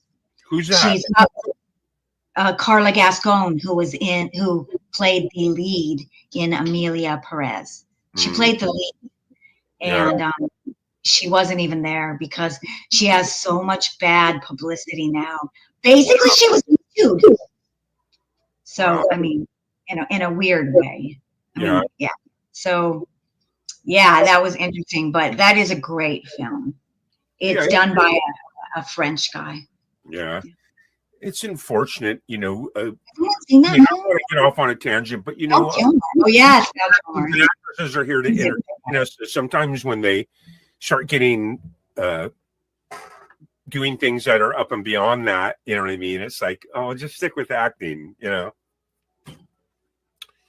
Anyway, that's unfortunate that she got in a bunch of trouble. I don't even know who it is. But. Yes, because I was super inspired. I was like, oh my God, going to be such a cool person. And it's kind of heartbreaking when you're like, oh my God, this person's going to be so inspiring. And then they turn out to be just super shitty. Yeah. Like, I'm it. But for me personally, when I think of movies, man, I have my favorites, my all time, and usually most of them are films from like a long time ago, where you're like, wow, that was awesome. That. Like, have you ever heard of a movie called The Cincinnati Kid with Steve McQueen? I mean, with Paul Newman. It's called The Cincinnati Kid. It's got Anne Margaret, Carl Malden, Cecil B. DeMille. Oh my God, it's just like one of my favorite movies of all time because the acting, it's like a card movie. It's like set in like the 30s Depression area, and they played this game called Cincinnati. It was a card game that they played. It was really hard to cheat, and all these underground games, and just, man, when you actually look at the storyline, they don't rely on CG. They don't rely on sex and violence. They rely on just good old-fashioned acting, and I love that. Right. So that's why I'm kind of out of the loop because, like I said, if I do go to Netflix, I just watch the reality stuff and the documentaries. Right. You know what, Gary, I would recommend, but I don't think you have Apple TV, but you would love, if you see something and it's from a novel, it's usually really good. This is from a novel. It's called Disclaimer, and it's Kate Blanchett, and she rocks in everything she does. Yeah. She was up for she just didn't win it, but she was up for leading lady in a limited mini series. Disclaimer. Oh my God, that's exactly what you're talking about. The writing is so good. The writing is so good with that. Yeah.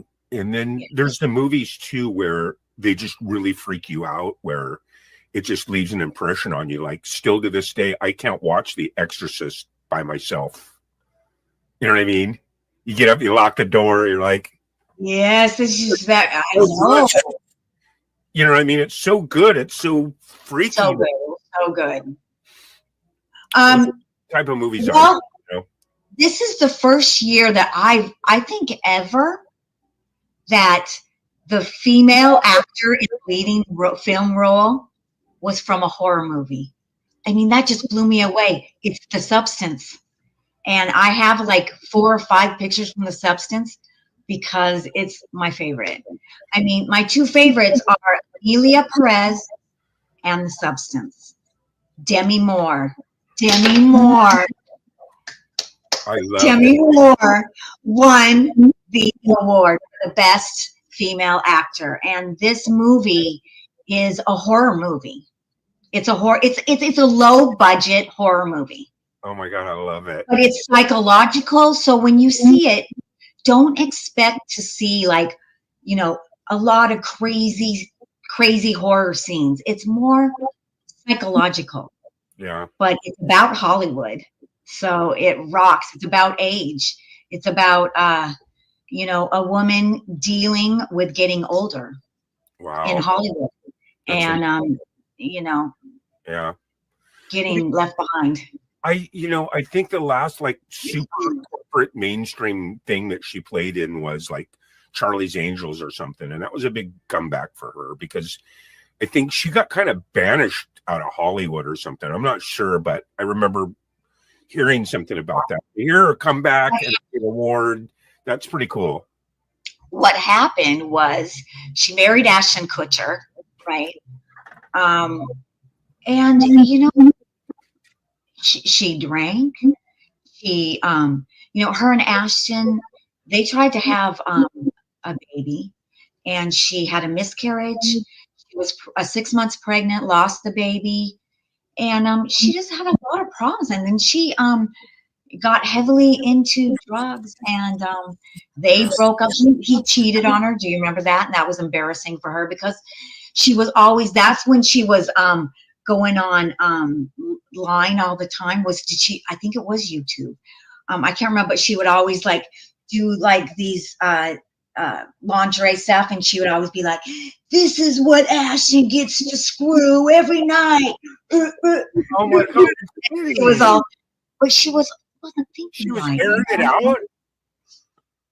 What? She was Yeah, airing I it mean, on the internet. yeah, you don't remember that? All that?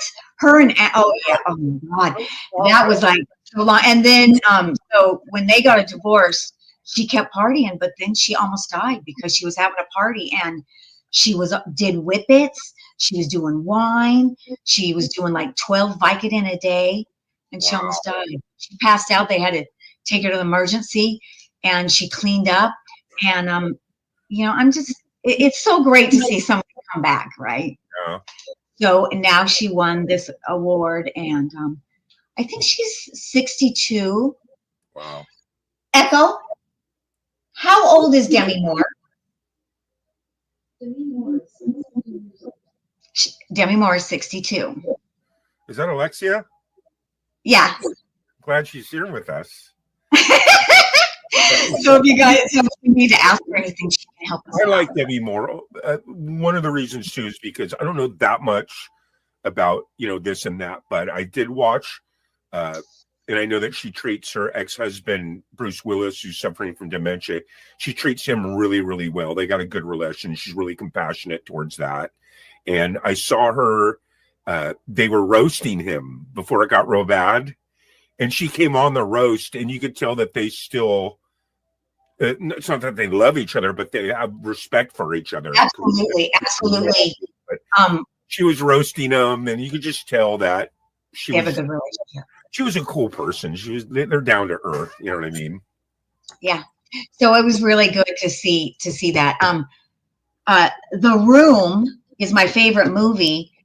The Room?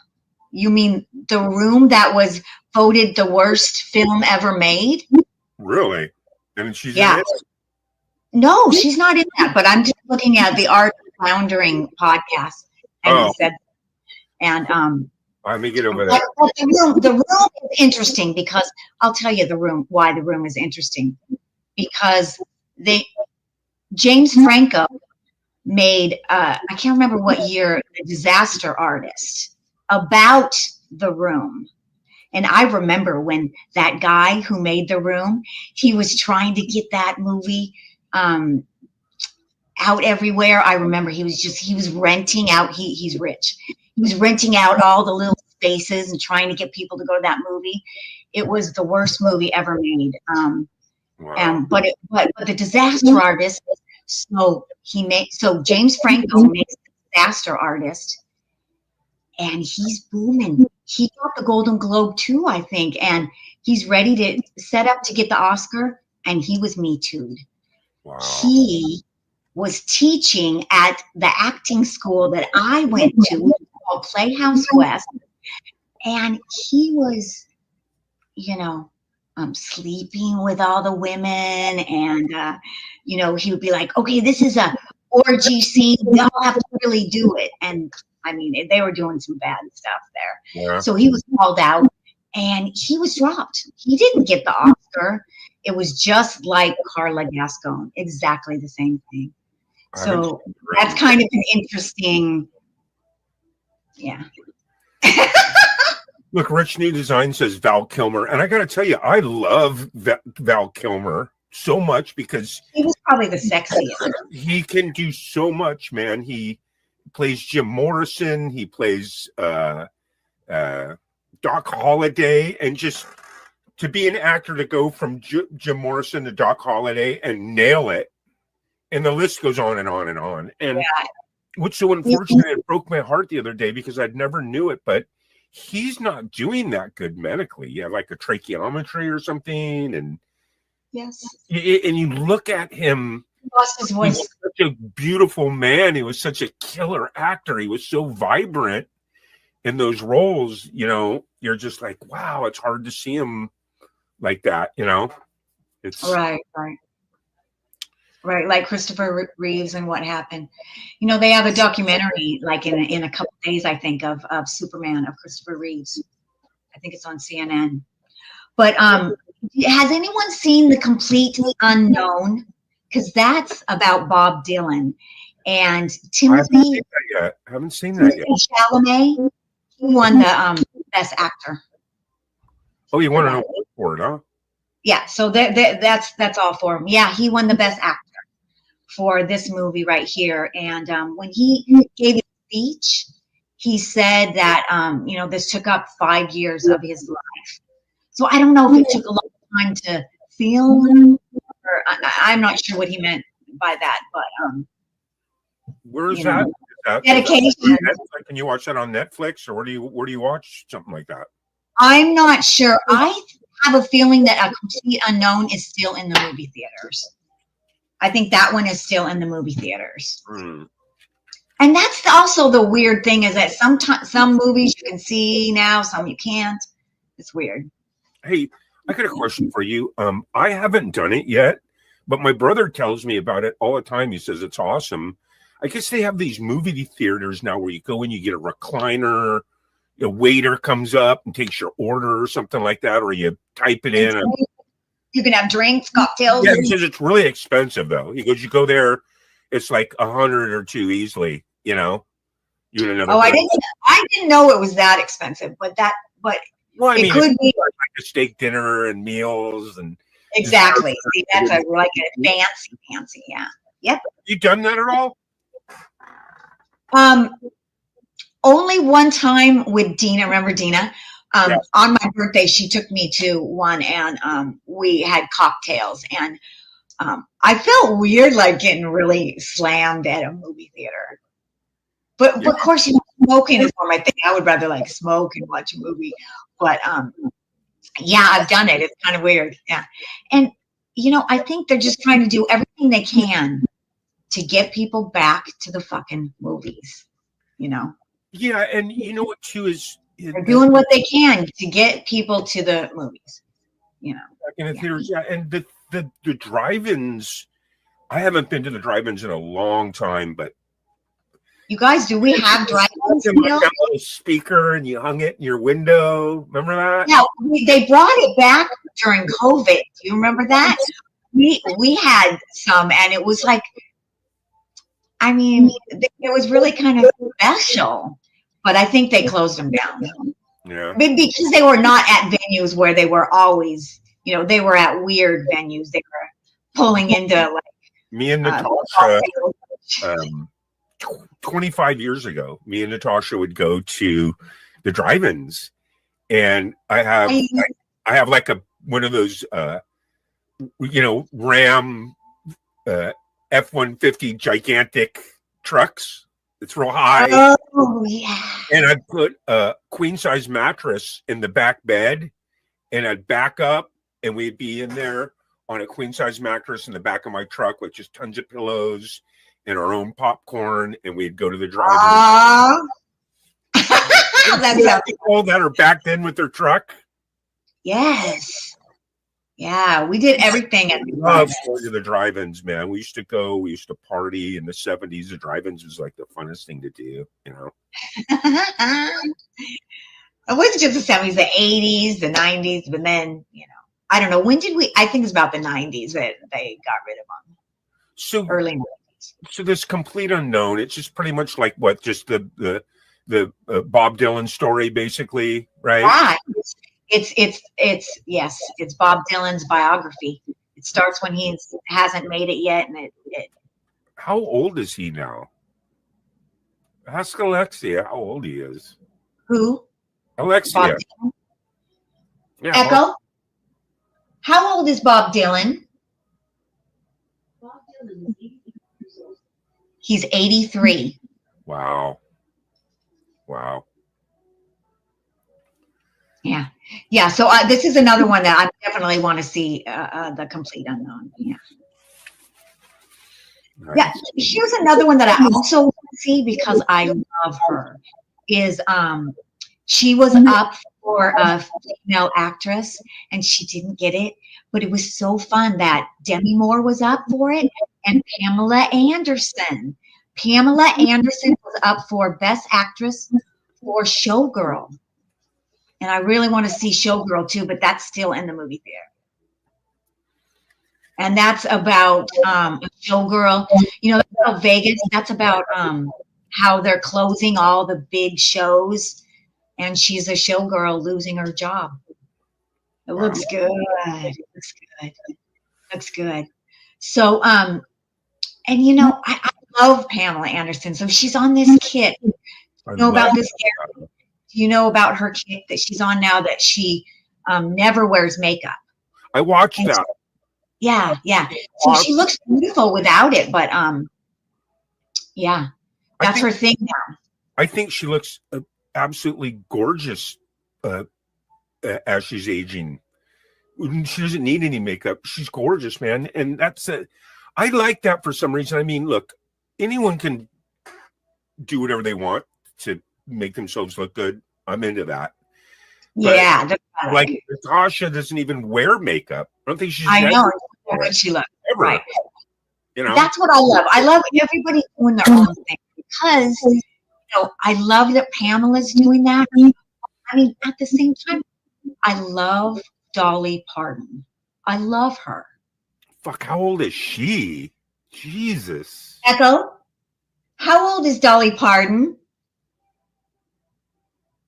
Dolly Parton was 77 years old. She was born on January 19th, 1946. She. In Center, Tennessee. 77? Yep, she's 77. Well, she's still got some kick in her. I thought she was probably a little older. I thought she would be a little older, but yeah. Have you seen her outfits? She has the best body. And Jane Fonda has the best body too.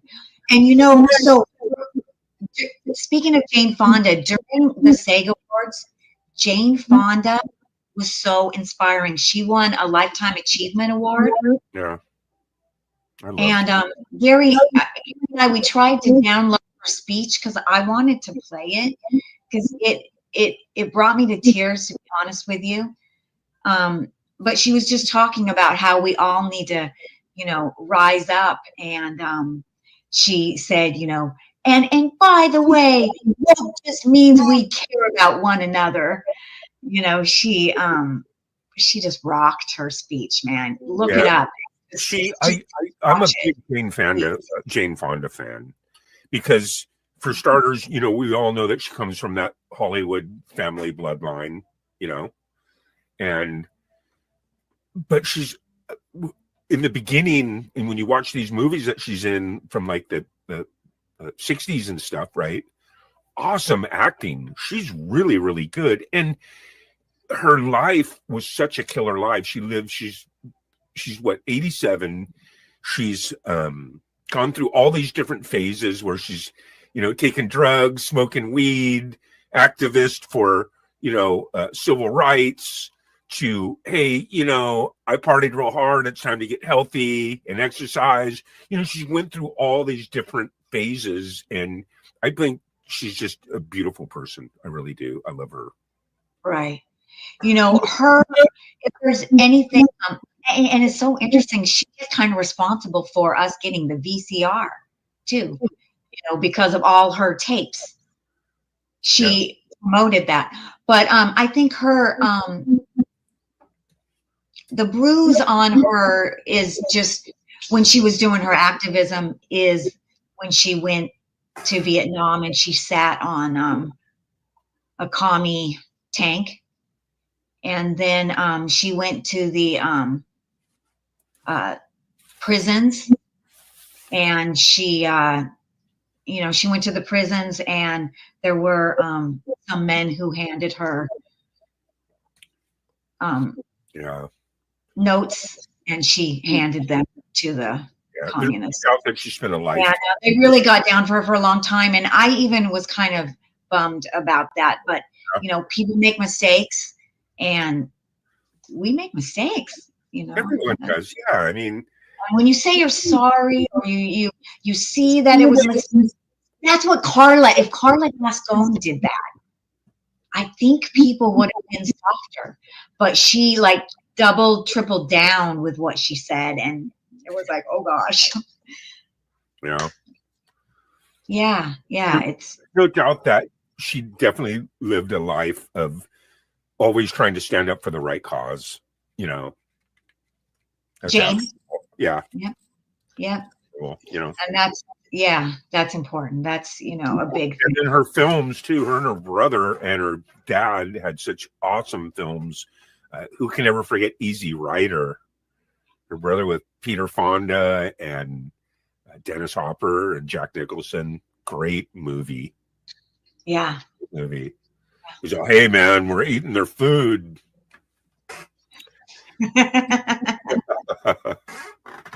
But you know who my favorite actor is of all time? Take a guess. Take a guess. No, you don't have to take a guess. There's so many. I was like a needle in a haystack, huh? My favorite actor is a guy named Tom Berenger. I think he is incredible because listen, not only is he Barnes in a World War II movie, he's his character Barnes in Platoon. Okay. God, I wish we could pull up a picture because I think I know who you're talking about. Okay. And then he was also the piano man in Eddie and the Cruisers. He played the keyboards. Okay. He's a keyboard player in the movie Eddie and the Cruisers. He was the catcher in a movie called Major League. Tom Berenger is listen. Now Tom Berenger's not the one who went out with Heidi Fleiss, is it? Is what? Does anybody know? Is Tom Berenger the dude who went out with Heidi Fleiss? I'm not sure. I just know his movies. The point I think what I'm trying to make is, because I don't think you've seen too many of those films, is like you talked about earlier, where he plays one character and then he's over here playing another character that's just completely fucking he's a method actor. Into it. You wouldn't even know it. You would be like, wow, really? Okay, he plays that and that, Yeah.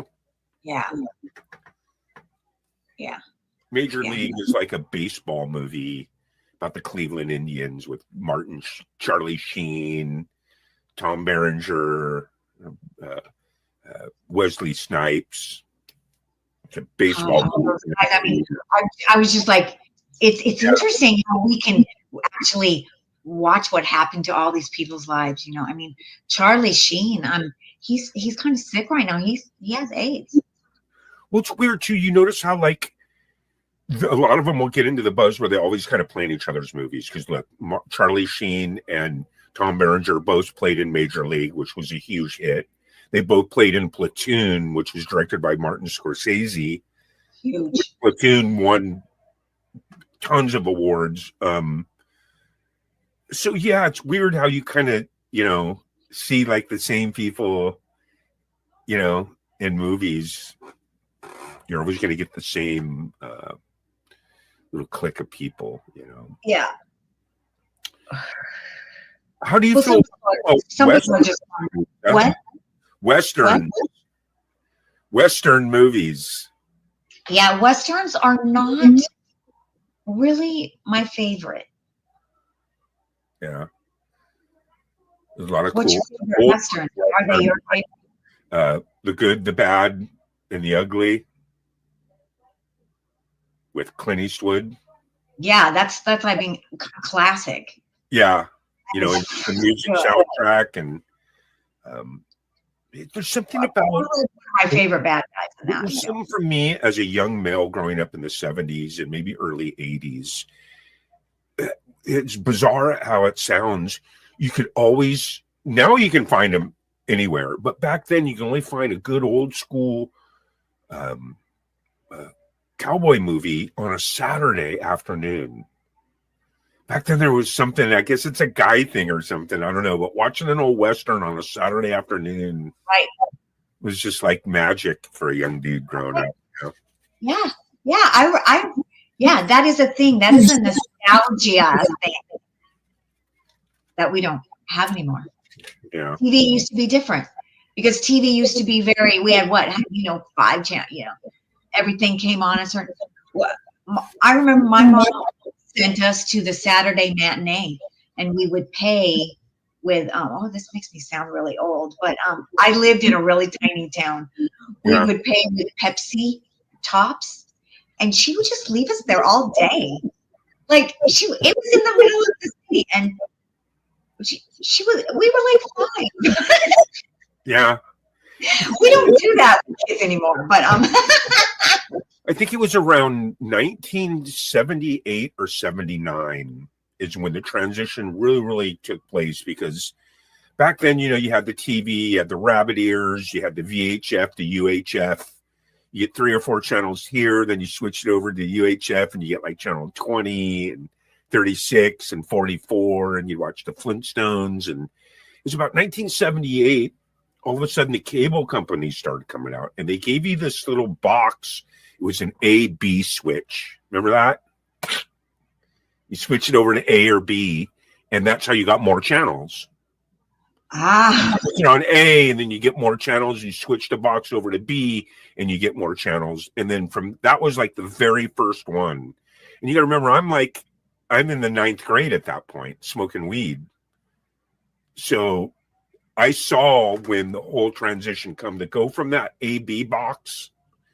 The next one was you got like a little box, and then it, you have the different channels that you click through. That was just right around 1979, 1980. And the same thing with the telephone.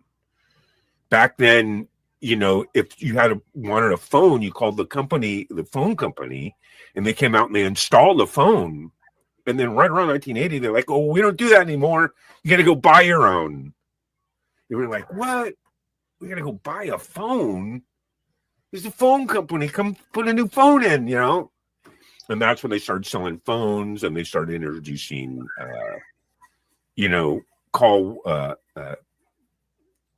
caller ID, and before if someone called, you write down a little note on a piece of paper and you'd put it in a basket. But it was right around that when television and phone kind of took off, you know what I mean? And water too, because back then I remember it was like maybe 1981 they started selling bottled water. It's like, what? Water? Right? You know what I mean?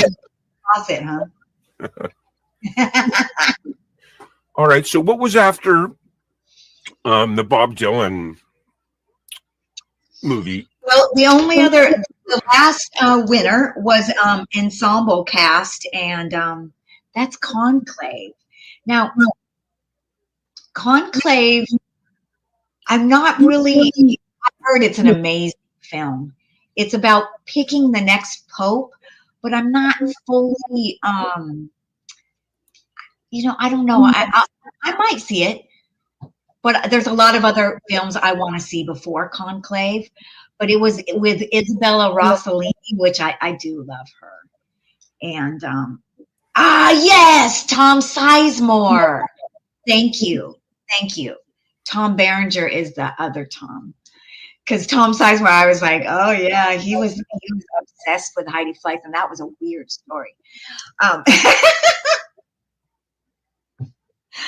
So yeah, Conclave. It was the last one that won. Yeah.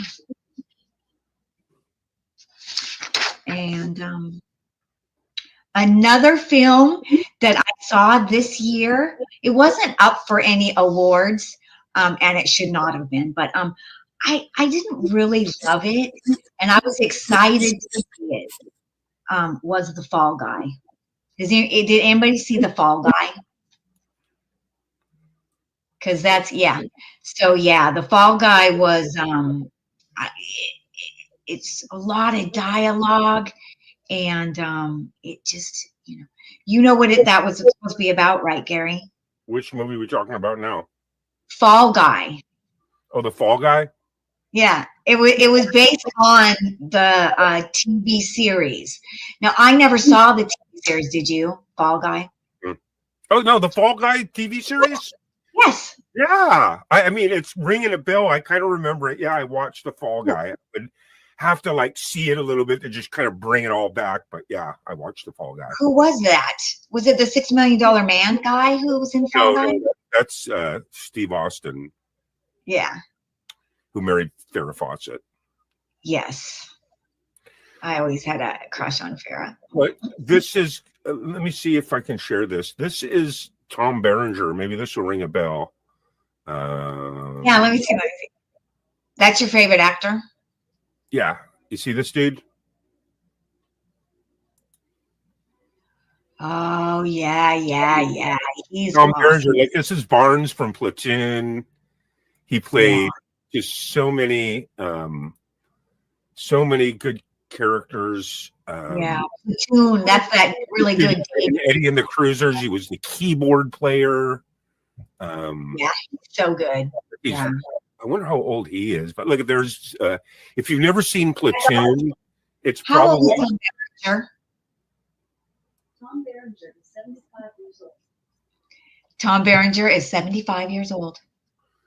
He plays in a lot of old films too. He played in this one where it was like I forget the name. It's a really famous movie. He played like a homosexual from New York or something. So his career has just been just all these different characters. And if you've never seen Platoon, I have. It's so amazing. It's an amazing movie, man. Like Apocalypse. It's like you have to yeah.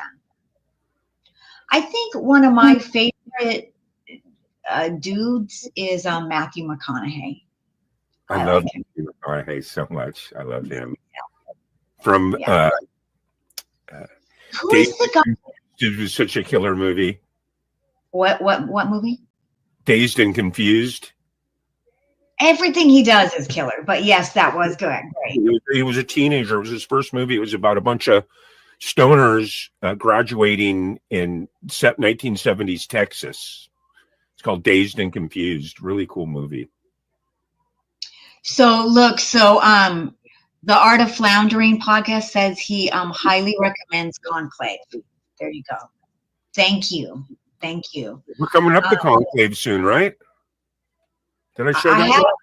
I have a poster of Conclave. No, show it. They were cute. They all came up together because they won Best Ensemble for Conclave. So the four actors went up on the stage. Yeah. That's just, yeah. That's it right here. Yeah. What's this all about? Conclave. I wish he could tell us, but it's about picking the new pope. That's what it's about. It's about picking the new pope when they have to replace the pope, and all the everything that goes on with that. And I love John Lithgow. He's great. Nice. Yeah. So we have this Substance movie. What? Yeah, that's one of the Dead horror movie. I've never even heard of it. Is this what she won the award for? Yes, this is what she won the award for, and it's, you know, this kind of off indie horror movie made by this woman, Coralie Fargate. Demi said this. She said it landed on her desk and she read it and she said she couldn't turn it down. This is a picture of the Substance. So it's you know, that's what it's about. It's about, you know, An her epic, trying to epic, audacious horror masterpiece. That's what they said about it. Yeah. So it is so interesting that she won on a horror movie. Yeah. And, Dennis Quaid. I forgot about Dennis Quaid. I love Dennis Quaid. Dennis Quaid is in this movie, and he rocks.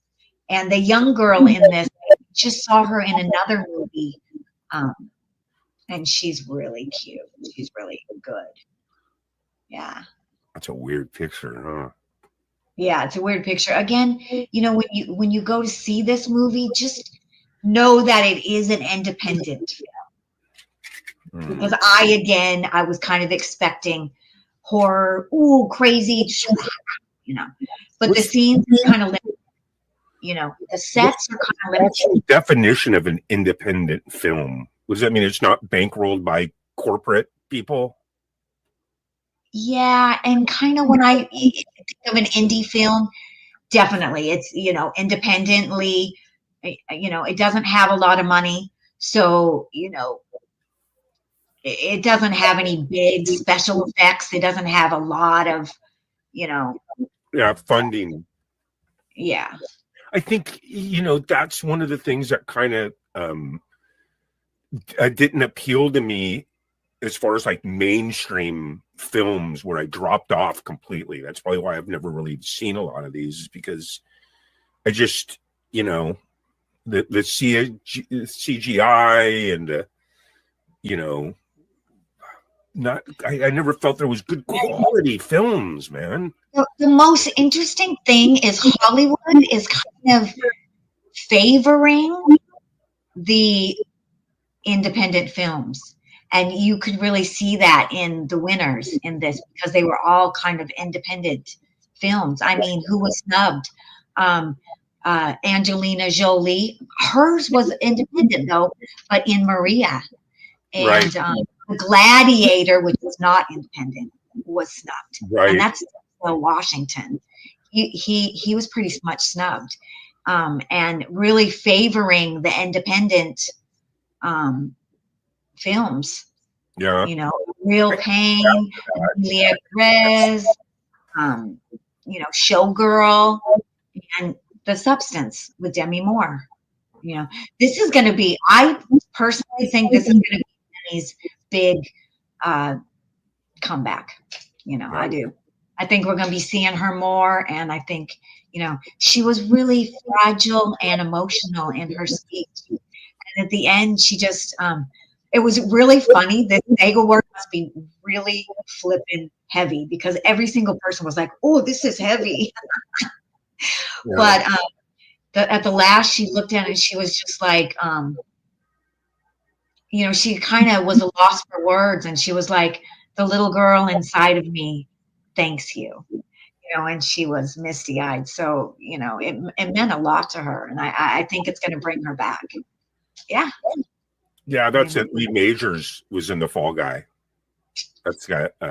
Yes, that's what I thought it was. Lee Majors. I remember it.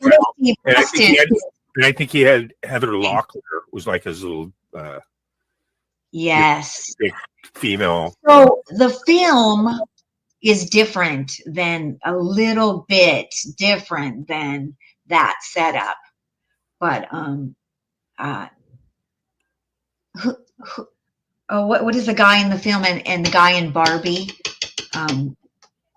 Ryan Reynolds, or no, Ryan, yeah, Ryan Gosling or Ryan Ryan I love Gosling. Ryan Gosling. Ryan Gosling is so great, and he's just coming out of Barbie, and then he did Fall Guy. Yeah, see, I liked that movie, The Notebook, because it was good writing, it was good acting. You fell in love with these characters, Noah and Allie. See, when you can recite something without, it's not like I'm looking at anything or looking at notes or anything. I'm just going, we're just ad-libbing. We're going, you remember characters, you know that those actors did something right? Yes, definitely. Yeah, definitely.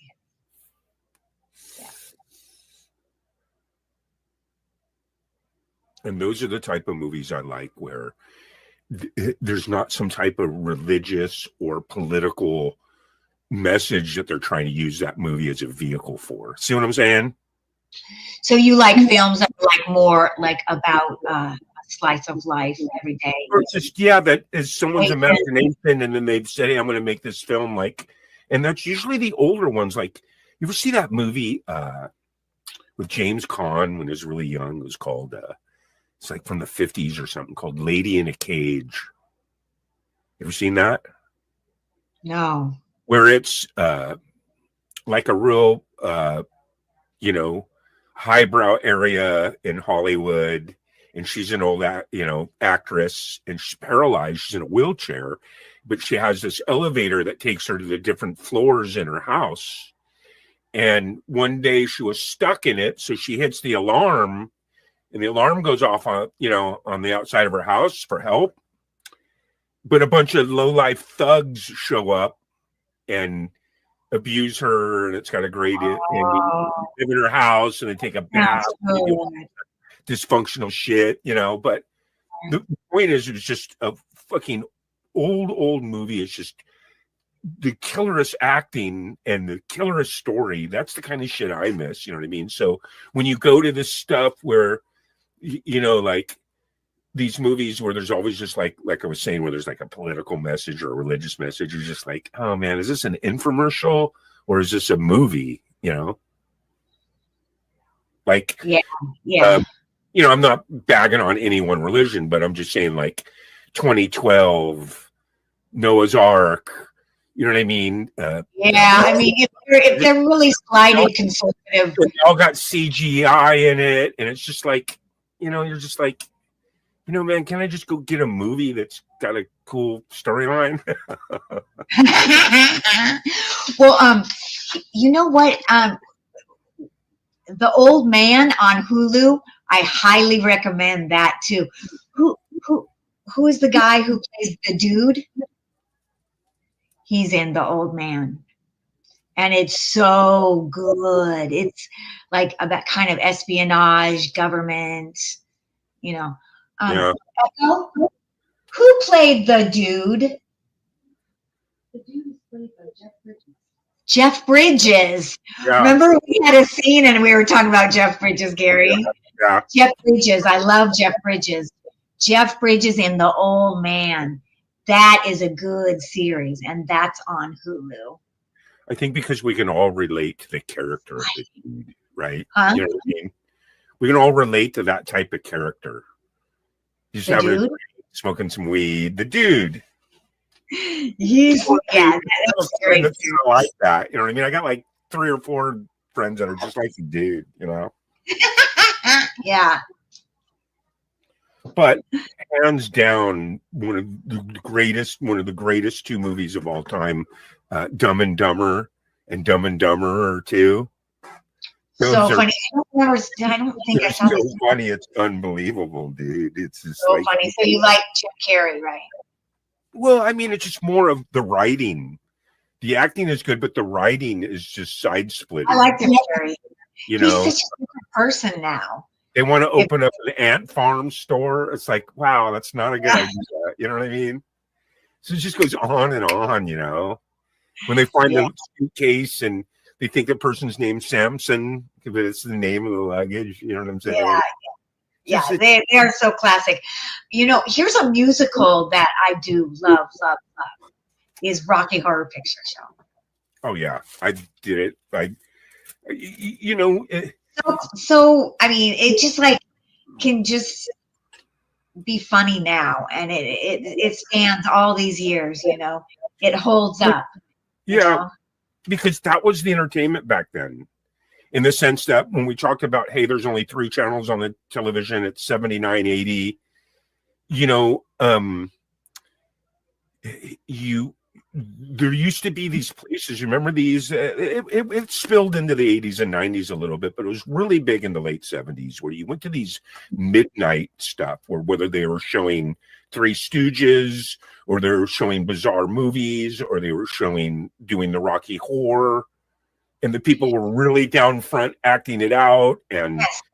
Everybody got together in a group and did things. Even if we watched TV, we all were watching it together because we knew that. We were Right. all watching the Cosby Show, or we were all watching, you know, whatever Family Ties, or whatever it was. You know, we're all watching it together. You know, they and used that's to- what's so different now is you know.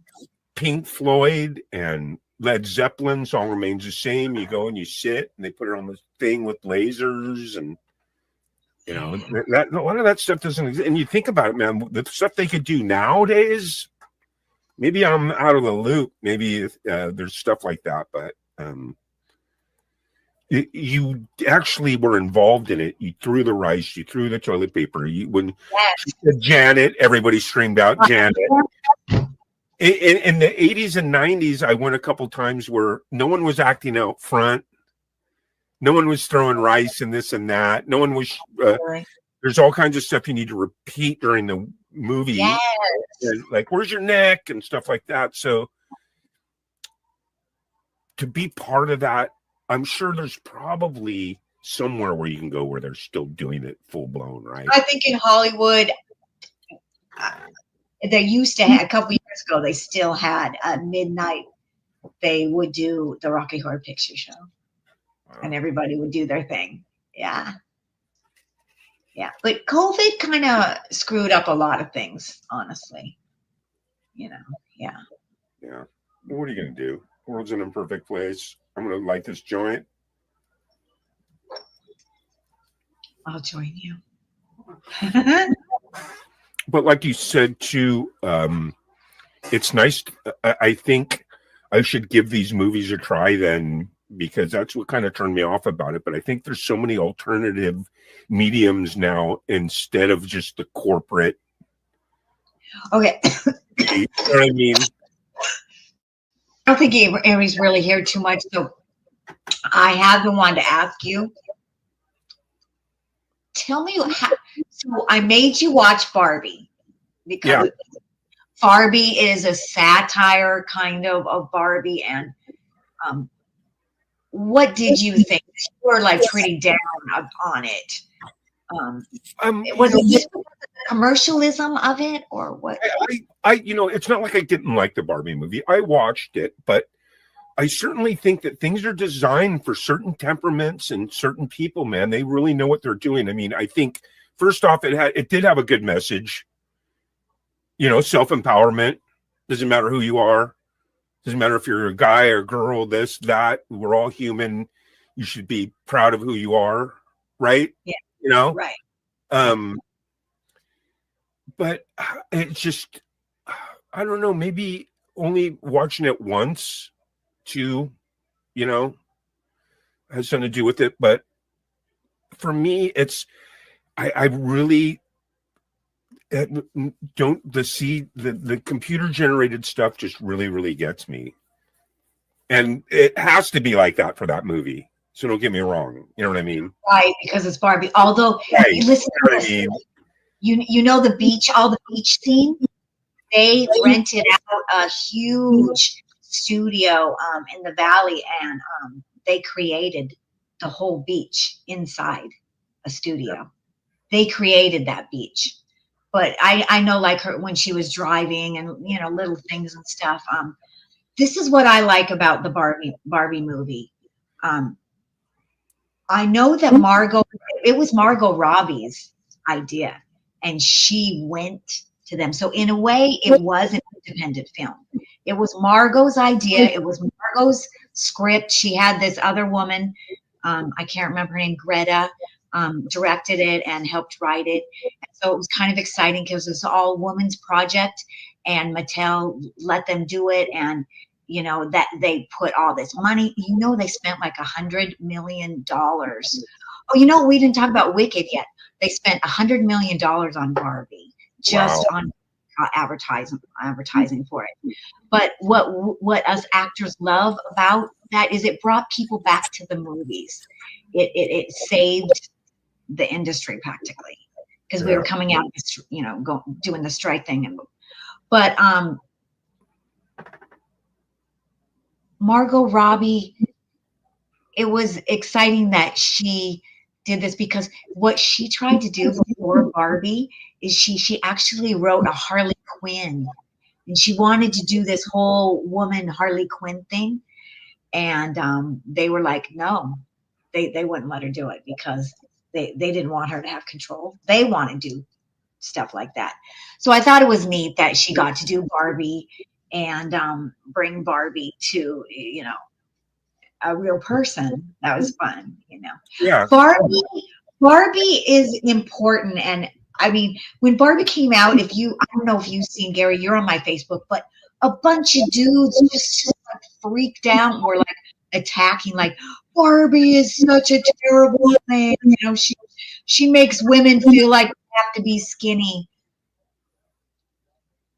When you're playing with Barbie, you're little.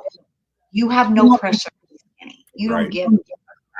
Number one. They have the pressure of magazines and fucking. We're not thinking about that. Right. What was exciting for us was that Barbie, for me, was that Barbie was the first doll that I didn't have to take care of. Barbie had boobs. She was an adult. Barbie could have a life. All my other dolls were baby dolls. They were babies. You know, we could just, you know, give them a bottle. But Barbie, we could buy her a Corvette. And she could have G.I. Joe as a Right. So she was exciting to us, because she allowed us girls to, you know, be creative. I can imagine it. And my take on it is that I thought it was innovative. I thought it was pretty cool, because they tried blending these different mediums and stuff. And then also too, it's got to be it's appealing, because for people that, like, if I grew up and I was a girl that played with dolls and Barbies, I would love it. I'd be like, oh, finally they made a Barbie. Let's go. That's how we felt. Yeah. Like, you know, a movie about, you know, like Rounders. You ever seen that? With Matt Damon. Rounders, are the card players. Yeah, I didn't see it. Okay. I know of it. My point is, that's where I'm like, hey, I want to go see that. See, so I bet Barbie was kind of cool, but then there's probably some of the Barbie community that are like, well, I don't like the way they did it, but I thought it was cool. I thought that they did have to be careful. It hold my attention, because I'm not in the CGI. I didn't grow up using Barbies and stuff. You know what I mean? Right. What kept me in it was just to see what they were doing, and then it was actually kind of cool how she went from the Barbie land, right, to like the real world. So that was kind of cool. Kind of bought into that a little bit, you know. Yeah. And I like the actors. I like her. Actually, I like her a lot. And I like Ryan Gosling. He was adorable as Ken. Yeah. So, yeah. And you gotta love Will Ferrell. So how could you not like Will Ferrell? He's played so many goofy characters, you know. Yeah. He's all, I am Dr. Rick Marshall. You are Chaka. I am smarter than you. Lost in, what's that movie? Lost in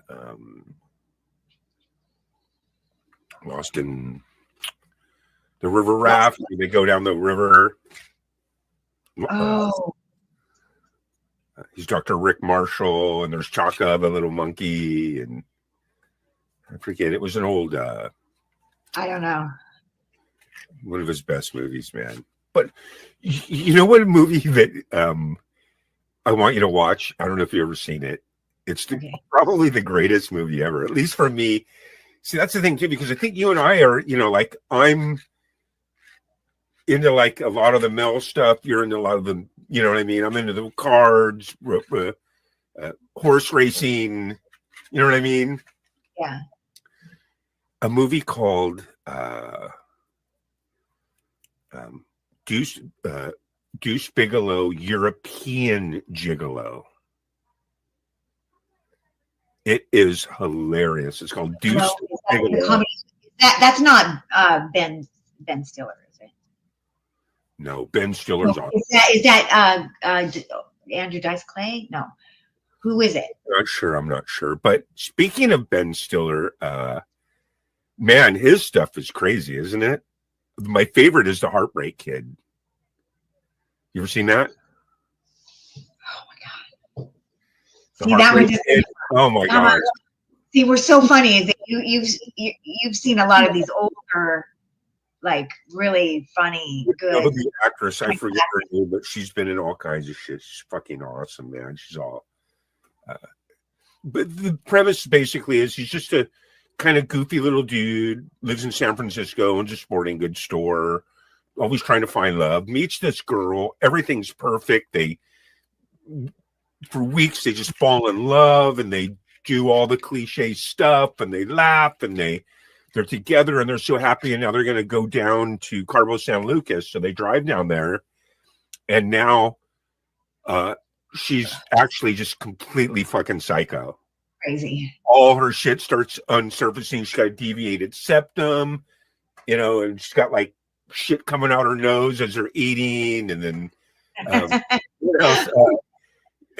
She's all, and at first it was all like PG and vanilla. And then she's like turning into a total tyrant. And then she's like, well, I still got to pay off the $50,000. And he's like, $50,000? What? Because they're planned to get married, right? Yeah. So I told you about my cocaine addiction and how I owe, and then when they finally make love, he wanted it all special with candles and she was with like gangbangers and owned all kinds of money. And she's like, you want a pile drive? And just, anyway, you've got to see it. It's called The Heartbreak Kid, man. And who else is in it? Megan McConaughey. I love her. Megan McConaughey? Megan McConaughey. Yeah. Megan McConaughey. Oh, I can't picture who that is. No. If you would tell me who the girl, the lead is, I probably would know.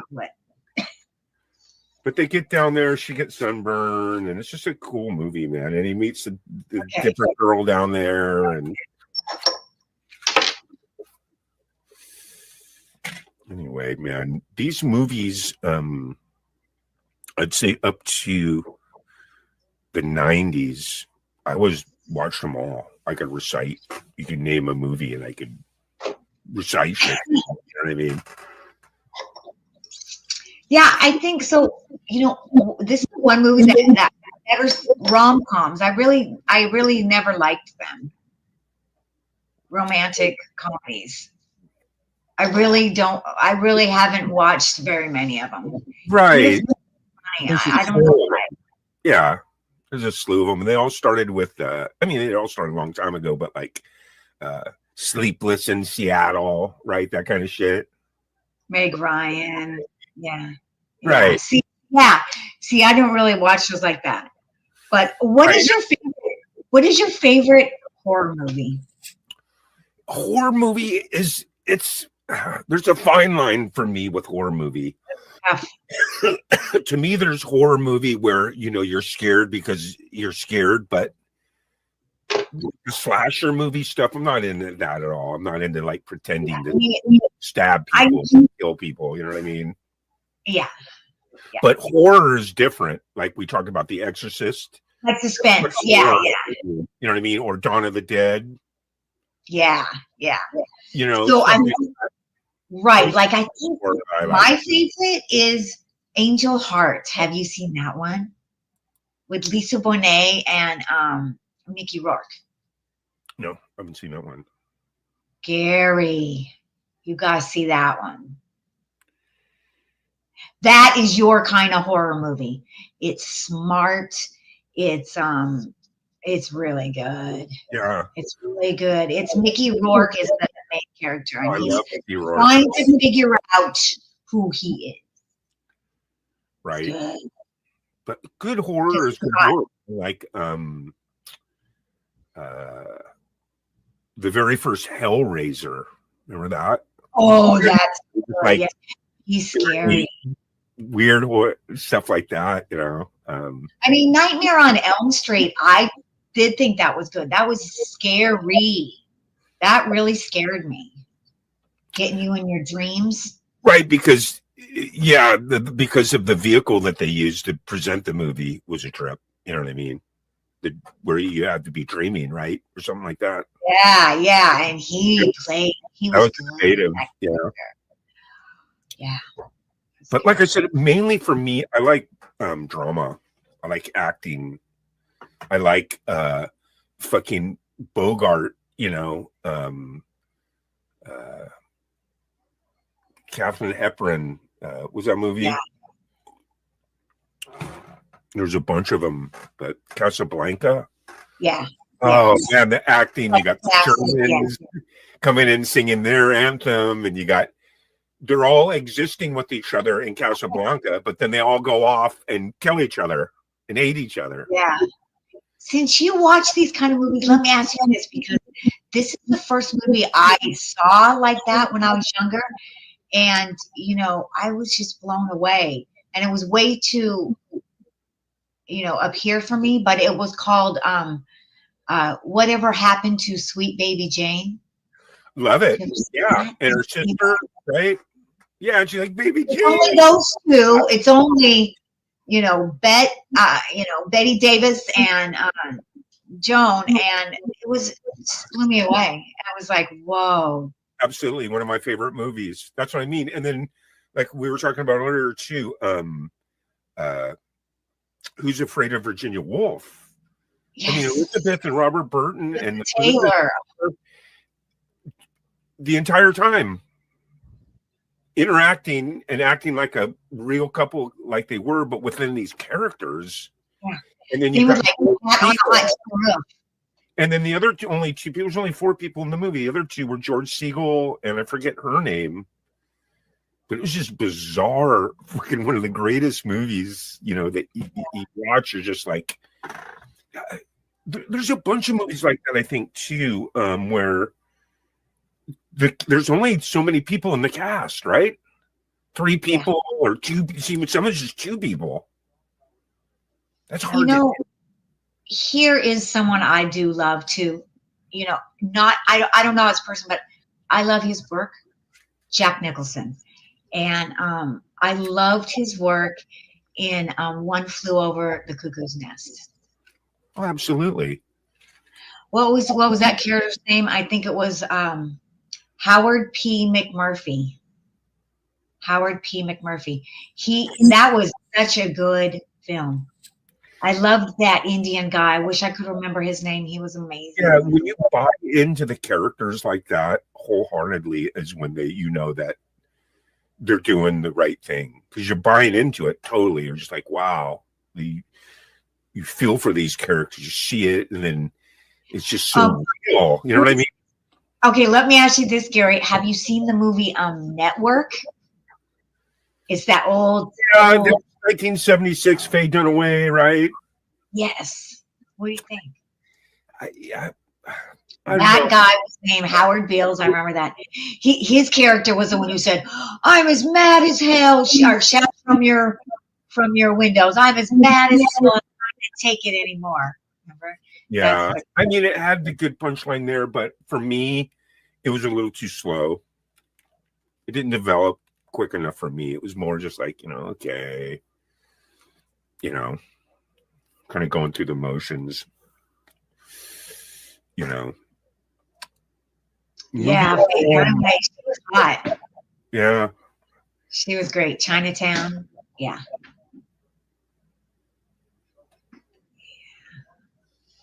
Watching older movies for me, like I said, I kind of the same way with music too. After like the right around the 2000s. I couldn't tell you, Lisa, Drake, this, that, Taylor Swift, all those people, there's a zillion of them. I couldn't even tell you one fucking song. Okay. Seriously, on the top Billboard 100. Nija, Nicki Minaj, this and that, and Bruno Mars. I don't know. You know what I'm saying is I can't recall and sing one song. But Right. up until like the late 90s, okay, I can tell you the Billboard top 100 for every fucking year.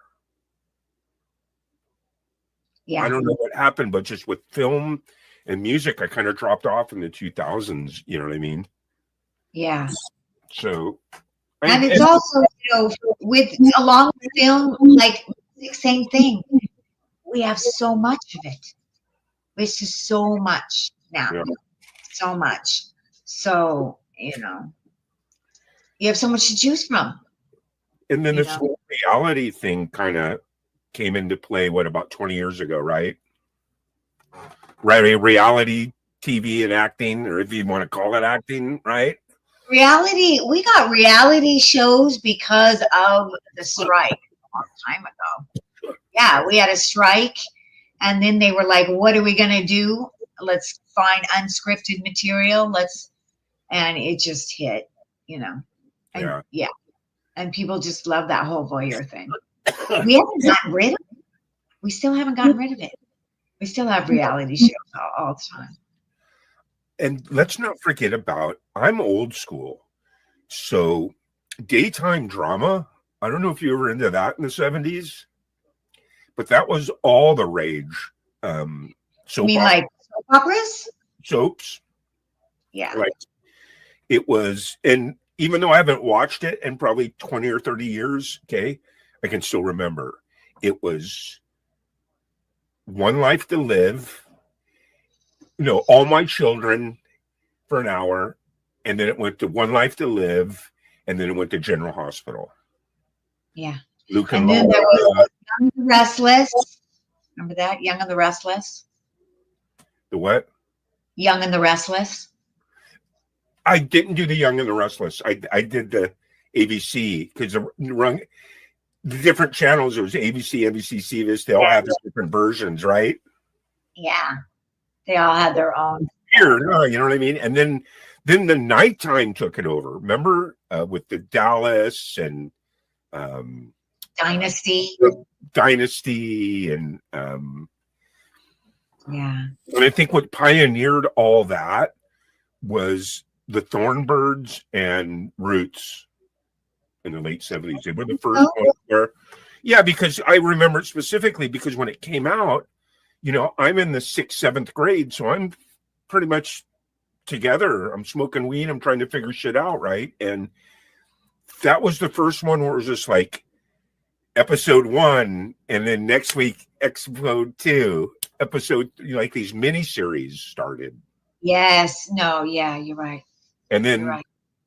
they were like the two model. The Thornbirds was with Richard Chamberlain, where he was like Oh yeah, I remember. They also had another one. It was kind of sick when you think about it. It was like a priest Informant. that fell in love with Yeah. That spilled into. Did you watch any of those Passions? Remember that? It was No. soap opera. They had a couple of these parody soap operas. Passions, Soap. Soap is, yes. I used to, this is so weird. I used to, when I was in college, we would get together and watch reruns of Soap, and we would all get high. It was so funny. I don't know why we did that. But All right. yeah. Time for the big guns. Now, let's talk about Disney. Wicked. Yeah, Wicked. I have not seen it, and I'm so excited to see I haven't seen it. What's weird is I heard about it, but I have no idea what it's even. I mean, Yeah, it's supposed to be before it's the witches, before the Wizard of Oz, and how they Wait. Let me get how this. they became who they are. And Oh, it's about the witches before the Wizard of Oz, like the good witch and the bad witch. yeah.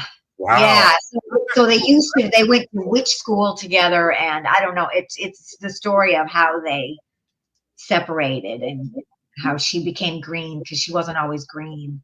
Wow, and they probably have like names for them, right? Yes, they have names for sure. Yeah, I can't remember their names, but it looks beautiful. I'm really excited to see that. Yeah, I mean, listen. Remember we were talking about Barbie, and they gave the commercial $100 million on commercials. Wicked was $150 million on advertisements alone. Wow. Well, I gotta tell you, seriously, this is all completely new to me. I'm glad I just found this out, because even how I didn't play with Barbie, so I don't gonna go relate to the Barbie movie too much. Right. I love the Wizard of Oz, so I'm gonna completely relate to this.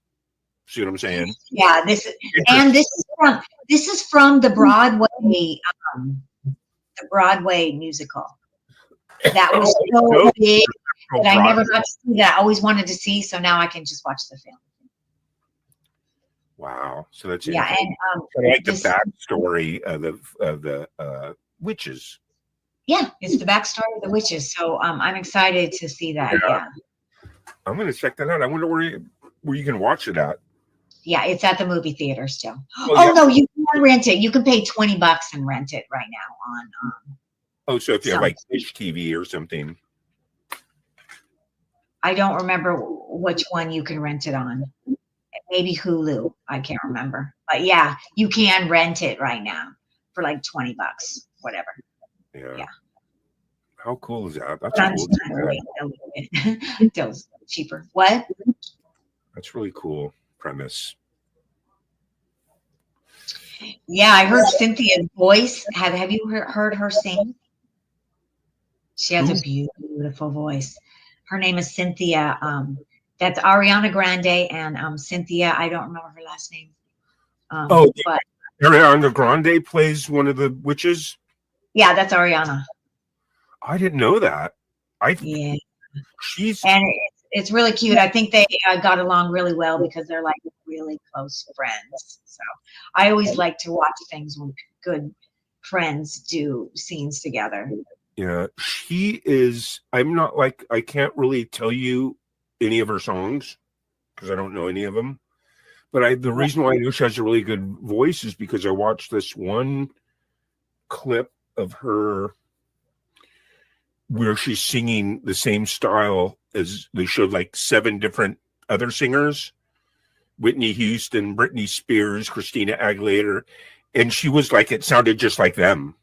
She's that good. Yeah, she's gotta be, I love her voice. You know what I'm saying? She could sing any other. She could sing it in the style of Adele. She could sing in the style of Celine Dion. She can. That's fucking hard to do, man. I can barely do a rusted fucking cowboy. Okay. She has a beautiful voice, and she's from she was a little girl actor. She was from, I think, iCarly. I think that was the one that she was from, but yeah, she's. Here's what she's a little actress. I watched her brother Frankie. Okay, she has a brother named Frankie. I didn't even know that. Yeah, and he was on Big Brother about 10 years ago, and I was just thinking, "Hey, Ariana Grande's my sister." You know, and I know you don't do Big Brother, but Big Brother is a breeding ground for CBS for their programming. It's where they breed their actors. Because they have this one show, it's called Big Brother, where they, I don't watch it. I mean, but it has been on for a long time. Right. What they do is they take 16 people, put them in a house, everybody voyeurism for 3 months. And the people bond with them because they are on every week, all summer long. Yeah. And they're they all live in the same house, and then they vote them out each week. One person has to leave. Everybody votes them out. So you can see how that'll make enemies, right? But anyway, 80% of all those people go on to play in all their shit because people already like them. See what I'm saying? Right. In Yeah. other words, the system, whether it's movies or music, it's the same type of trip where it used to be like, oh, well, we're going to sign you. We hope everybody likes you. Well, now, no, they just have shows like The Voice or American Idol where, you know, they say, hey, out of all these people who you like the best, and then everybody likes that person because everybody voted for him to win, and that's how they get their little Carrie in the Woods, and they don't have to rely on just, I hope it works. They know it's going to work because they just made a lot of money and a lot of exposure and put a lot into this person to be the number one. But the only thing is that person is just an employee of theirs. And now somebody can come into an agency. Oh, look how many people like me on YouTube. Look at this. Look at that. We can make our, you know, look at Childish Gambino. Look at all these people who have actually created themselves independently and then gone, and you know, Yeah. of course they're gonna pour money into that, you know. Yeah. Yeah, it's interesting. An actor has to work a lot harder now in a way because there's so many people that are self-promoting. Right. Yeah. And then, you know, and that's just part of the acting and the thing. That's why I'm telling you, even though you don't know much about it, you should check it out because you would be a perfect fucking candidate. I'm telling you. I wanted to send a videotape to them of you. Remember years and years ago, I go, Lisa, man, you should get on Big Brother. Because they would, I'm telling you. Look at me. I would be like, people would yell at me and fight with me all the time. They'd be like, Lisa, stop smoking weed. I'm telling you, Like, no. the producer, I know the executive producer's name. I know her email. You email her a videotape of that you want to be on the next Big Brother. Because they have it every year. They're on, this is Big Brother 30, I think. It's been 30 years. Nobody wants to see me on Big Brother, Gary. No, it launches so many careers, man. Well, I am trying to launch. And next thing you know, you're on an episode of Jax, and you're on a fucking, you know. See, now I want that, but I don't know, you know, if it's going to be starting off on Big Brother. Okay. All right. And then you But feel free to send me in. Feel free to submit me, Gary. Well, no, we make a video. Hi, I'm Lisa. You know? It's funny. That's what they do. That's why I actually like that show, because they've stayed true, even though it is a lot of plants in the sense that these are all just people that want to get into business in Hollywood that are applying for it. They try to make it seem like, hi, I'm Candy and I'm from North Carolina. And, you know, shit, like they try to get all this different diversity, but really it's just a different diversity of actors that are trying to get into business. You know what I'm saying? Yes. It was an Same experiment. like, you know, America's Got Talent and some of those other ones. So some of those people are, you know, they haven't like hit it big yet, but they're kind of professional already. Like, you know, the comedians, like this one comedian lady, she was on America's Got Talent. She was a working comedian already, you know. These people are already professionals in their sense. Right. They bring them in like, what's your name? I'm Cindy from Missouri. You know, I just I give groceries to people, but really they are, you know. Yeah, it's so fabricated. Everything, you know, what you. That's why I don't watch the reality shows, because I don't trust them. Right, and no much. How it's to me with reality, it's like, well, how much reality can it be if they know the fucking camera's on? Well, like or something, you know what I mean? It's like also once you understand it's on the network, it's a union job which means, yes, it is scripted because they have to know what these people are going to say. They can't just say whatever they want. They have to have time. They you know, it's so, you know, crafted, and it kind of bothers me. New skeleton where like she's going to go to his house and then he's going to go to his house, right? You know. Yes, they know how you're going to end up in this. Yeah, you can improv in between the lines. Yeah. You know, there's mainly what got me to, because like I said, I kind of detached when I started recording all my music and started making my own videos. That's been for like the last 7 years. I've been making all this, you know, that I have on my content, I have on my shit, right? And that's one of the reasons why I kind of dropped out from all that too, because I didn't want it to affect what I was creating. You know what I mean? Yes. You know what I mean? So, yeah, man. Yeah, I mean that's very important. And I was thinking about being an artist, and you know, I was watching Cyndi Lauper, and this is what she said, but it's, you know, someone earlier said it. But as an artist, it's not our job to judge ourselves. Our job is to keep the creativity open and to create, and then, you know, give it out, and it's up to the people if they like it or not. It's not up to us to judge ourselves. We need to keep creating, and that's what we all need to do, you know, keep creating. And it's so easy to stop and judge what we do, and it was like, I can get stuck in that, and then I won't put anything out. So I'll be like, it's not good enough. It's not as good as this person over here. If we never put anything out and we always wait till we're better than that best person, we're not going to do anything. So we just have to be ourselves and just keep creating and getting better at what we do. And you're right, sometimes you don't want to be influenced when you're in the middle of creating something. So yeah. But then you don't want to be left alone in a box either, because you want to know what's going on in the world, because you want to be in touch with everyone. Yeah. You know what I mean? So it's like this fine line, you know, that you have to, you know, be in the world, but yet, you know, be original. Yeah.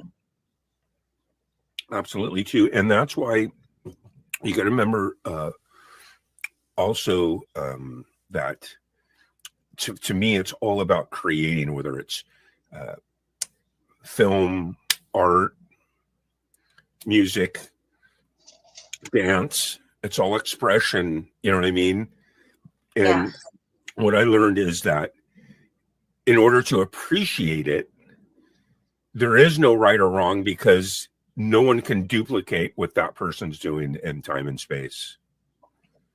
No one can do it exactly like that. That's why it's so unique.